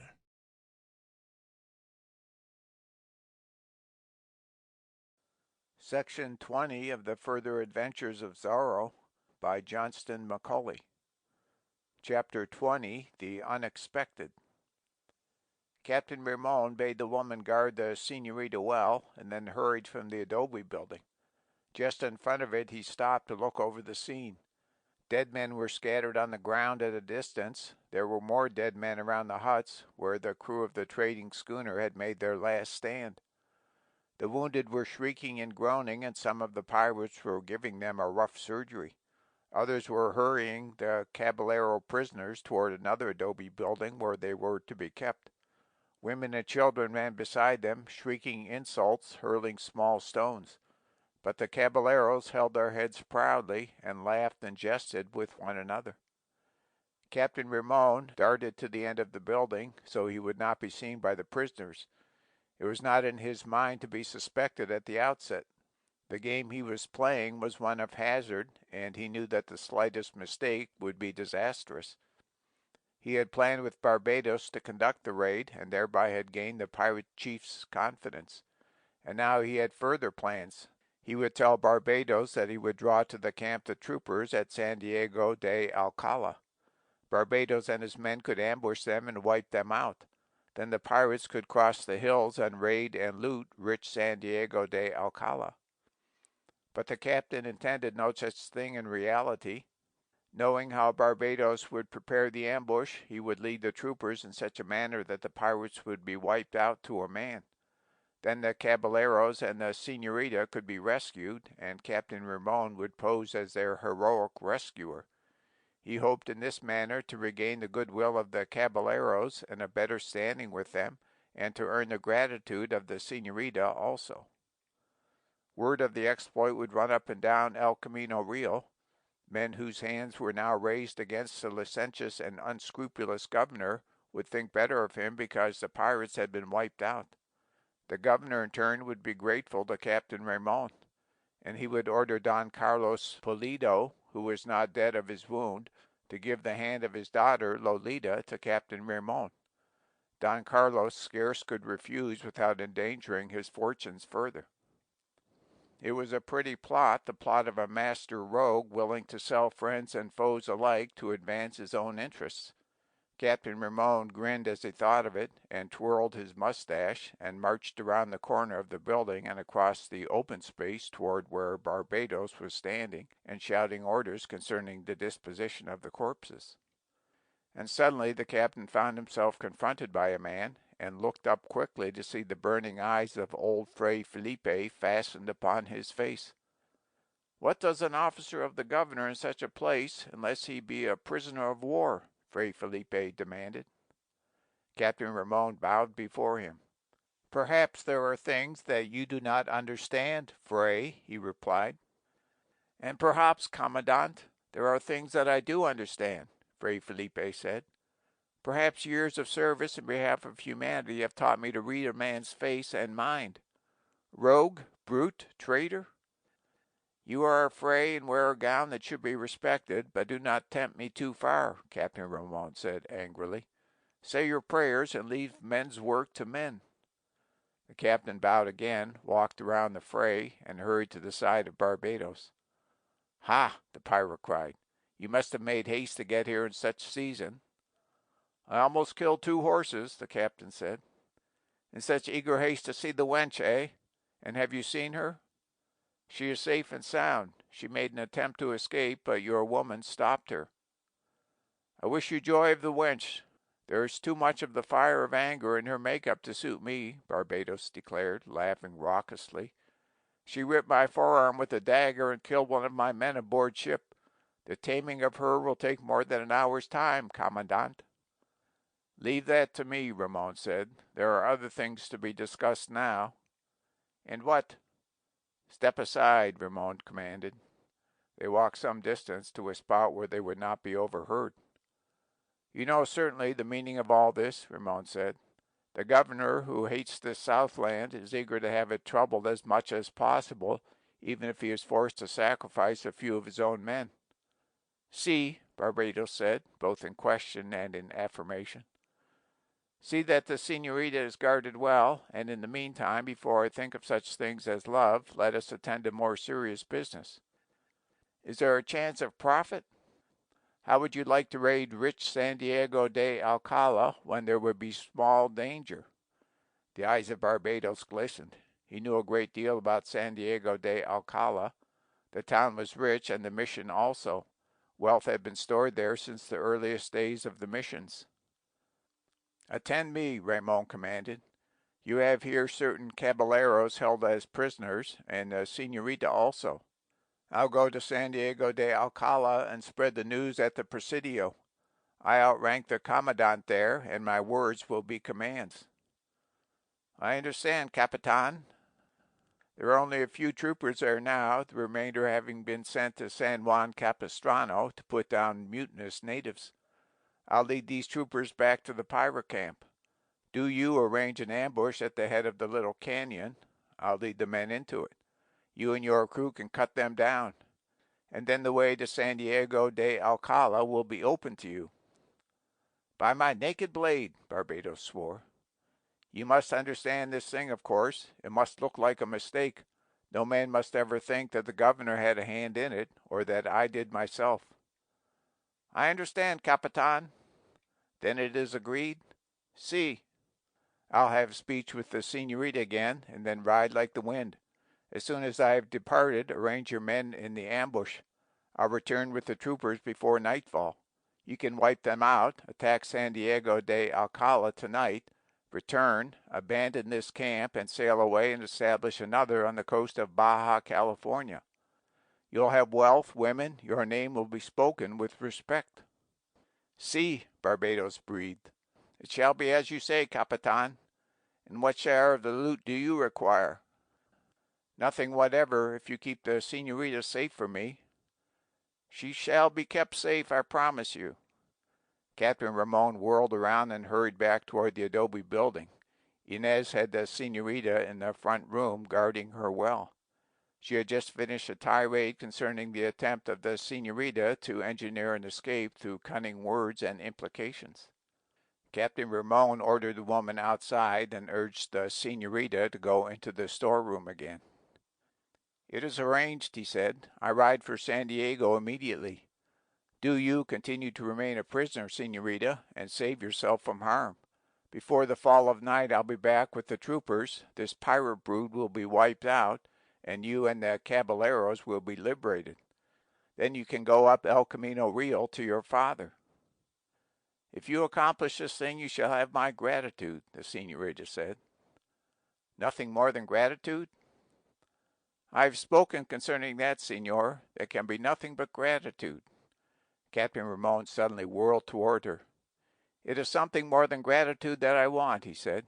Is your heart made of ice? Mine is flaming. Senor! What whim is it that makes you cling to the memory of a dead man, he asked. You are young, with a life before you. Please leave me with my sorrow, senor. Then I may expect better treatment when your sorrow is somewhat dulled by time? I am afraid not, senor.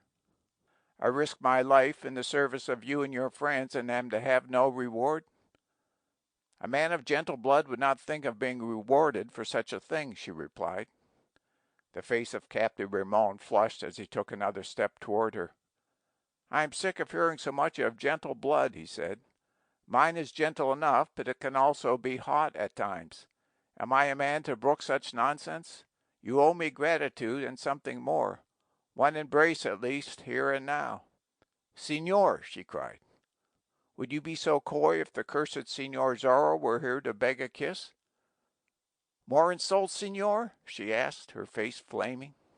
Is it an insult for the daughter of an impoverished Don to be kissed by one of His Excellency's officers? And would my father be impoverished were not His Excellency a man of little honor? She cried. Poverty does not change the blood, senor. More about your gentle blood, eh? And an affront to the governor in your words also. That calls for a punishment, senorita. One embrace, and then I ride.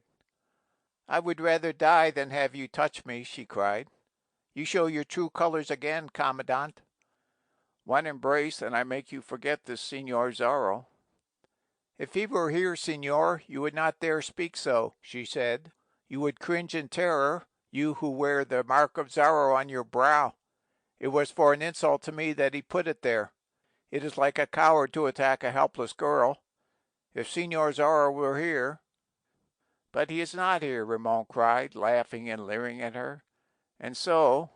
Again he started toward her, and her hand darted to her bosom to snatch out the dagger the woman Inez had given her earlier. But she did not draw out the dagger. The window behind them suddenly was darkened, and the light shut off. Into the storeroom plunged a man who struggled to get free from the woman's clothes he wore over his own. As Captain Ramon recoiled and the senorita gave a little cry of fright, the intruder's head flew up. A blade flashed. The senorita found herself hurled to one side gently, and Captain Ramon found two eyes blazing into his, the eyes of Senor Zorro. Have you ever seen this one? Senor Zorro demanded. And with his left hand he slapped the commandant of the Presidio of Reina de Los Angeles so that his head rocked. End of section 20. Chapter 21 of The Further Adventures of Zorro by Johnston McCulley. Face to Face. Senor Zorro, on the back of the infuriated and unmanageable stallion, had made his escape easily from the pirates' camp. There was no question of him being overtaken, but for a time there was a grave question of Senor Zorro stopping the steed he rode. Over the crest of the slope, the animal beneath him plunged down into a ravine and galloped along it. Senor Zorro sheathed his sword and held on to the horse's mane. He bent low to avoid tree branches that promised to sweep him from the animal's back. Dios, he muttered, this is as bad as the battle. Some distance the frightened horse traveled, and then he made a great circle and returned toward the pirates' camp. But Senor Zorro had no wish to return there too soon, lest he be captured in the vicinity. And so he waited until the horse, negotiating a slippery incline, slackened pace somewhat. and slipped easily from the animal's back. The horse plunged on. Senor Zorro picked himself up, observed his scratches, and made a futile effort to brush his clothing. Then he walked to the crest of the slope and looked down toward the sea. He was quite away from the camp, but he could see it in the distance, see the dead and wounded on the ground, and a crowd of the pirates, with their women and children, in front of the adobe building that was being used as a prison. Senor Zorro sat down to rest and watch. He knew that he was confronted by a dire emergency and a tremendous task, but he refused to admit it to himself. The señorita was down there, and she was to be rescued, and Don Audrey Ruiz and the caballeros were there, to be rescued also. Senor Zorro, after a breathing spell, got up and walked slowly along the crest of the slope among the stunted and wind-twisted trees, making certain that he could not be observed from the camp. He came a distance nearer, and watched for a time again, and he saw Captain Ramon. If it had been in the mind of Senor Zorro to await the night before descending into the camp again, that idea left his mind now. He hurried forward as speedily as possible, stopping now and then to listen, for fear some of the pirates may have been sent to search for him. He did not know, could not think, how he was to enter the camp in the broad light of day without escaping discovery, and he could do little single-handed against the victorious pirate crew. Yet the plight of the little señorita called to him for action, and he knew that something should be done at once. And suddenly he stopped, for he had smelled smoke. Almost silently he crept forward through the bush, and came to a small clearing. There he saw a hut, from the chimney of which smoke was ensuing. Senor Zorro circled the hut, but saw no human being. He went to the crest of the slope again, and saw a woman struggling down it toward the pirates' camp, a woman bent and old. Senor Zorro guessed then that this was the hut of some aged lawbreaker no longer active in piracy. Perhaps the ancient one was down in the camp, now that the fighting was at an end, and his ancient woman was following to see the excitement. Senor Zorro approached the hut carefully, crept around the corner of it, and peered in at the door to find the place empty. He rushed inside and sought frantically for what he desired. There came a chuckle of delight as he found it. What he desired and found was nothing more than a ragged skirt and a wide, dirty shawl. Senor Zorro put them on quickly, bent his shoulders, and hobbled back among the trees and brush. It was a disguise that would serve for the time being. Beneath the skirt was the sword of Zorro, ready to be whipped from its scabbard. Senor Zorro felt confident as long as the blade was at his side. He left the fringe of trees at some distance from the hut, and made his way down the slope. As he came nearer the camp he was doubly cautious. The horses had lost some of the fright, and were grazing. The pirates, for the greater part, were gathered around the adobe building where the caballeros were being held prisoners. The women and children were there, too. Only some of them were still scattered around the camp, looking at the dead and wounded. Senor Zorro perceived that he had arrived at an opportune time. Nobody would give any attention to a woman stumbling along toward the sea of excitement. The pirates, undoubtedly, imagined that Zorro had ridden far away, perhaps to San Diego del Alcala, for help. He approached nearer. There were two large adobe buildings, and he supposed that the señorita was held prisoner in one of them, but he did not know which.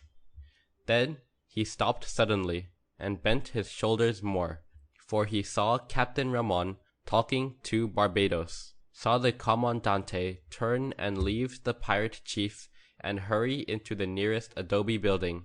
Senor Zorro guessed that the senorita was there.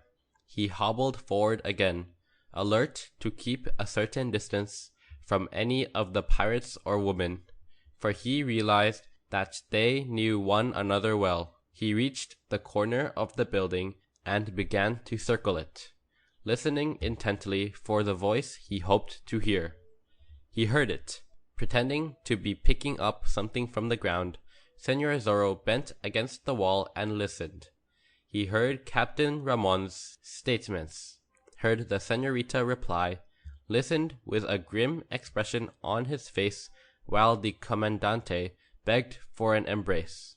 It would be perilous to enter that building now, Senor Zorro knew.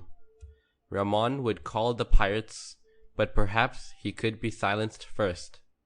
However, there could be no hesitation. The senorita was there, being affronted, and was to be spared insult. Senor Zorro saw the window, and guessed that he could manage to struggle through it. He raised his head and glanced inside.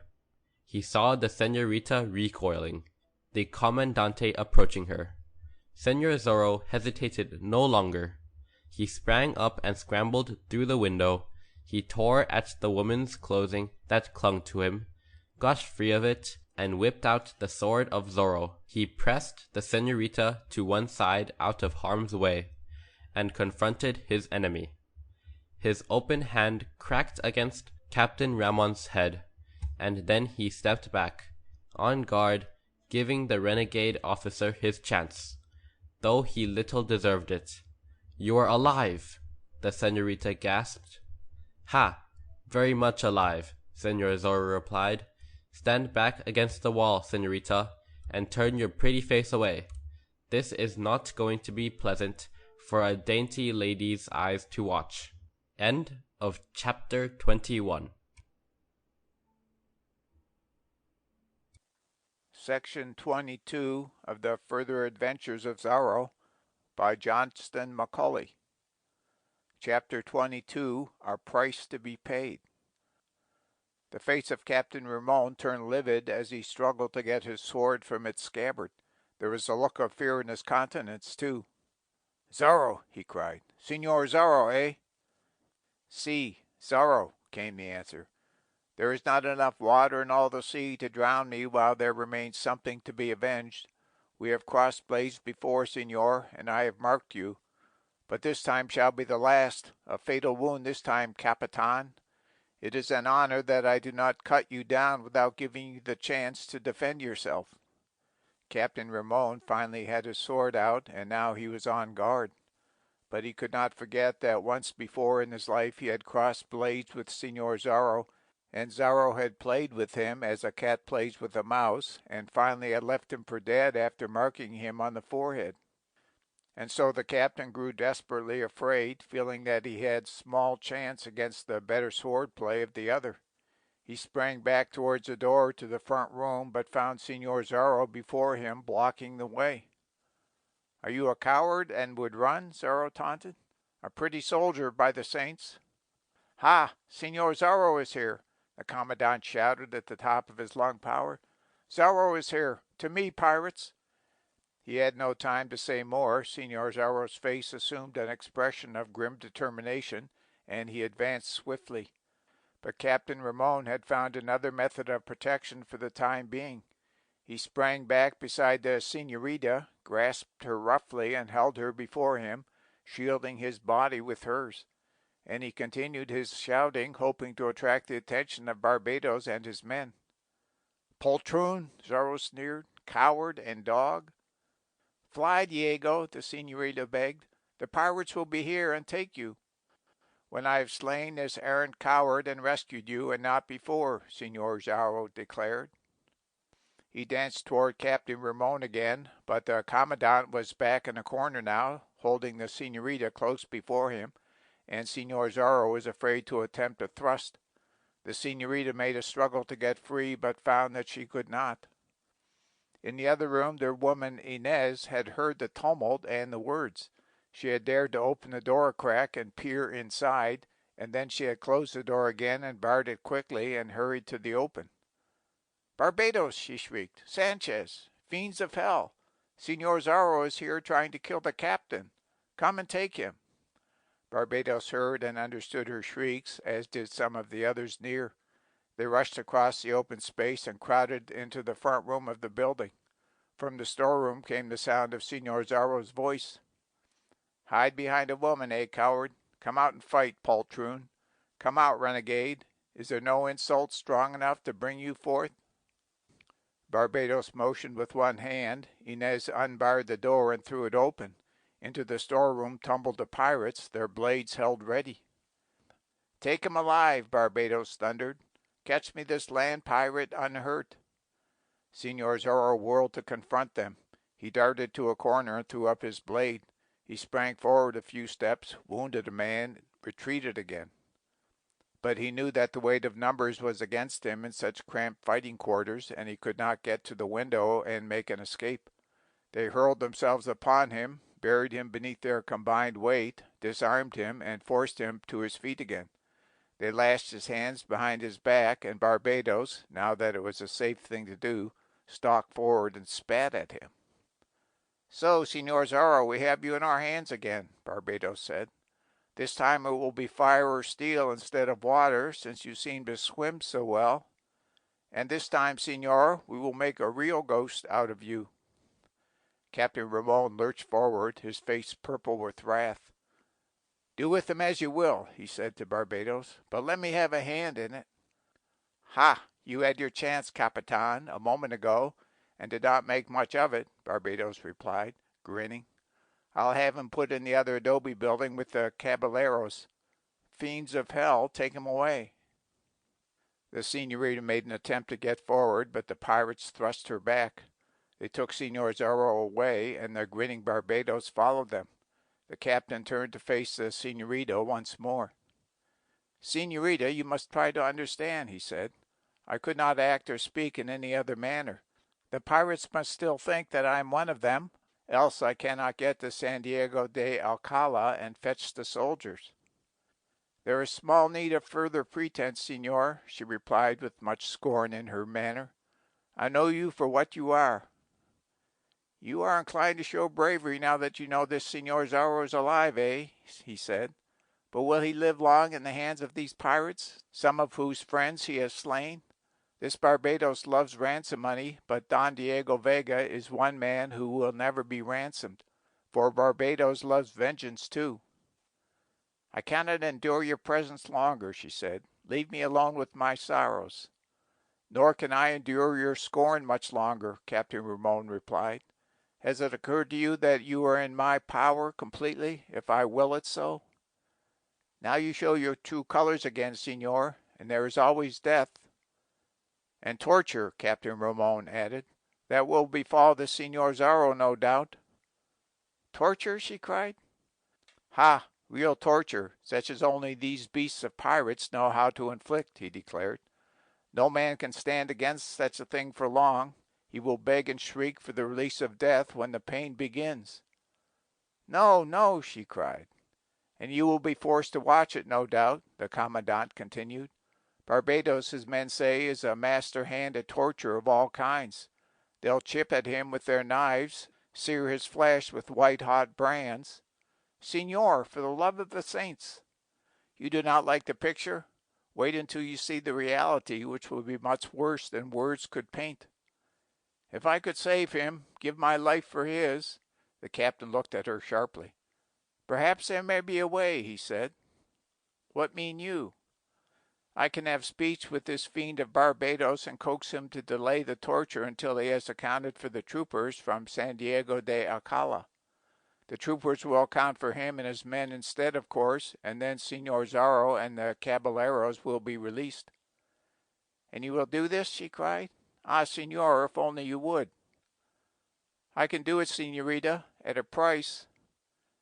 "And what is the price?" she asked. "You are the price yourself, senorita." "Beast!" Is that a way to save Senor Zorro by calling me a beast? The captain asked. All that I ask is an immediate marriage. Would it be an ill thing to wed with one of His Excellency's officers? I cannot. My heart is not my own.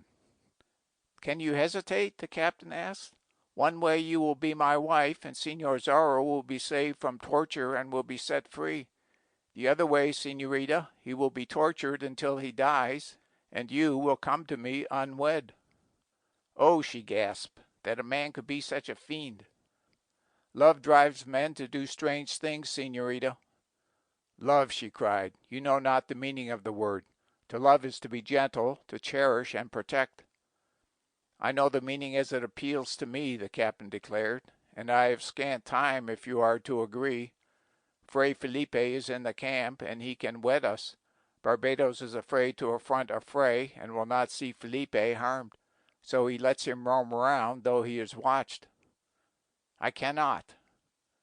Very well, senorita, it is for you to make the decision, but I am afraid that the pirates will have their way, and their way will not be a gentle one. Can you not be a proper man? She cried. Can you not save him without exacting such a payment? For once in your life, senor, can you not show yourself a caballero? Save him and let him claim you? Ramon asked. You are asking far too much. Is there no other way? None, he replied. There are certain things that you must do. Be my wife, and I will save Senor Zorro by fetching the troopers from San Diego de Alcala. And afterwards you must say that I did but trick the pirates, and that you wed me in gratitude for saving you from them. Such a falsehood would not come easily from my lips, senor, she said. And how can I trust you? How do I know that you would fetch the troopers? I am not afraid to make the bargain, he told her. You need not wed me until after the pirates are defeated and the caballeros are released. That is fair enough for both, is it not? But how, on the other hand, may I be assured that you will not forget your part of the bargain once I have done my share? Senor, she cried, her face flaming, would a daughter of the Pulidos break her given word? Then you give it? He asked. Not yet, she replied firmly. There are to be certain stipulations, senor. And they? He questioned.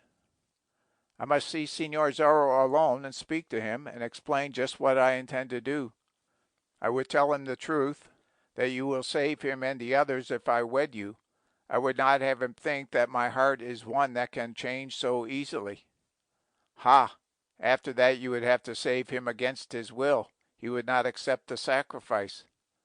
Then will I save him despite himself, she declared. And you need not fear for the future in such a case, senor. Once we were wed, Senor Zorro would not raise his hand against you if I asked him not to do so. Perhaps it may be arranged, Captain Ramon said. He was plotting more even as he spoke.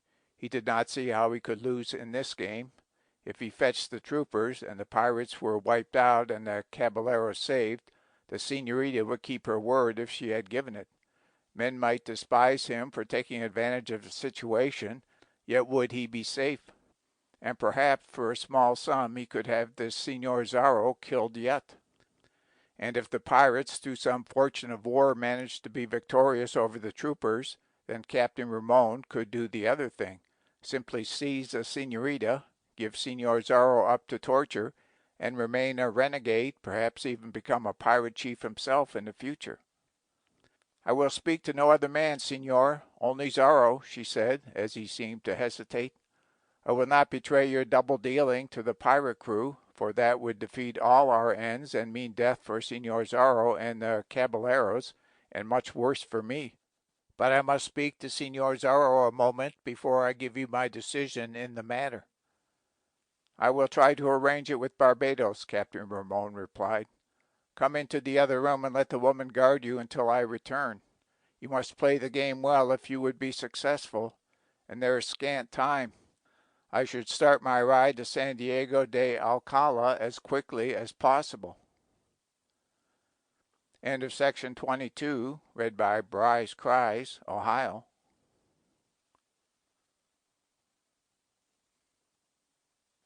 Section 23 of The Further Adventures of Zorro by Johnston McCulley. Chapter 23, The senorita plots also. Captain Ramon, hurrying outside, found Barbados in the open space before the other adobe building. The pirate chief, it was easy to see, had been drinking heavily of rich stolen wine.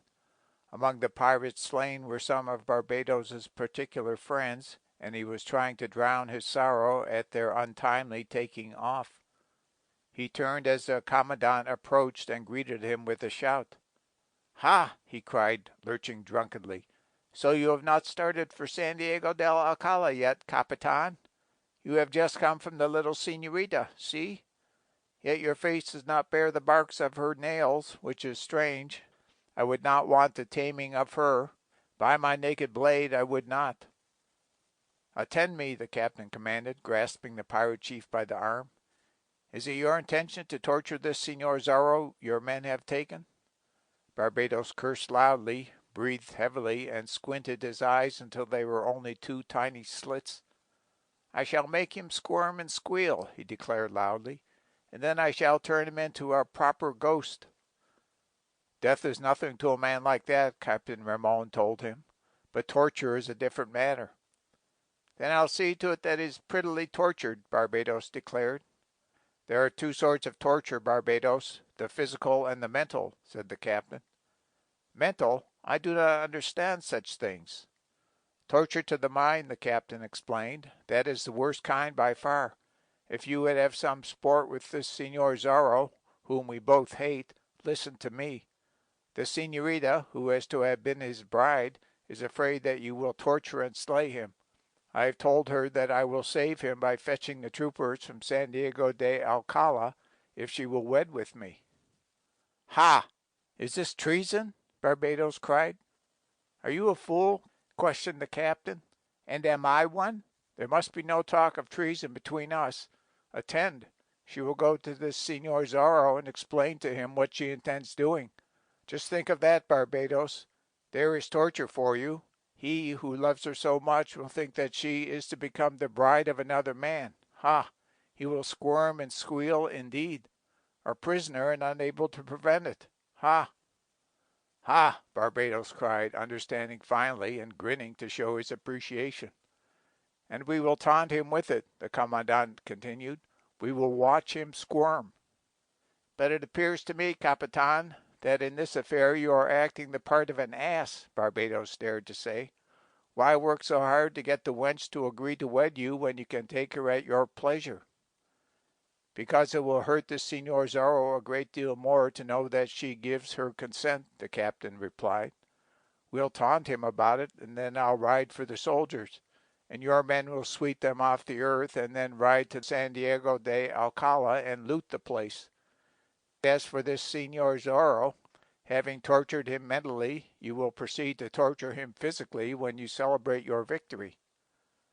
"It appeals to me," Barbados declared suddenly. "He slew some of my closest friends. Yet I would not wait too long. Some of these fine enemies must be tortured soon while I am in the proper mood for it." "And there can be more mental torture," the captain said. "Do not touch him until the very last. Make him watch as some of his friends are being tortured.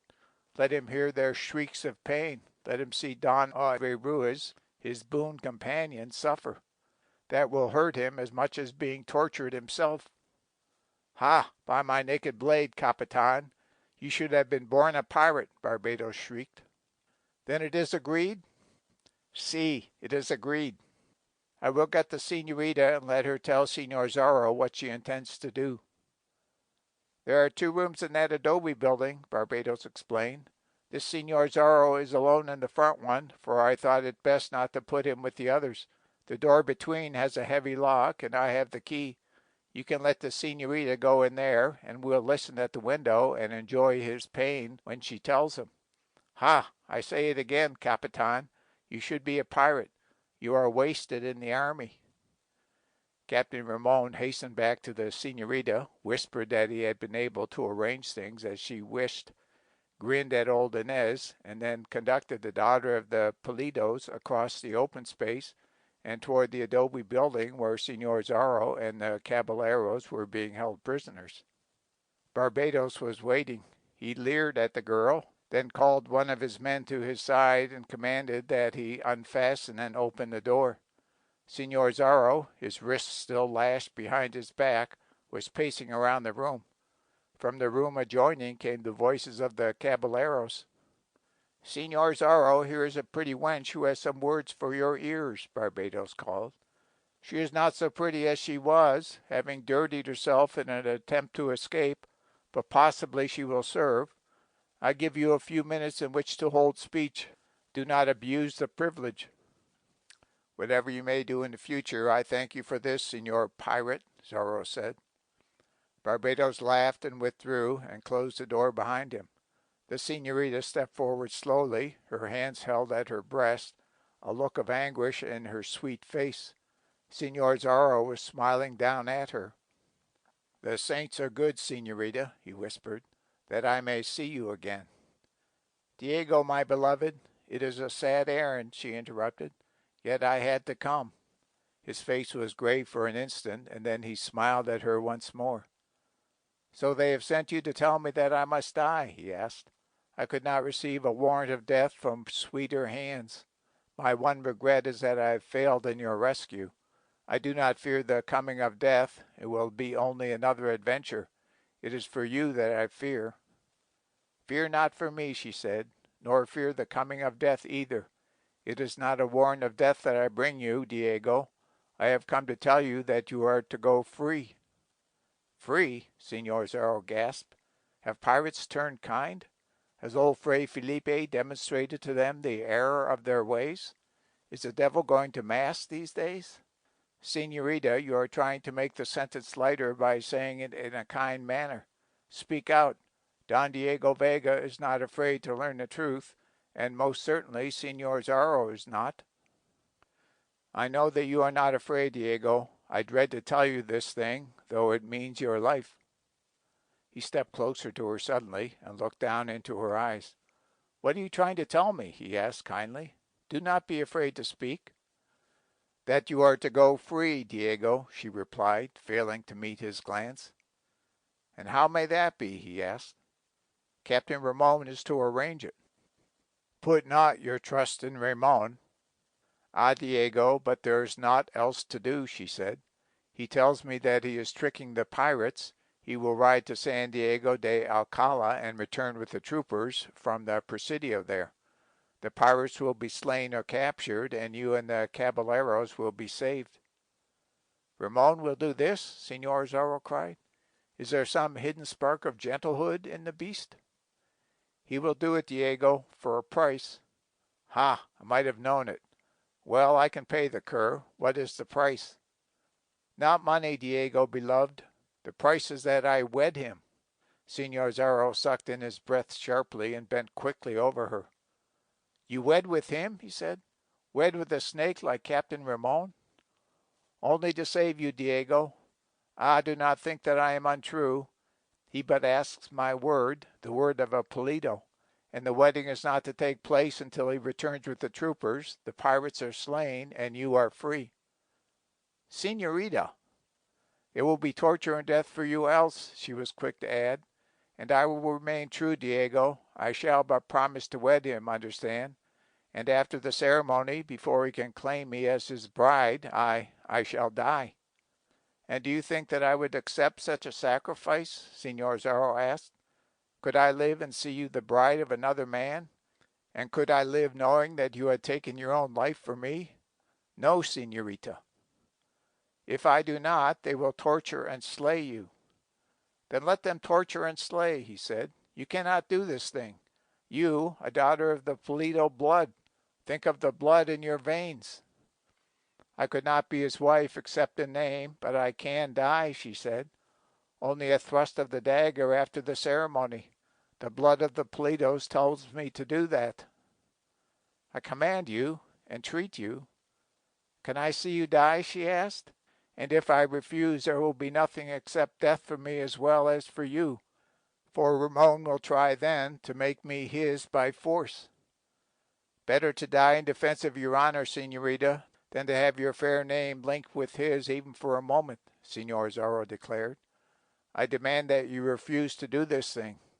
Ah, señorita, all hope is not gone. They have taken my sword, and they have bound my hands, but I am not helpless entirely. The spirit of Zorro still burns in my breast. Given but a little time, and I'll win through. Diego, if we could work for time, he said. Perhaps I can hold them off for an hour, she whispered, but no longer than that, I am sure. And there may be a way. I have thought of something. What is it? Whisper, she commanded. I am sure that they are listening outside the window. Pretend that all is agreed between us. Let me embrace you. Barbados and Captain Ramon not only were listening, but they were also peering through the window, and they saw her go up close to him, press against him, saw her arms go around him as though in a last embrace. But her back was toward the window, and they could not see all. For, as she pressed against them, the little señorita took from her bosom the dagger that the woman Inez had given her when she had attempted to make an escape, and which had been forgotten afterward. And she reached around him even as she buried her head against his breast and sawed with the sharp dagger at the cords that bound his wrist. Careful, she warned. Hold the ends of the rope so they will not know that you are free. See, he breathed. Never in all the world was there ever a señorita like you. Hope sings within me again. Do not let it show in your face, she warned. Her hands crept to the front again, and she slipped the dagger into the sash around his waist. She knew that he felt it, and knew that it was there. And then she stepped back and raised her voice so that those at the window could hear. It is the only way, Diego, she said. I must leave you. I cannot endure this scene longer. Take my lips, Diego, for the last time. She raised her head, and her eyes closed. He bent forward, their lips touched. And then she gave a little cry as though of pain and rushed back toward the door. And Señor Zorro remained standing against the wall, anguish in his countenance. Barbados opened the door and let the señorita out of the room, then closed and fastened the door again. Captain Ramon hurried up to her. You have decided, señorita? He asked. Almost am I ready to give you my sacred word, but not quite, she replied. It is a terrible thing for me, señor. Give me but 1 hour. Let me go to old Fray Felipe and have him pray with me. I am growing tired of waiting, Captain Ramon said. I should be on my way already. Why not decide now? You will have ample time to return with the troopers long before nightfall, she whispered quickly, as Barbados turned away to howl an order to some of his men. Give me only an hour, perhaps less. Very well, an hour, said the captain, but no longer. I'll find the fray for you and put you both in one of the huts under guard until you can make up your mind. End of section 23. Chapter 24 of The Further Adventures of Zorro by Johnston McCulley. Into the Open. Señor Zorro fought the battle of his life after the little señorita had gone and the door had been closed and barred to keep from showing his elation in his face. His hands now would be free at any time he wished to drop the ends of the cords that bound his wrists. He had a weapon hidden in the sash about his waist. Given those minor advantages, Señor Zorro felt that he could disconcert his enemies again, else failed to be Zorro. But the expression in his face did not change as he walked slowly around the room, and finally came to a stop before the window, and glanced across the clearing in the beach toward the glistening water of the bay. He looked like a man devoid of all hope, expecting the worst. Not so very far away was a small hut, before the one door of which 2 of the pirates sat on guard. Señor Zorro was well aware of the fact that the weapons of the captured caballeros and those of their comrades who had been slain were in there, and that his own beloved sword was there also, waiting to be claimed by him. And, as he watched, Sanchez rode wildly into the clearing on a magnificent horse, undoubtedly stolen from some great hacienda. Barbados's lieutenant dismounted and allowed the animal to wander near the hut, while he hurried in search of the pirate chief with some report. These things Señor Zorro saw quickly, and then he hurried back to the door that opened into the other room. It was barred and locked with a strong lock, and Zorro had no tools with which to open it. He could not unfasten it and release his friends, but he could hold speech with them.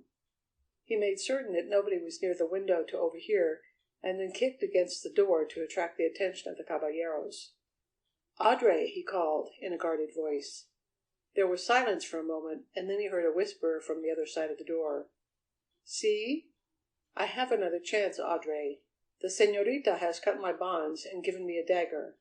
It is a poor weapon, but better than none. It would avail us nothing for me to let you out, if I could, for the pirates greatly outnumber us. But I can try to escape and ride to San Diego de Alcala for troopers." "Good, Diego, my friend. I know not what may happen before I am able to return. Ramon is in the camp, and up to some sort of deviltry. But, should you escape, look to the señorita." "Be assured of that," Don Audrey replied.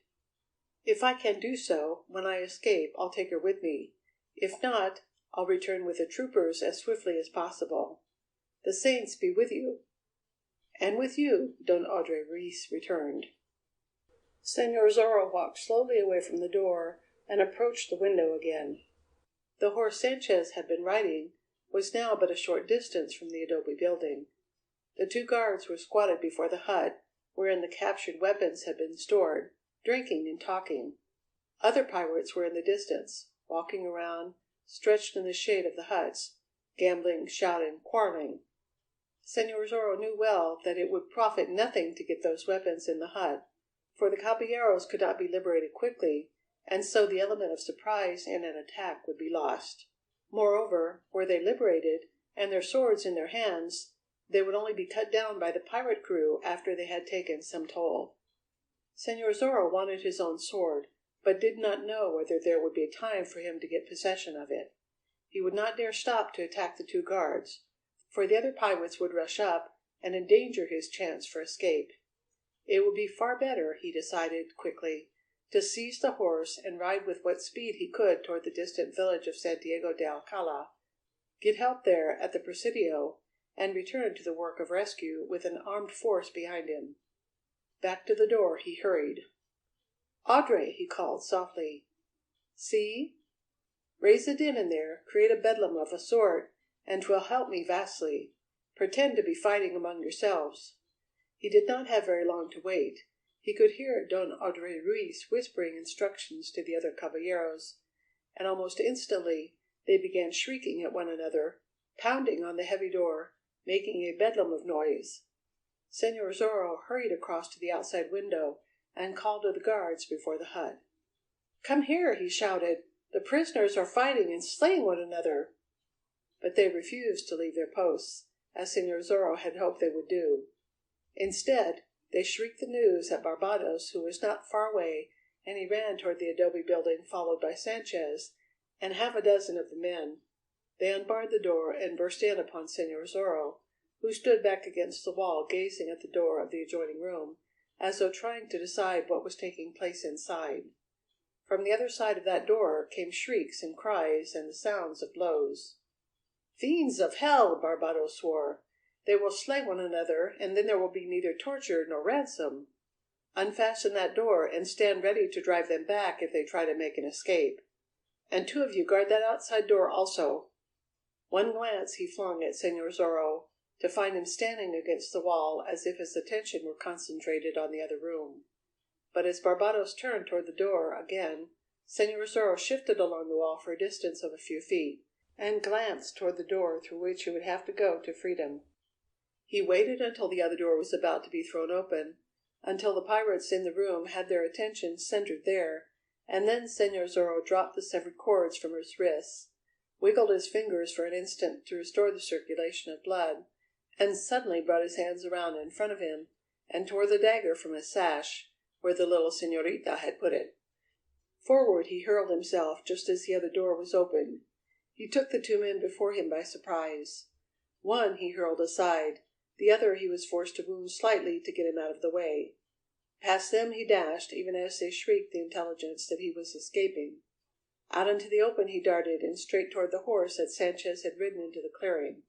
He would have no difficulty in getting to the horse, he saw, but his escape was all that he could negotiate. A glance told him that the señorita was not in sight, and he had no time to search the entire camp for her. The pirates were rushing toward him from every side, attracted by the tumult. Barbados, behind him, was shrieking commands and foul oaths. The dagger held between his teeth, Señor Zorro dodged the two men before the hut, and vaulted into the saddle, kicked at the animal's flanks, and was away. Behind him a pistol barked, but the ball flew wild, and he could hear the insane roar of rage that Barbados gave, because he had missed the target. It was a flying target now. Señor Zorro bent low over the horse's neck, and kicked frantically at the animal's flanks again. Straight across the clearing he guided the animal toward the trail that ran to the crest of the slope. Another pistol roared behind him, but he did not even hear the shrill whistling of the flying ball. He wished that he might make a search for the señorita, but he was afraid that capture might result if he tried it. And were he captured again, Barbados would make short work of him. It were better to get away free and return later to rescue. He was approaching the edge of the camp now. He knew that there were some mounts with saddles and bridles on, and that there might be a pursuit. Once over the crest, he would have a chance. The pirates would not dare follow him too close to San Diego de Alcala, and that was only 8 miles away. And then he saw, just ahead of him, Captain Ramon. The comandante was drinking from a bottle and talking to some women of the camp. He whirled around when he heard the mad pounding of the horse's hoofs, and Señor Zorro saw his face go white as he struggled to get his sword from its scabbard. The comandante had recognized him. The women shrieked and fled. Captain Ramon, his sword out, stood his ground. Straight toward him Señor Zorro raised his horse, bending forward, his dagger held in his right hand again. Now he wished he had his beloved sword. But Ramon sprang out of the way just in time and swung his blade in a vicious blow. It missed Señor Zorro and struck the horse on the rump, inflicting a minor cut. It had the effect, however, of frightening the horse more. Up the slope he raced, and Señor Zorro sat straight in the saddle and shrieked at the top of his voice. "Atención! A caballeros near!" It was not merely in a spirit of bravado. It was to let the little señorita know, if she did not already, that he was free and riding wildly for help. End of chapter 24. Chapter 25 of The Further Adventures of Zorro by Johnston McCulley. At the Presidio. In that instant, as he watched the singing Zorro racing up the slope toward the crest, Captain Ramon realized that his future was hanging by a very thin thread. Were he to protect his own interests, he must move swiftly. He sensed that Señor Zorro would make a mad ride for San Diego de Alcala and pour a story into the ear of the commandante of the Presidio there. And it was highly imperative that Captain Ramon tell a far better story, and tell it first. Ramon managed to return his sword to its scabbard, and then he raced with what speed he could toward Barbados and the others, who were following lurchingly in Señor Zorro's wake. He grasped Barbados by an arm and hurried him aside. "What happened?" the commandante demanded. "The fellow tricked us in some fashion," Barbados declared with an oath. His hands were untied, and he had a dagger. "If that pretty wench we let speak with him—" "Attend me!" Ramon cried. "The wench is under guard in one of the huts, and is not to be touched. Get me a horse. Be quick about it. The fool is riding to San Diego for troopers." "Ha! Let them come." "I must get to the Presidio before he arrives," Captain Ramon explained. "The lieutenant there will take orders from me. Then I'll lead the troopers into your ambush, as we had planned. And this Zorro—" "Ha! This Zorro?" Barbados cried. "When I have my hands upon him again, there'll be no delay." "I'll have him imprisoned in the Presidio," the captain promised. "Then, after you defeat the soldiers, and when you go to loot the town, he will be at your mercy." "You think of everything," Barbados declared. "I say it yet once again. You should be a pirate." One of the men, understanding more than his fellows, had fetched the captain's own horse, with saddle and bridle on. The captain sprang into the saddle. "Arrange the ambush at the head of the canyon as we planned," he told Barbados. "Do it without delay. I'll lead the troopers straight into the trap." Then he touched spurs to the animal he bestrode, and dashed up the slope in the wake of Señor Zorro. Captain Ramon was an excellent horseman, and he rode an excellent mount. Moreover, he had been through every mile of that country with his troopers some time before. He knew the shortest route to the Presidio at San Diego de Alcala, and he felt quite sure that Señor Zorro did not. Reaching the crest of the slope, Captain Ramon stopped his horse beneath the trees and watched and listened for a time. From the distance there came to his ears the drumming of horses' hoofs. As he had expected, Señor Zorro had ridden along the bottom of the canyon, and Captain Ramon knew that such a course would take him at least 2 miles out of his way. Once in that canyon, a horseman was forced to follow it until he came to the other end. Captain Ramon turned his horse's head in another direction and drove home the spurs. He rode around a hill and emerged upon a flat space, across which he raced toward a row of foothills in the distance. Señor Zorro had the start, but he was taking the long way. Aside from an accident, Captain Ramon could reach San Diego de Alcala and have his story told before Señor Zorro arrived. The thing had to be done, he told himself. He would use his authority and have Zorro thrown into the guardroom at the Presidio. He would go back to the pirates' camp at the head of the troopers, see that the pirates were wiped out to a man, release the caballeros and the señorita. And then there would be other things to do.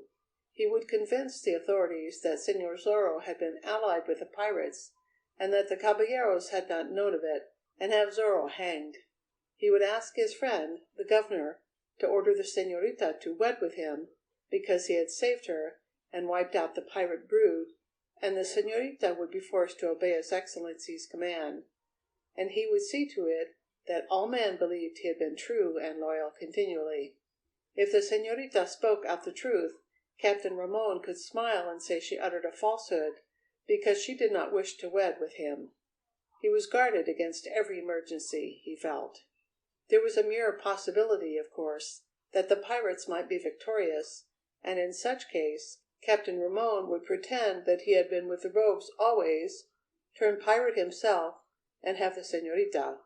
But he preferred the other way. He thought of these things as he rode. Around another hill and down a slope he rushed, and when he came to a wide trail that ran toward the distant El Camino Real, he knew that he had distanced Señor Zorro. Yet he rode furiously, for he wanted all the time he could have at the Presidio before Zorro arrived. And finally he reached the highway and tore along it like a mad horseman riding on the wind. The mount beneath him was showing signs of wearying, but the captain urged him on. Now he was flying past natives' huts scattered along the broad highway.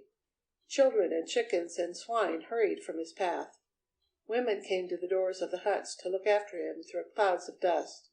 Then he could see, in the distance, the Presidio on its little hill, and the group of buildings around it. Captain Ramon urged his horse cruelly.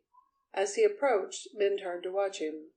Before the Presidio itself, troopers sprang to their feet, as men will when there is a feeling of excitement in the air. Captain Ramon stopped his horse in a cloud of dust before the Presidio entrance, and was out of the saddle before the nearest trooper could seize the bridle. The men saluted, but Captain Ramon spent no time in answering their salutes. Drawing off his gloves, he strode through the entrance and straight toward the office of the Comandante. He had lied nobly to Barbados. Instead of there being a smaller force of soldiers than usual at San Diego de Alcala, there was an extra detachment, come to relieve others, who were to go toward the north. But only a lieutenant was there by way of officer, the real Comandante being on a journey to San Francisco de Asís to explain certain things to the governor. Captain Ramon opened the office door and strode inside, gasping his breath, slapping the dust from his uniform. The lieutenant sprang to his feet. "Ramon!" he cried. "So far from home!" Captain Ramon stopped him with a gesture. "Have your trumpeters sound the assembly and gather your men while we talk," he commanded. "This is serious and urgent." The lieutenant was a good soldier and did not question. He sprang to the door and called an order, and almost immediately the commanding notes of a trumpet rang through the place. Then the lieutenant closed the door and hurried back to the long table in the middle of the room, before which Ramon was sitting. "Pirates within 8 miles of you," Ramon declared. "They have a large camp. 3 nights ago they raided Reina de los Angeles." The news has reached us. Ha! I followed Balen and approached their rendezvous at an early hour this morning. They abducted Señorita Lolita Pulido. Some caballeros pursued them by sea, fought, and were overcome. Many are being held prisoners for ransom and torture. The señorita is a prisoner also. Where? The lieutenant asked. On the coast, a bit north. I lurked about the camp and made some discoveries. Señor Zorro is mixed up with them. Zorro? The lieutenant gasped. The same. His wild blood has broken out again. The señorita is of the opinion that he followed to rescue her, when, in reality, he had her stolen. He was to have married her, but is eager for lawlessness, it appears. This will be the end of the fiend. Ha! The lieutenant gasped. If— Attend, Ramon interrupted. I overheard a plot.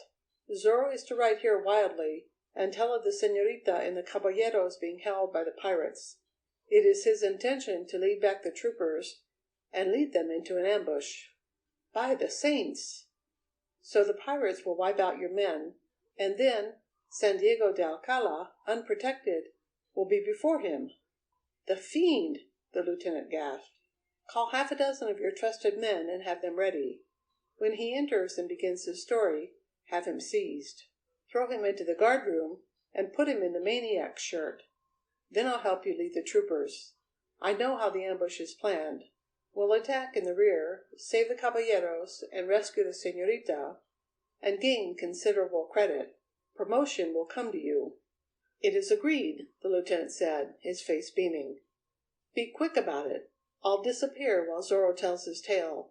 Seize him, throw him into the guardroom, put him into the maniac's shirt, leave 2 men to guard him. When we return, we'll see that he is punished for his perfidy. Caballero or not, he'll be hanged for this. The lieutenant sprang from his chair to issue the necessary orders. But the door was hurled open, and Señor Zorro rushed into the officers' room. End of chapter 25. Chapter 26 of The Further Adventures of Zorro. The Further Adventures of Zorro by Johnston McCulley. Helplessness. On the occasion of this meeting, it was Señor Zorro who was properly astonished instead of his foe. Captain Ramon had been the last person he had seen at the pirates' camp. He had ridden at great speed, and yet here was the comandante ahead of him at the Presidio in San Diego de Alcala. But it did not take Señor Zorro long to guess that the captain had taken advantage of some shortcut across the country, and so had arrived at the Presidio first. And, since he was here, Señor Zorro found himself in something of a predicament. For weapons he had only the short dagger and his courage. The element of surprise, upon which he generally depended so much, was acting against him instead of for him in this present encounter. But he did not despair. He took 2 quick steps forward, and the dagger suddenly was in his right hand. He glanced quickly at the lieutenant, who had picked up his sword from the long table and was drawing it from the scabbard, and then whirled toward Captain Ramon, who already had his sword ready for use. "So," Señor Zorro cried, "you got here ahead of me, did you? Renegade and traitor!" "'Tis you who are the renegade and traitor," Captain Ramon declared. "Friend of pirates!" "Ha! So that is the tale you have told?" Señor Zorro gasped. "Lieutenant, I am Don Diego Vega, of Reina de los Angeles. Perhaps you have heard the name?" The lieutenant also has heard of Señor Zorro, and knows that he and Don Diego Vega are one and the same man, Captain Ramon said before the other officer could reply. Captain Ramon felt some small degree of courage now, since Señor Zorro had no weapon except his short dagger. "Ha! Who has not heard of Zorro?" came the reply, and it is not to be expected that one of His Excellency's officers would go far out of his regular way to do Señor Zorro a service. Yet an officer will serve his duty, and there are certain things to be considered, Lieutenant. In a pirate camp, a few miles from this place, is a señorita of proper blood and several caballeros who must be rescued before they are tortured. I have ridden here for help, having made an escape." "Made your escape?" Captain Ramon cried. "You came purposely with a story to lead the soldiers into a trap, you mean. Your story will avail you nothing, Señor Zorro. The lieutenant already is planning to ride to the rescue of his men. But you will remain here, a prisoner in the guardroom in a maniac's shirt." "Ha!" Senor Zorro shrieked. "Lieutenant, make no mistake about it. This Captain Ramon may outrank you, but he is a traitor, and I would have all honest men know it. He is in league with the pirates himself." "You scarcely can expect me to believe that," the lieutenant replied, smiling. "It is the truth, by the saints! He is planning to lead your men into an ambush, no doubt." "I think we have had enough of this nonsense, Don Diego," the lieutenant said, his official manner upon him. "You believe Captain Ramon in preference to me?" "I do. You are to consider yourself a prisoner, Don Diego. You'll be held here safe until the rescue has been accomplished, and then there will be an investigation of this entire affair." "It will not be necessary for you to keep me a prisoner," Senor Zorro replied, his eyes narrowing. "Lead your own soldiers, as you will, and be quick about it, and do not listen to the advice of Captain Ramon. The señorita who is held a captive is my betrothed. Her name is Lolita Pulido. At least allow me to remain free to aid in her rescue. I cannot forget that you are Senor Zorro as well as Don Diego Vega, and that the Pulido family does not have the friendship of the governor," the lieutenant answered. "Captain Ramon has preferred a charge against you also. You remain in the Presidio a prisoner." The lieutenant picked up a silver whistle from the table and started to put it to his lips to blow a blast that would call his orderly. But Senor Zorro, it appeared, had no intention of being kept a prisoner. He glanced swiftly toward Captain Ramon again and then darted forward. The lieutenant's whistle was knocked from his left hand, but Senor Zorro did not succeed in getting possession of the officer's sword as he hurled him aside. He dashed on to the wall, struck it and whirled away, and came back with considerable momentum. Captain Ramon had started toward the door. But as he put out a hand to pull the door open, Senor Zorro grasped a small stool that stood at one end of the long table and hurled it with precise aim. It struck the captain's arm and caused him to recoil with a cry of pain. The lieutenant was young and enjoyed the recklessness of his youth. He bellowed his challenge and charged. Senor Zorro caught his sword against the dagger and warded off the blow. But, to do so, he was compelled to give some ground, and so Captain Ramon got to the door and opened it. "Troopers!" he cried. "Help! This way! Your comandante is attacked!" Senor Zorro fenced the lieutenant for a moment, but he knew well that he could not do so for long with any great degree of success. And suddenly he dropped to his knees, and the lieutenant, lunging with his blade, tripped over him and sprawled on the floor. Zorro was upon his feet again before Captain Ramon could reach his side. Again he whirled, and Captain Ramon recoiled against the wall. His sword advanced, his left arm stretched out across a wood panel. Senor Zorro did not care to encounter the long blade with his dagger. Besides, he heard the soldiers coming.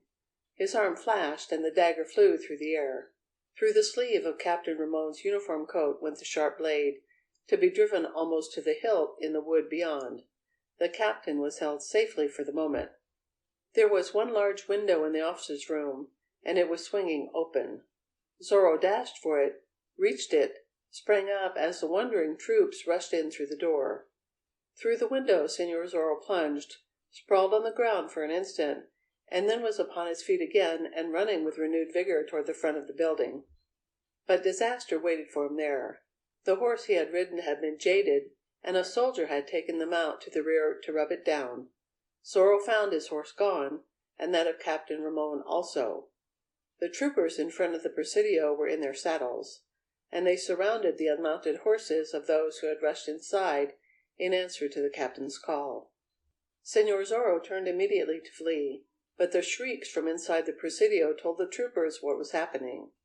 They forced their mounts forward, ran Senor Zorro down, cut off his flight, and surrounded him. For a moment there was a pretty battle.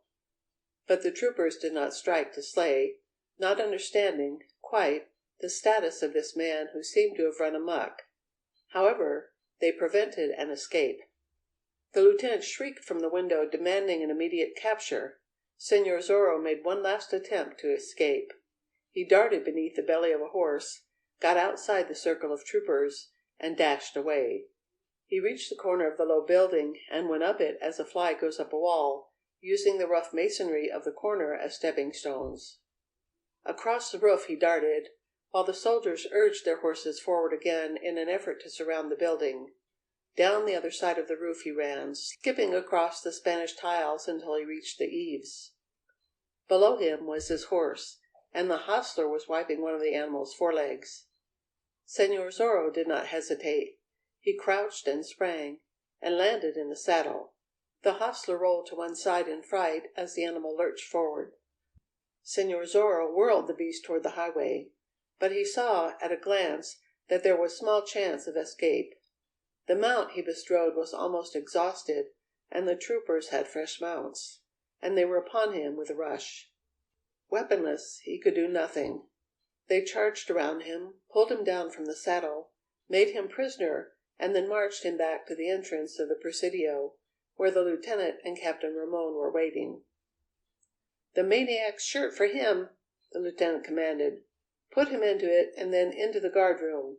2 men will remain behind to see that he does not escape, but I scarcely think that even Señor Zorro can escape the maniac's shirt." "Put me in it, and I hold it against you," Zorro warned. "I have given my orders," the lieutenant replied loftily.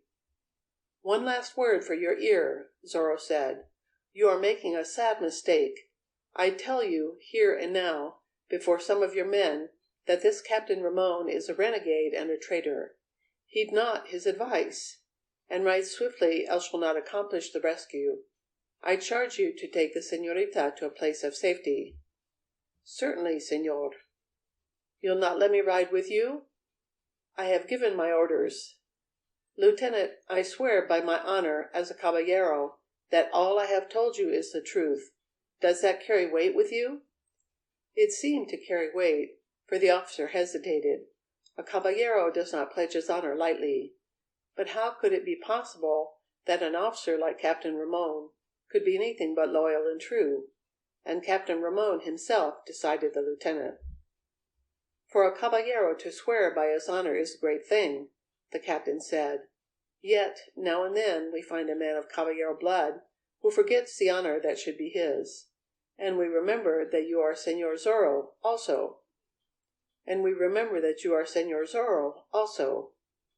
"Señor," Zorro began angrily. But the lieutenant cut him short. "I have decided," he said. "You will be held a prisoner in the maniac's shirt until we return. Take him away." The soldiers grasped him roughly, hurried him inside and to the guard-room. There, Señor Zorro tried to fight again, but could accomplish nothing against so many foes.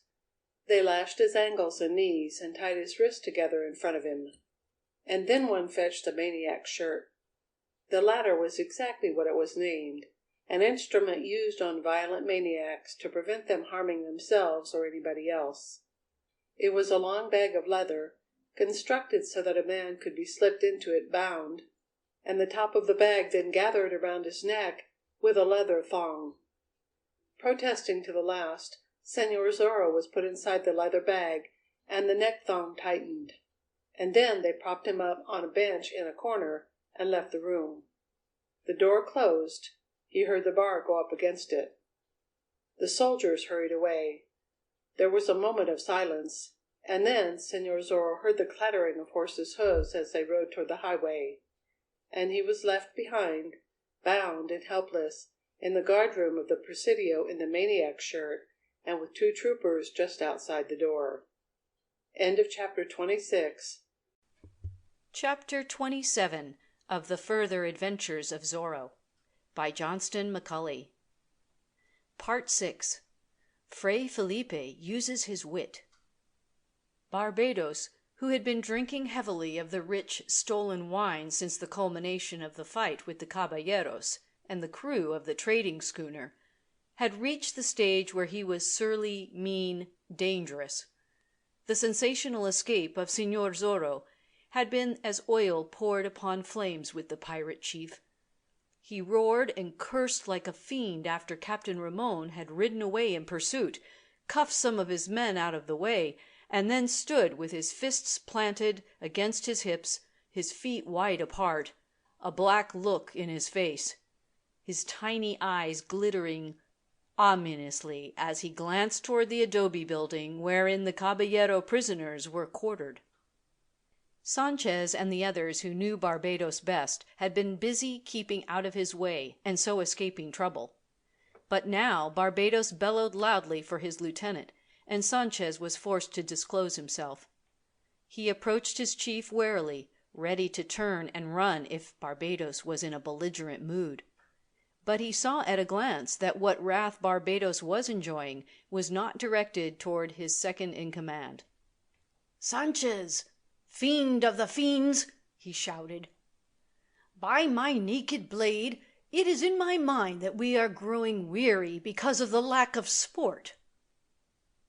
"Then we must have sport," Sanchez said. "If you have anything to suggest, we have prisoners," Barbados remarked, licking his thick lips. "And it is possible that a little torture would not be amiss. Say, roasting at the stake for one of those high-born caballeros whose blood is gentle." "Ha!" Sanchez grunted. "It is an excellent idea, if we draw out the man's agony." "The drawing out of his agony can be accomplished without a great deal of trouble," Barbados declared. "We'll make him squirm and squeal." "But there is an ambush to be prepared for the soldiers," Sanchez suggested. "There will be ample time for that at a later hour," replied the pirate chief. "It will take some time for those troopers to gallop out here from San Diego de Alcala. We can fight better if we have more wine to drink and some sort of sport to watch before giving battle." "And which of the caballeros shall be roasted?" Sanchez wanted to know. "All of them are valuable men from the standpoint of ransom." "Ha! One can be spared," said Barbados. "Not a man in that adobe but has very rich relatives. What sum we lose from the one we roast, we can fasten on the others. We'll force them to gamble and decide the victim themselves. That is a happy thought. Come with me and fetch half a dozen trusted men along." Barbados, having arrived at a decision, started straight for the adobe building as Sanchez shouted to some of the men nearest. The pirate chief unfastened the outer door and entered with the others at his heels. Then he unlocked the inner door and threw it open. The caballeros were sprawled around the room, talking to one another in low tones, and they turned and looked at Barbados as he stood before them, much as men might have looked at an intruder. Scorn was in every face, and the pirate chief was quick to notice it. "So you raised a din and attracted our attention, and thus aided this Señor Zorro to escape," Barbados accused. "It is in my mind that there must be some punishment for that." The caballeros turned from him again and began talking to one another once more, as though Barbados had not addressed them.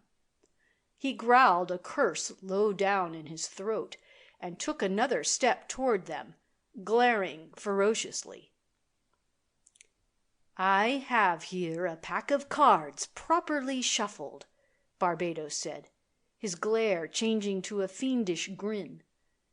"I'll put them on this bench, and you prisoners will form into a line, walk past the bench, and each draw a card. The man who draws the first deuce will be the victim." "Victim of what?" one asked. "Of torture," Barbados roared. "The stake! Roasting! My men demand sport, and I am the one to give it to them. It is an even thing for you. The gods of chance will decide." "And suppose, Señor," said Don Audrey Ruiz, stepping forward with a great deal of sarcasm and scorn in his manner, "that we do not care to play your game." "Ha!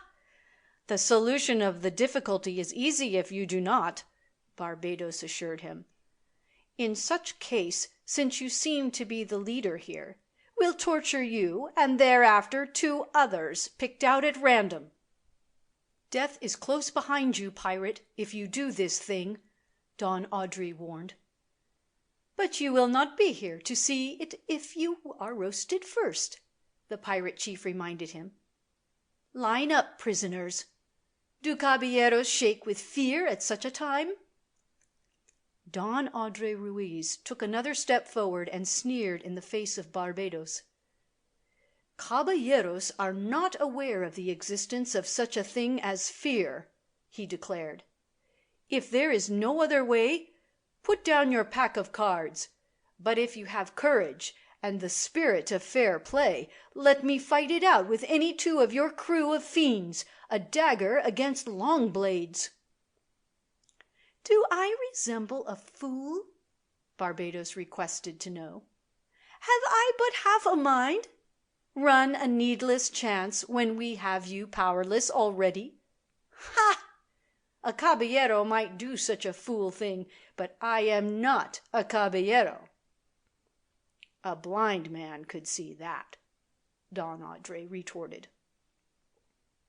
Ha! More of your insults, and I'll roast the lot of you. Line up. Here are the cards. Barbados put the greasy pack down on the end of the bench and stood back, folding his great arms across his chest. Don Audrey Ruiz glanced around at his comrades, and they began forming the line.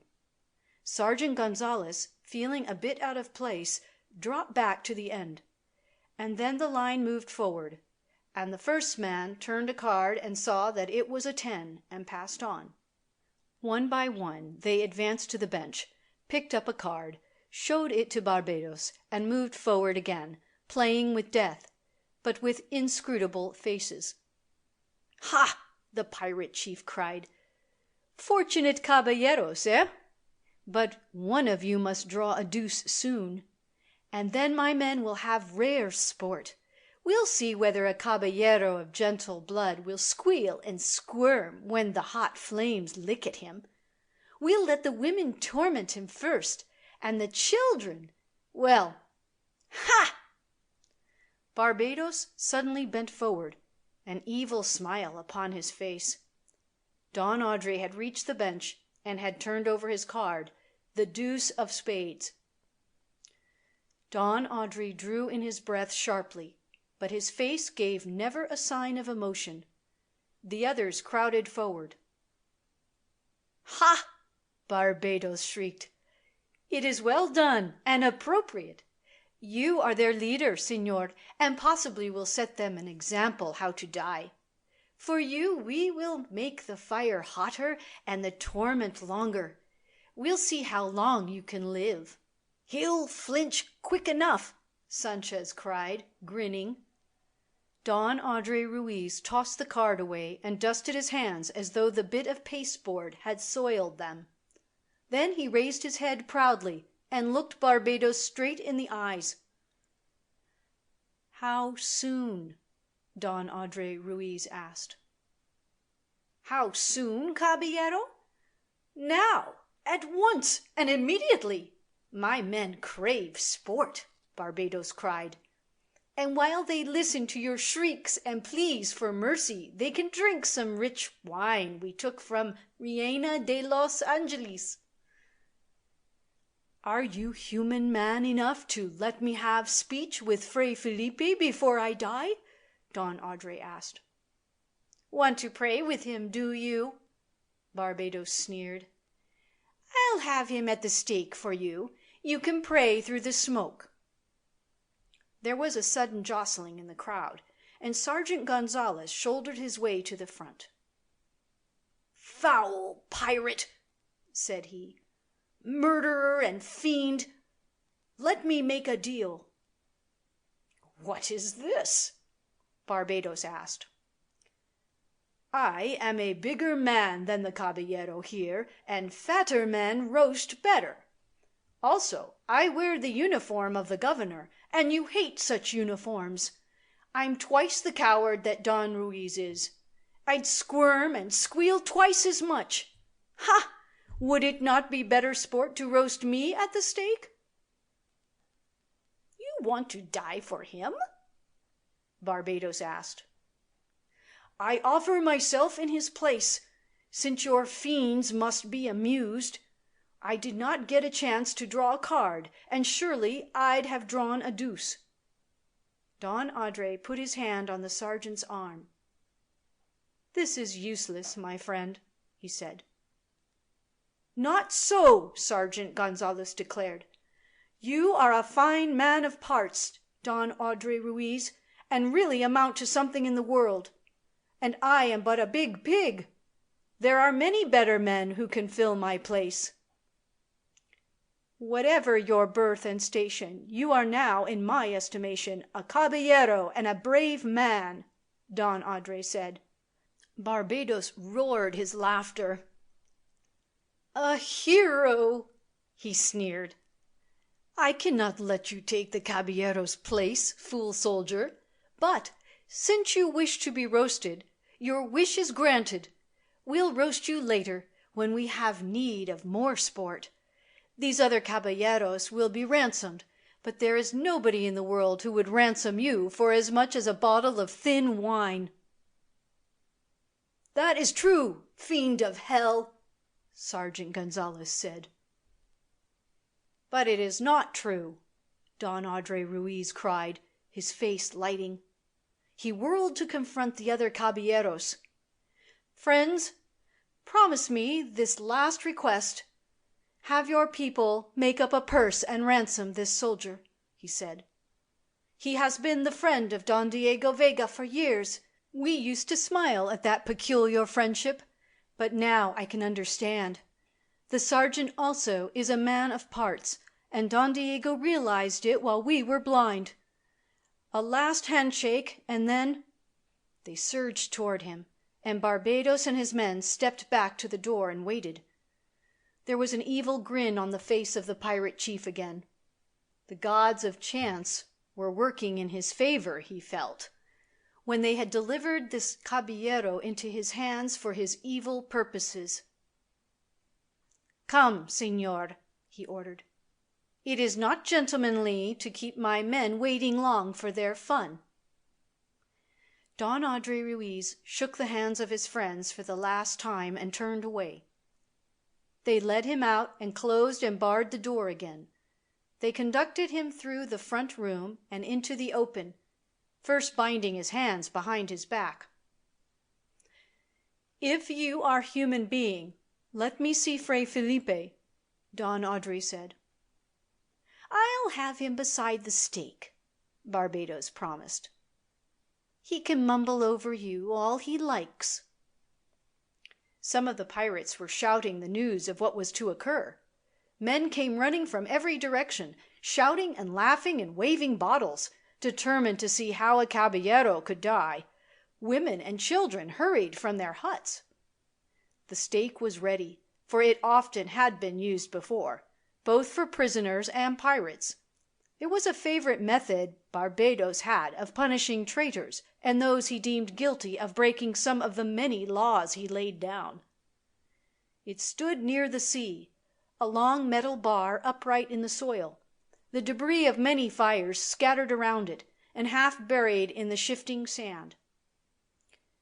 Already some of the men were hurrying toward the stake with fuel. The women and children were shrieking insults at the condemned man. But Don Adre Ruiz held his head proudly, and his lips were curled in scorn. Only the unusual pallor in his face told that there was a tumult of emotions within his breast. They lashed him to the stake and made his body fast there with ropes and leather thongs. One chain they wrapped around him to hold him fast after the ropes had been burned away. Women spat at him. Children hurled at him small stones and scoops of sand. The pirates danced around him like savages, waving wine bottles and brandishing their cutlasses. "So you think that you will not squirm and squeal, eh?" Barbados taunted. "In a very few minutes we'll learn the truth concerning that." "You promised me the fray," Don Adre Ruiz replied. "But I did not think that a pirate could keep his given word." Ha! I'll show you that I can play at having gentle blood. Barbados laughed. Matter of honor, eh? The fray? Fetch me the old fray, some of you. The dancing and drinking was continued, and more fuel was heaped around the stake and its victim. A few feet distant stood a man with a flaming torch.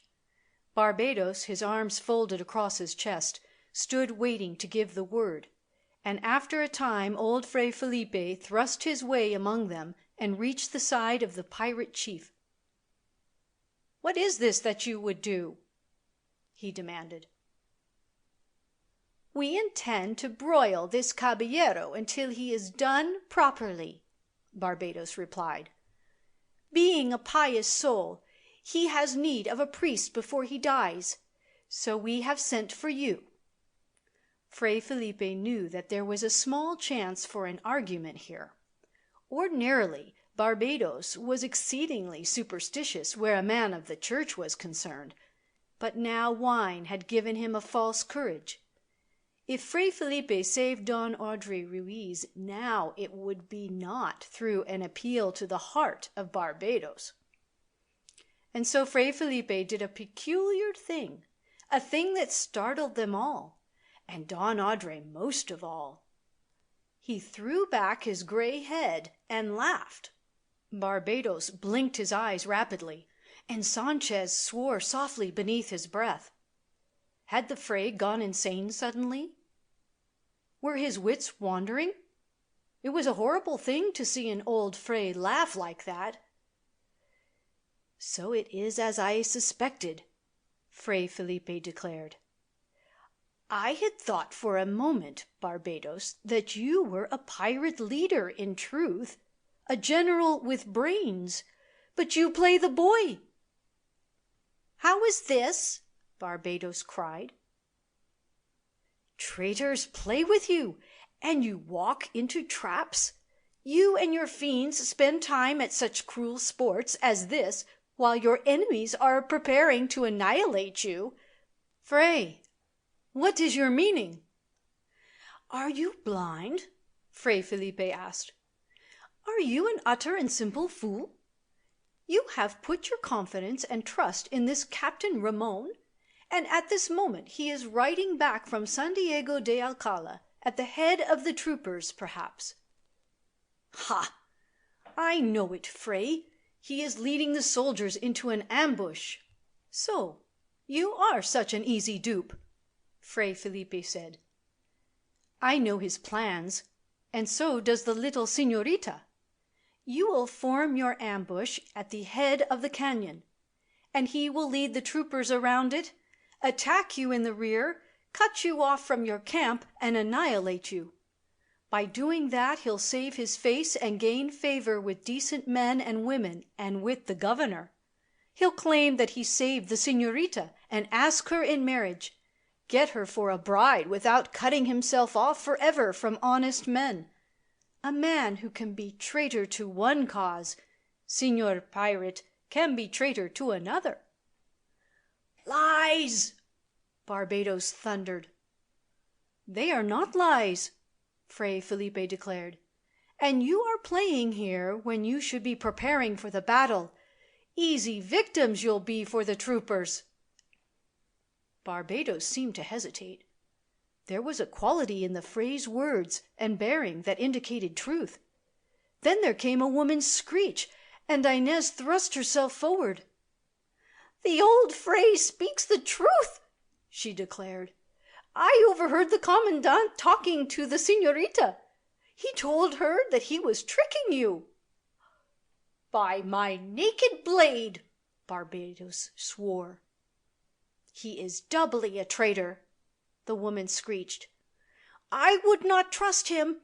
Make ready to fight the soldiers. Do not be caught in a trap. The man at the stake can wait. It will not hurt him to be bound there and meditate for a time." Barbados suddenly seemed convinced. He began shouting his commands, and Sanchez echoed them as usual. Men also ran to get horses and weapons. "Catch me in a trap, eh?" Barbados cried. I can arrange a trap myself, and not in the canyon." He rushed away, shrieking more orders. Don Andre Ruiz, fastened to the stake, was forgotten for the moment. Fray Felipe approached him. "It was the only way, caballero," the gentle Fray said. "It would have been far better to have let the traitor wipe out these rogues entirely. But I had to save your life, and the soldiers will triumph when they come. Right is on their side, and fights with them. Also, Señor Zorro is at liberty." "Loose me, Fray." "I cannot, señor. There is one chain that is too strong for me. But they have forgotten you now. I'll search for some tool with which I can remove the chain. The ropes and the leather thongs will be easy." Fray Felipe bowed his head and shuffled away. Don Andre Ruiz remained lashed to the stake. End of chapter 27. Chapter 28 of The Further Adventures of Zorro. The Further Adventures of Zorro by Johnston McCulley. Unexpected help. Left behind helpless in the guard room of the Presidio, Señor Zorro fought to control his emotions, telling himself that he could think out no proper line of action while his brain was in sad tumult. His case seemed hopeless. He was unable to make an escape, and Captain Ramon was leading the troopers against the pirates. Señor Zorro began wondering whether his good fortune had deserted him entirely. The señorita was in grave peril, and also his friends, the caballeros, and he could do nothing. But there was a certain outside influence at work regarding which Señor Zorro knew nothing, an influence caused by his just acts when, as Zorro, he had ridden up and down El Camino Real, righting the wrongs inflicted on frailes and natives. The native fisherman had guided him to the vicinity of the pirates' camp before dawn, and then had disappeared. Señor Zorro did not wonder at that, since it was commendable in the native to save his own skin. The fisherman, however, had continued across the hills to San Diego de Alcala to pay a visit to relatives and friends. There he waited impatiently, anticipating news of a fight at the pirates' camp. And, because he admired uniforms, though they inspired fear in him as well as admiration, he drifted near the Presidio. He was in time to behold the arrival of Captain Ramon, and later of Señor Zorro. After a time he saw Señor Zorro's attempt at escape, and watched the troopers gallop away, and then, by loitering near the Presidio, he ascertained something of the truth, that Señor Zorro was being held a prisoner in the maniac's shirt, and would be dealt with at some future time. The native wandered around the huts of the village, doing more genuine thinking than ever before in his life. He remembered how Señor Zorro, a long time before, had saved his father. He was a neophyte native, and he remembered, also, how Señor Zorro had fought for the frailes when they were being persecuted. The native fisherman did not have to think long on the subject before arriving at a conclusion. Having done so, he went to the hut of a cousin and begged a bottle of palm wine, potent stuff that could make a man mad. He took a good drink of the palm wine and slipped away, carrying the bottle. He had a short, sharp knife that he used for the cleaning of fish, and he took this out and inspected it, and then hid it beneath his ragged shirt, and in an armpit, fastening it there cleverly with a bit of rag. Having made these preparations, the native fisherman drank more of the wine, and gathered false courage. He spilled some of the liquor on his sorry clothes, so that its well-known odor mingled with that of fish. And then he approached the Presidio again. One of the two troopers remaining was sitting before the main door, and the other, supposedly, was in the corridor outside the guard-room, where his duty called him.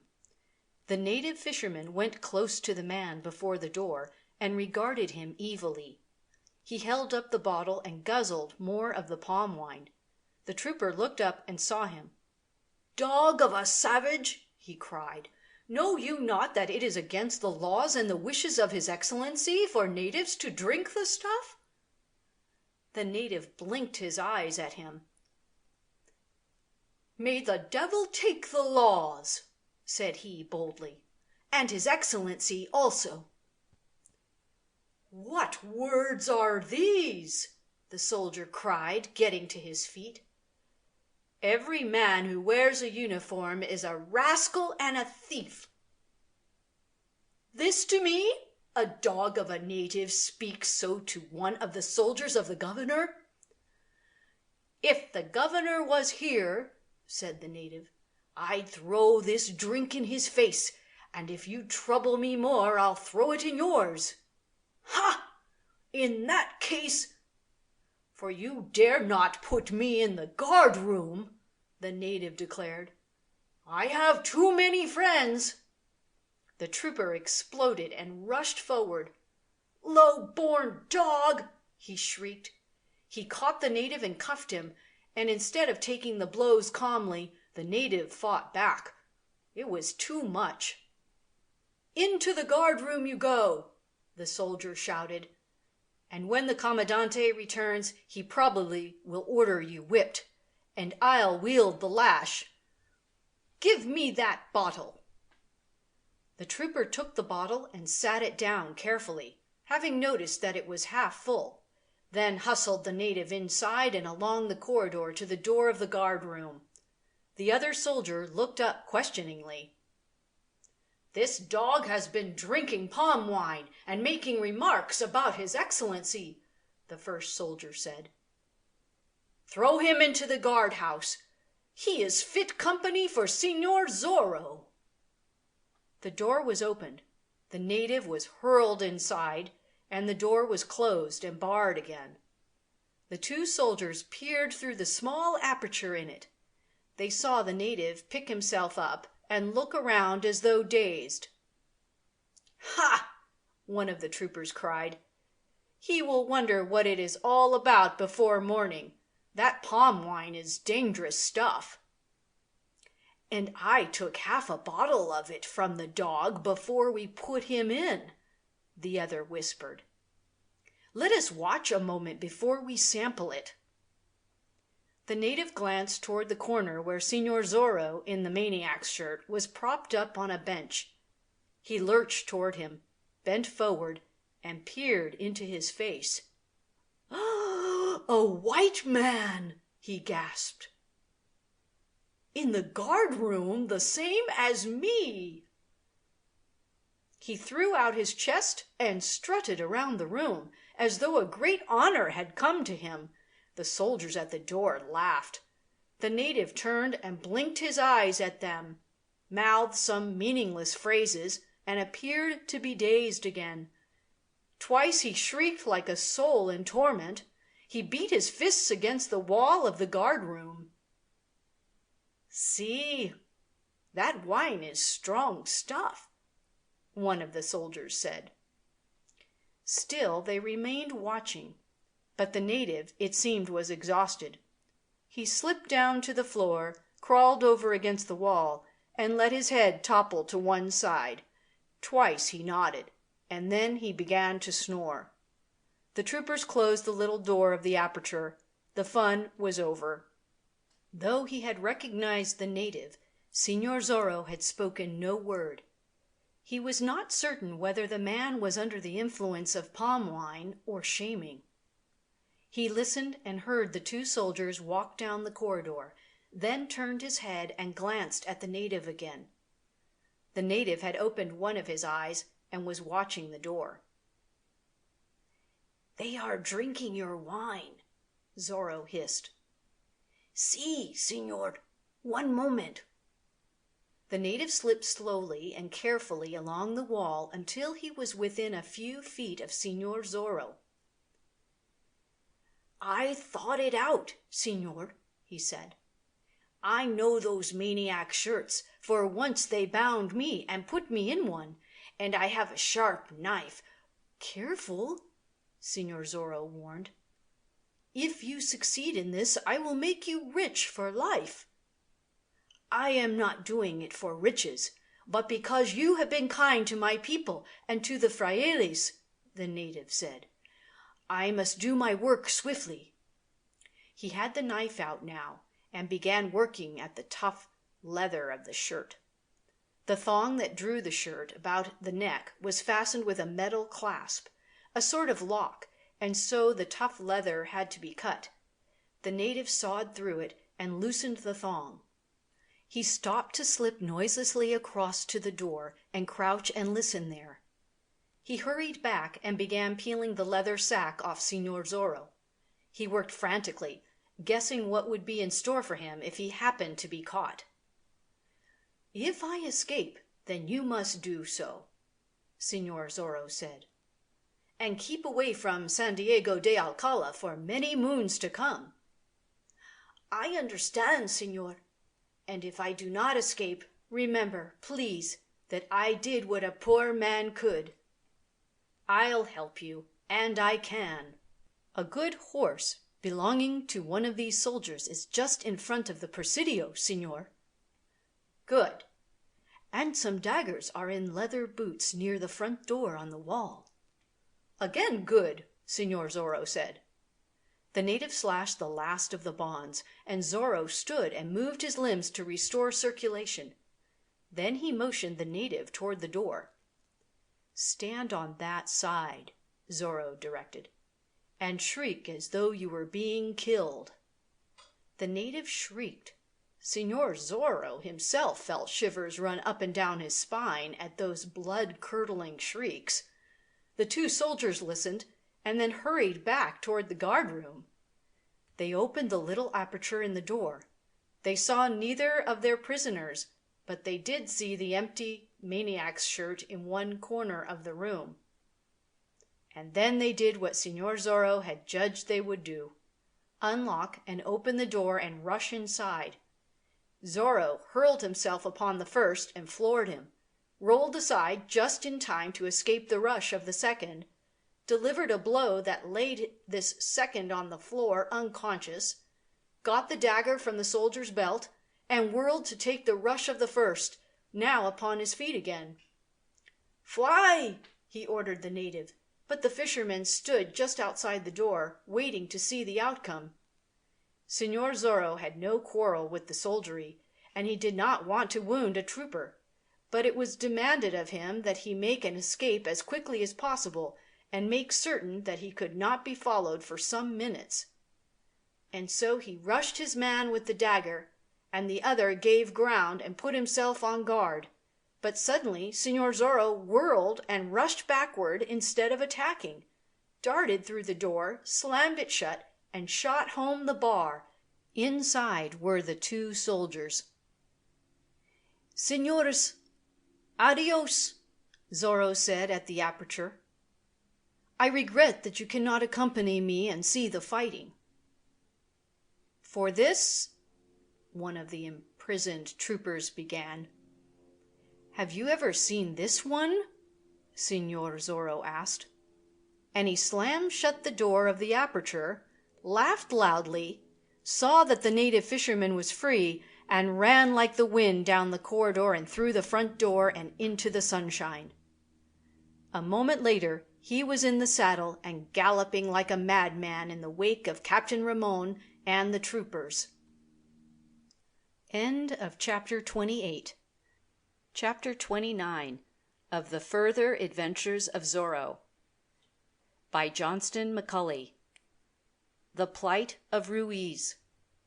Captain Ramon, riding with the lieutenant at the head of the soldiery, considered his plans. The captain had told Barbados how to arrange an ambush at the head of the canyon, and he expected to lead the troopers around the ambush and to the rear, cutting the pirates off from their camp, and either exterminating them at once in the canyon or driving them up into the open, where the troopers could ride them down one by one. Captain Ramon knew, of course, and naturally, that the pirates would be watching the advance.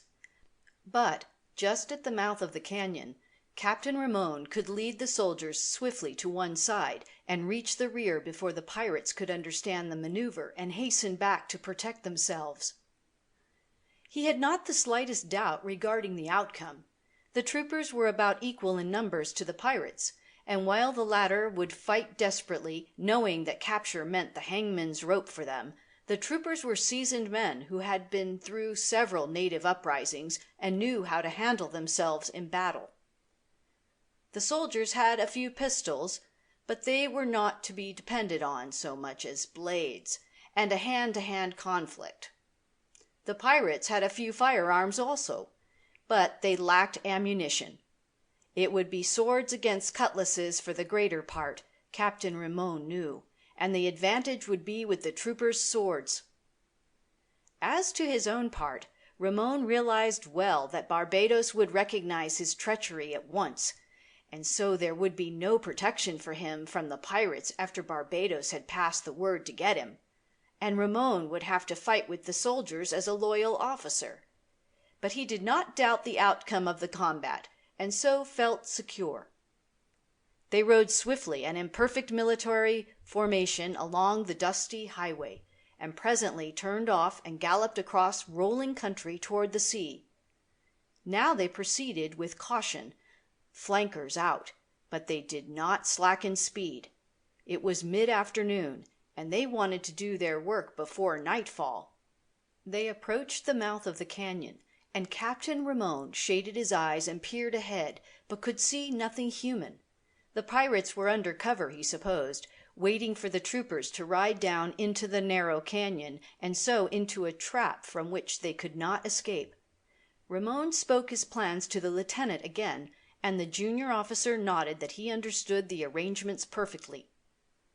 They came to the canyon's end, but swerved suddenly toward the right and galloped along the rim and up a gentle slope, the last before reaching the sea. Captain Ramon expected to hear roars of rage from the canyon, but he did not. He almost chuckled. Barbados evidently supposed that the Commandante was playing some trick. He took it for granted. They reached the crest of the slope and pulled up among the trees and looked down upon the pirate camp. A few women and children were running about, but they could see no men. "Down the slope, then turn and gallop back toward the canyon," Captain Ramon instructed. "Thus we take them in the rear and have the rogues at our mercy." "How do you know that they are in the canyon?" the lieutenant asked with quick suspicion. "Did I not hear this Señor Zorro make his plans?" Captain Ramon demanded with some show of anger. "Am I not your superior officer? They are now in the canyon, expecting us to gallop into the trap they have planned." "Then they saw us approach," the lieutenant declared. "See, and they are wondering what is happening, no doubt. It is possible that they have seen me at the head of the troopers and have noticed that Señor Zorro is not present. But they have not had time to get back to their camp. Their trap has been turned against them. Forward!" Down the slope swept the troopers, and women and children screeched and ran into the huts and buildings. In a big circle the soldiers from San Diego de Alcala swerved and started back toward the canyon's mouth to hem in their foes. And in that instant the Commandante found that things were not as he had expected, and that he had been fooled. Reports of firearms came to his ears. Bullets whistled among the troopers, and some of them fell from their saddles.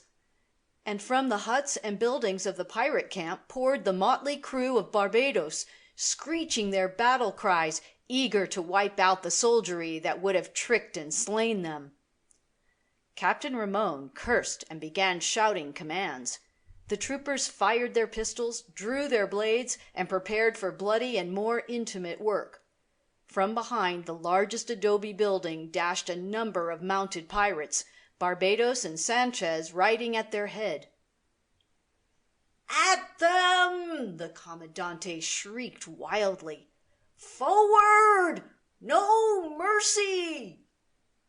The lieutenant, who was by far the better field officer, was endeavoring to make himself heard above the din. The pirates and the soldiers clashed, fought like maniacs, the troopers at the outset having much the better of it.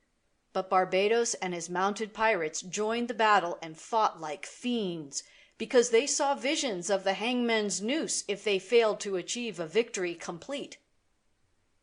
Captain Ramon had one close look at the face of Barbados and heard the pirate chief shriek, "Traitor!"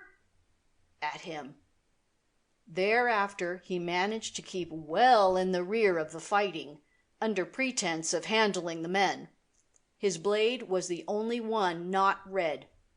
Ramon had no intention of liberating the caballeros until the fight was over, for he wanted to claim full credit for rescuing them. He wanted another talk with the Señorita Lolita, too, before her friends approached her. She had not given him the promise that he had expected, and the necessity for it was over, since Zorro was free of the pirate camp. But Ramon hoped to get the promise yet, and have an immediate marriage, saying that he was the one man who could give testimony that would save Señor Zorro if he was tried for conspiracy against the governor. The battle waged around him.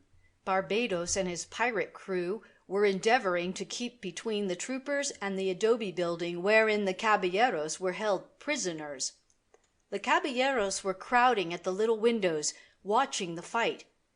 Don Andre Ruiz was still bound to the stake, for Fray Felipe had been unable to reach him before the fighting began, and now the aged Fray was busy with the wounded men.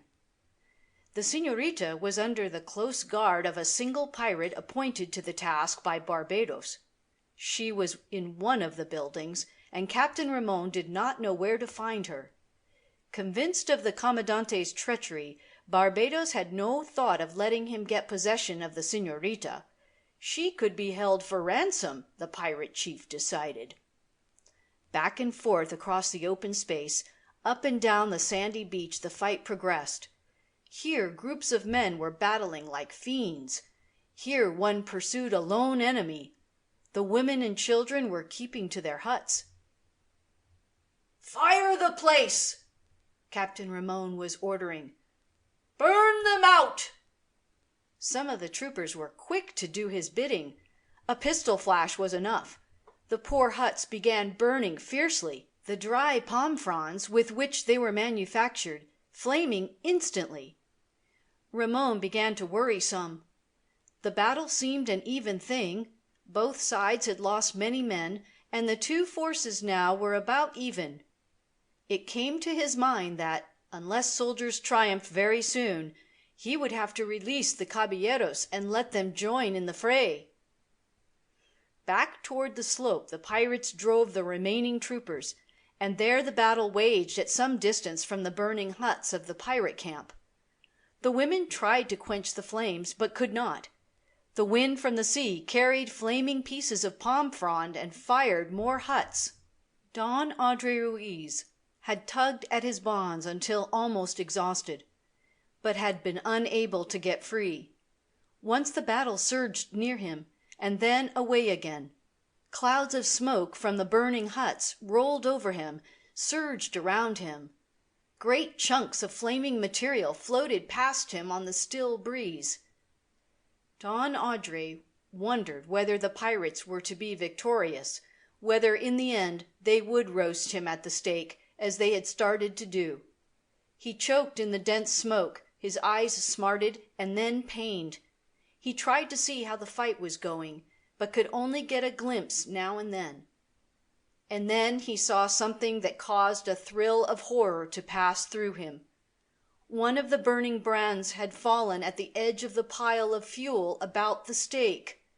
It smoldered, burst into flames again. The fuel caught, and the flames spread.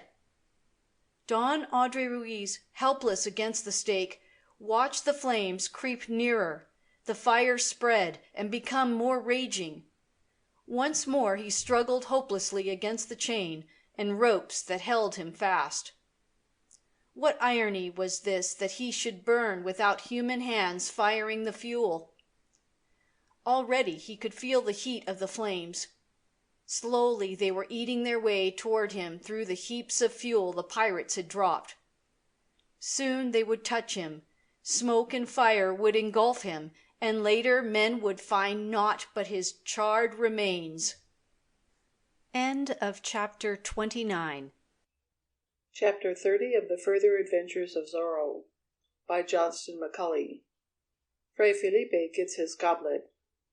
Señor Zorro thanked his saints that the horse he had seized in front of the Presidio at San Diego de Alcala was a noble animal of endurance and speed. He kicked at the mount's flanks and rode like the wind in the wake of the troopers. He knew that he was gaining on them, but they had such an advantage of time that he realized he could not reach the pirate camp before Ramon and his soldiers. As his horse negotiated the last slope before reaching the sea, Señor Zorro could hear, coming from a distance, the din of battle. He stopped his mount in the fringe of trees and looked down upon the scene. The soldiers and pirates were fighting hotly at some distance from the buildings. The huts were ablaze. Women and children were trying to escape into the brush. These things Señor Zorro saw at a glance, and also that the fight was an even one, with the advantage to neither force. He ascertained that the caballeros were still prisoners.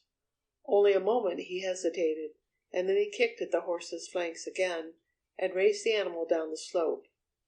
The fight was to one side of him, and so he encountered neither soldier nor pirate. He had a glimpse of Ramon in the distance, and believed that Ramon saw him and turned. He rode wildly among the blazing huts, and so came to the adobe building where the prisoners were housed. Señor Zorro sprang from his horse and dashed into the building. With a metal bar he broke the lock of the inner door, and shrieked to the caballeros that they were free.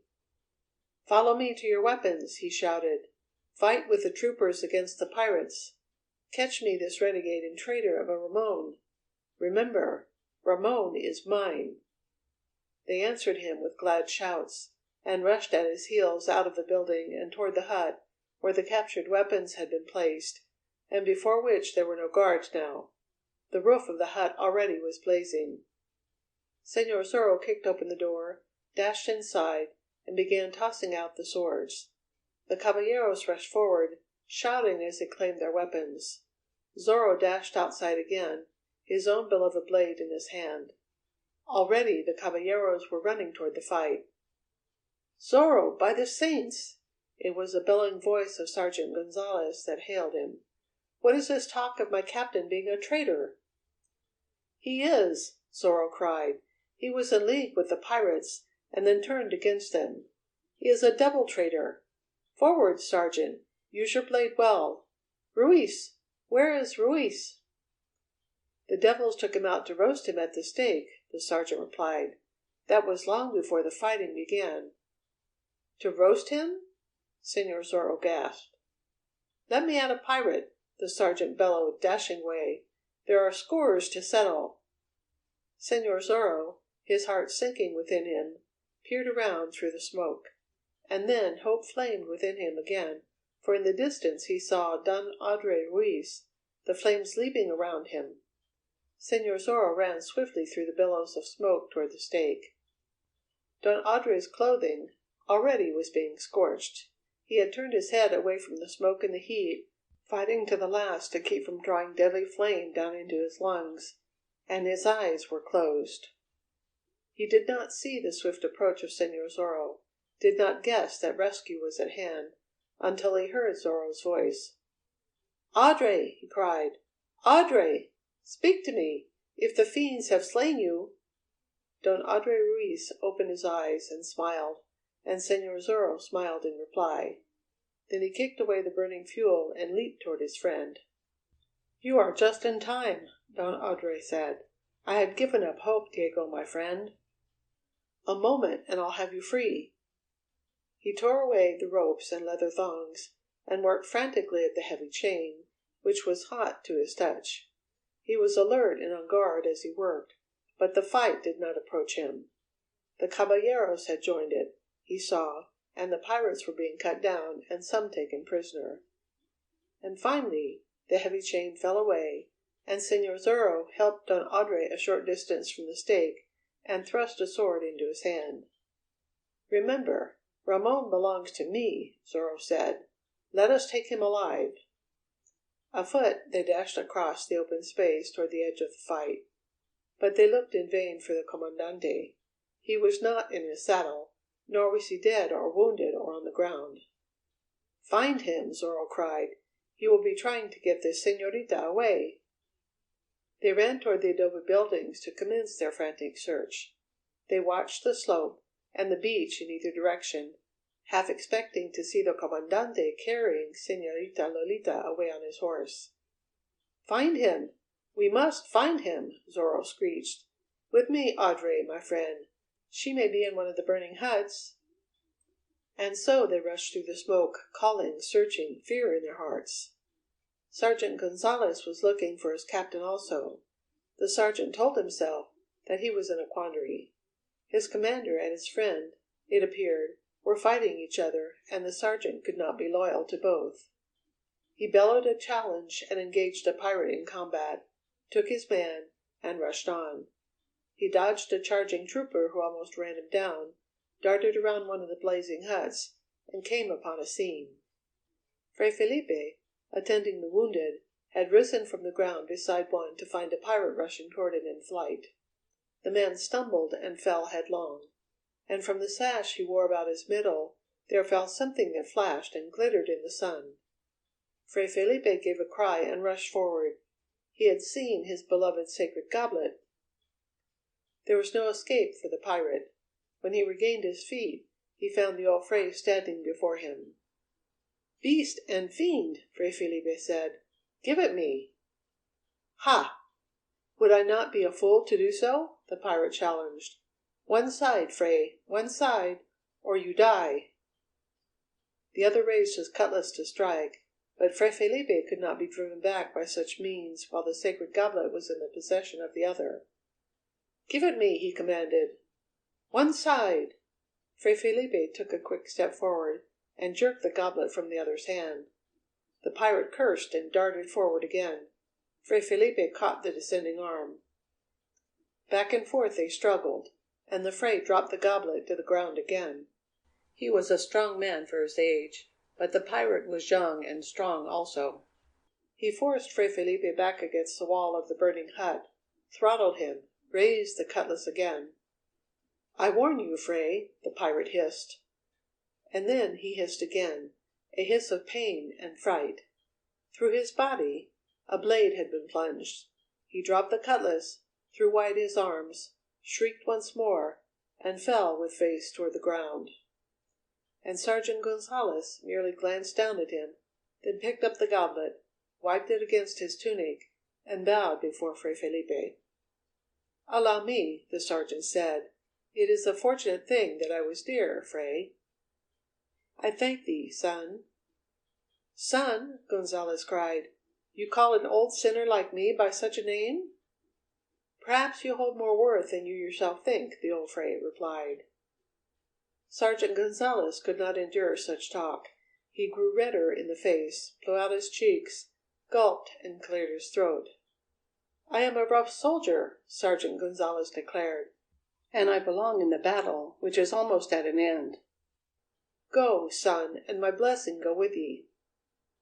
Gonzalez bowed his head an instant. Then, as though ashamed of himself, he bellowed at nothing at all, and charged away through the smoke. End of Chapter 30.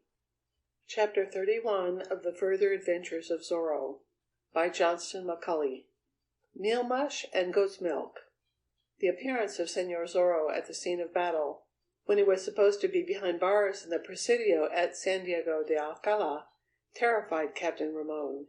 He had a sudden feeling that the fates were against him, that his treachery was to be punished, and he found that his plans were ruined again. He had no faith in a personal encounter with Señor Zorro. Something seemed to tell him that such would result fatally for himself, and he had small faith in proving Zorro a traitor after the fight, and a great fear that Zorro and some of the captured pirates would, on the other hand, prove him to be one. Captain Ramon felt desperate. He had an idea that the señorita was under pirate guard in one of the buildings. He would make away with the guard and get her, he decided. Ride with her away from the camp and scene of battle. He could say, afterward, that he had believed the pirates were to be victorious, and that he wanted to rescue the señorita while yet there was time. Possibly he could make them believe that he had departed before he saw the caballeros released and the tide of the battle turned. He had no definite plans after that. Perhaps, he thought, he could keep the señorita prisoner of his own in some out-of-the-way place and force her to consent to wed him. Any wandering Fray could perform the ceremony. Or, all else failing, he could turn criminal, play highwayman, force the señorita to do his bidding. In an emergency, a knife thrust in the heart, a secret grave, and Captain Ramon could wander back among men, saying he had seen nothing of her, possibly claiming that a blow on the head during the battle had robbed him of his wits, and that he did not know where he had been or what had happened. Captain Ramon had a fertile brain when it came to plotting.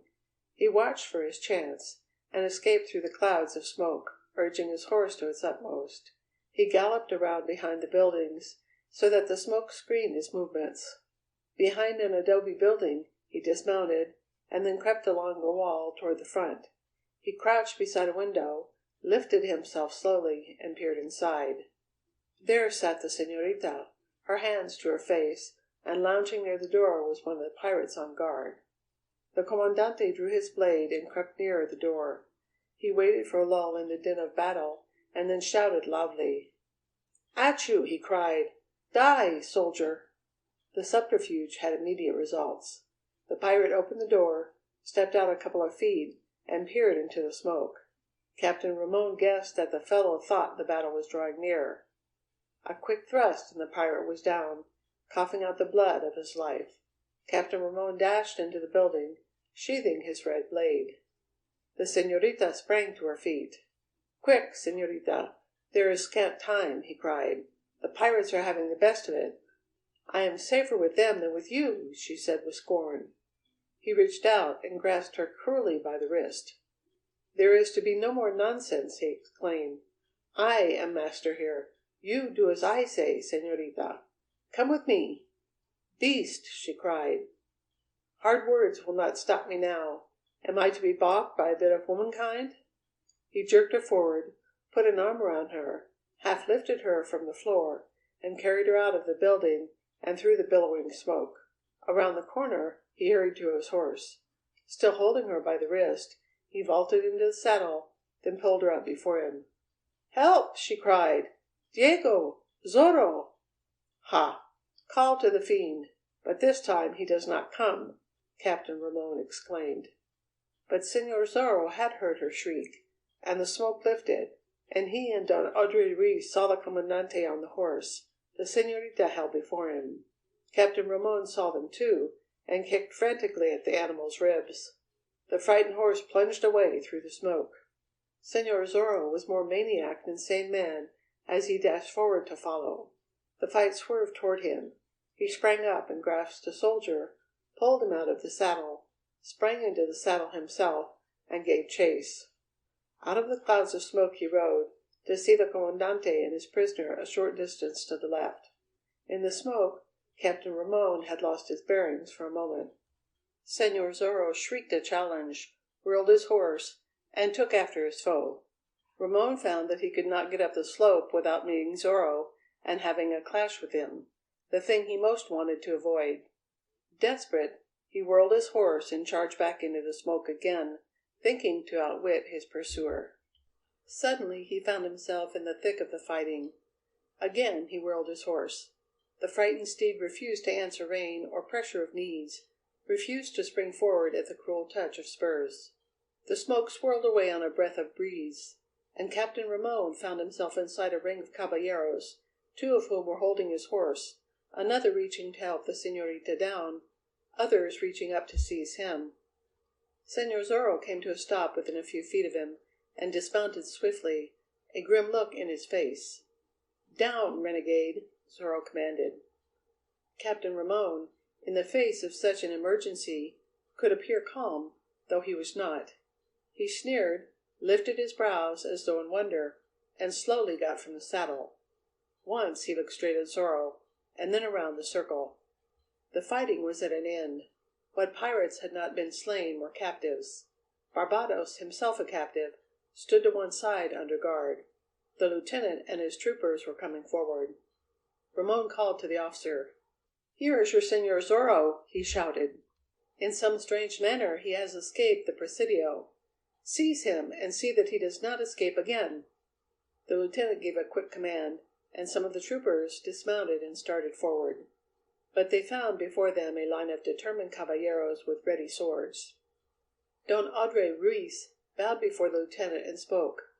"Senor," he said, "I dislike exceedingly to interfere with a man in the proper performance of his duty, but I must ask you and your men to stand back for a time. There is a little matter between Senor Zorro and Captain Ramon that must be settled." "I am in command here, under Captain Ramon," the lieutenant said. "This Senor Zorro is an escaped prisoner." "Nevertheless, you must remain quiet until the affair is at an end," Don Andre said. "The caballeros are equal in number to your troopers now. If you care to fight it out—" "Do you realize that you are taking up arms against the governor?" the lieutenant demanded. "As to that, we are not alarmed," Don Andre replied. "This Ramon is a renegade and a traitor." "Ha! That he is!" cried Barbados. "He joined hands with us, planned for us to raid Reina de los Angeles and steal the girl. Then he turns against us, plans to trap us. Traitor and dog he is!" "And I say so too," Don Andre declared. "Here are a number of gentlemen whose honours and names are in question, Senor. If there is a mistake made here this afternoon, we will be responsible for it and take the consequences." The lieutenant looked puzzled. Certainly he did not want to arouse the hostility of those of gentle blood by setting his troopers on the caballeros, and he doubted the outcome of the fight if he did that. "Arrest the fellow!" Ramon thundered. "Are you to be held back by these meddlers?" An open palm cracked against his cheek as he finished speaking. Senor Zorro stood before him, blade held ready. Don Andre Ruiz took the señorita by her arm and led her away. "Ramon, double traitor and plotter against peace," Senor Zorro addressed him. "Abductor of women, foul in word and action and thought. En garde, Senor!" Captain Ramon felt like a trapped animal. He saw his sergeant in the ring. "Gonzales!" he shrieked. "Seize that man! I command it!" "I do not take commands from traitors," the sergeant replied. "I'll have you punished!" "'Tis you will receive the punishment when you gather courage enough to lift your blade," Gonzales replied. Don Andre Ruiz had turned the señorita over to Fray Felipe. The old Fray knew better than to make an attempt to prevent the duel. He belonged to the times, and he understood such things. "En garde, Señor!" Zorro warned again. "I do not like to pollute my blade with your blood. Yet must it be done? En garde, renegade! Must I cut down a man who will not defend himself?" Señor Zorro advanced a step. Captain Ramon, his face white, started to raise his sword. He did not believe, could not force himself to believe, that he would be a victor. Yet he could do his best. The blades touched, and in the next instant Señor Zorro had sprung backward and a chorus of cries had come from those in the ring. For Barbados, not watched as carefully as he should have been watched, had taken vengeance himself. He thrust one of his guards aside, snatched a dagger from the belt of another. His arm went up, came forward, the dagger whistled through the air, and it lodged in Captain Ramon's back, the point in his heart. "That for a traitor!" Barbados cried. "Since I must be hanged, let me settle accounts first. Señor Zorro, you are a man. I, who have fought you, say it. Your blade is too true, Señor, to be buried in a foul carcass such as that." The moonlight came again, touching the sea with glory, and showing the trading schooner running up the coast before the breeze. Those of the crew who had been left aboard handled her well, and the caballeros gave aid. Away from the scene of carnage the little ship rushed, the water hissing at her bows. Fray Felipe was polishing his beloved goblet. Don Andre Ruiz and his caballeros were dressing their hurts in the cabin. Big Sergeant Gonzales was wandering on the deck. The sergeant stopped near the rail, leaned against it, looked over the sparkling sea toward the dark line that indicated the land. Voices came to him, the voices of Zorro and the little señorita. "The sword of Zorro! Let us hope that it has a long rest," the señorita said. "A long rest," Señor Zorro echoed. "As soon as we are at Reina de los Angeles, we'll be wed by Fray Felipe." "Sí," she said softly. "Then years of happiness and peace." "Sí. Yet I am not sorry for what has happened," said Señor Zorro. "It has brought us closer together. Peril knits hearts, señorita. Once, when I thought you were dead—" Sergeant Gonzalez observed a suspicious silence at this juncture. He raised his head and peered through the gloom around the mast. He could see nothing at all save the inky darkness there, but he heard a sound that needed no translation. It was the sound of a kiss. "Meal mush and goat's milk," said the sergeant. End of chapter 31. End of the Further Adventures of Zorro by Johnston McCulley.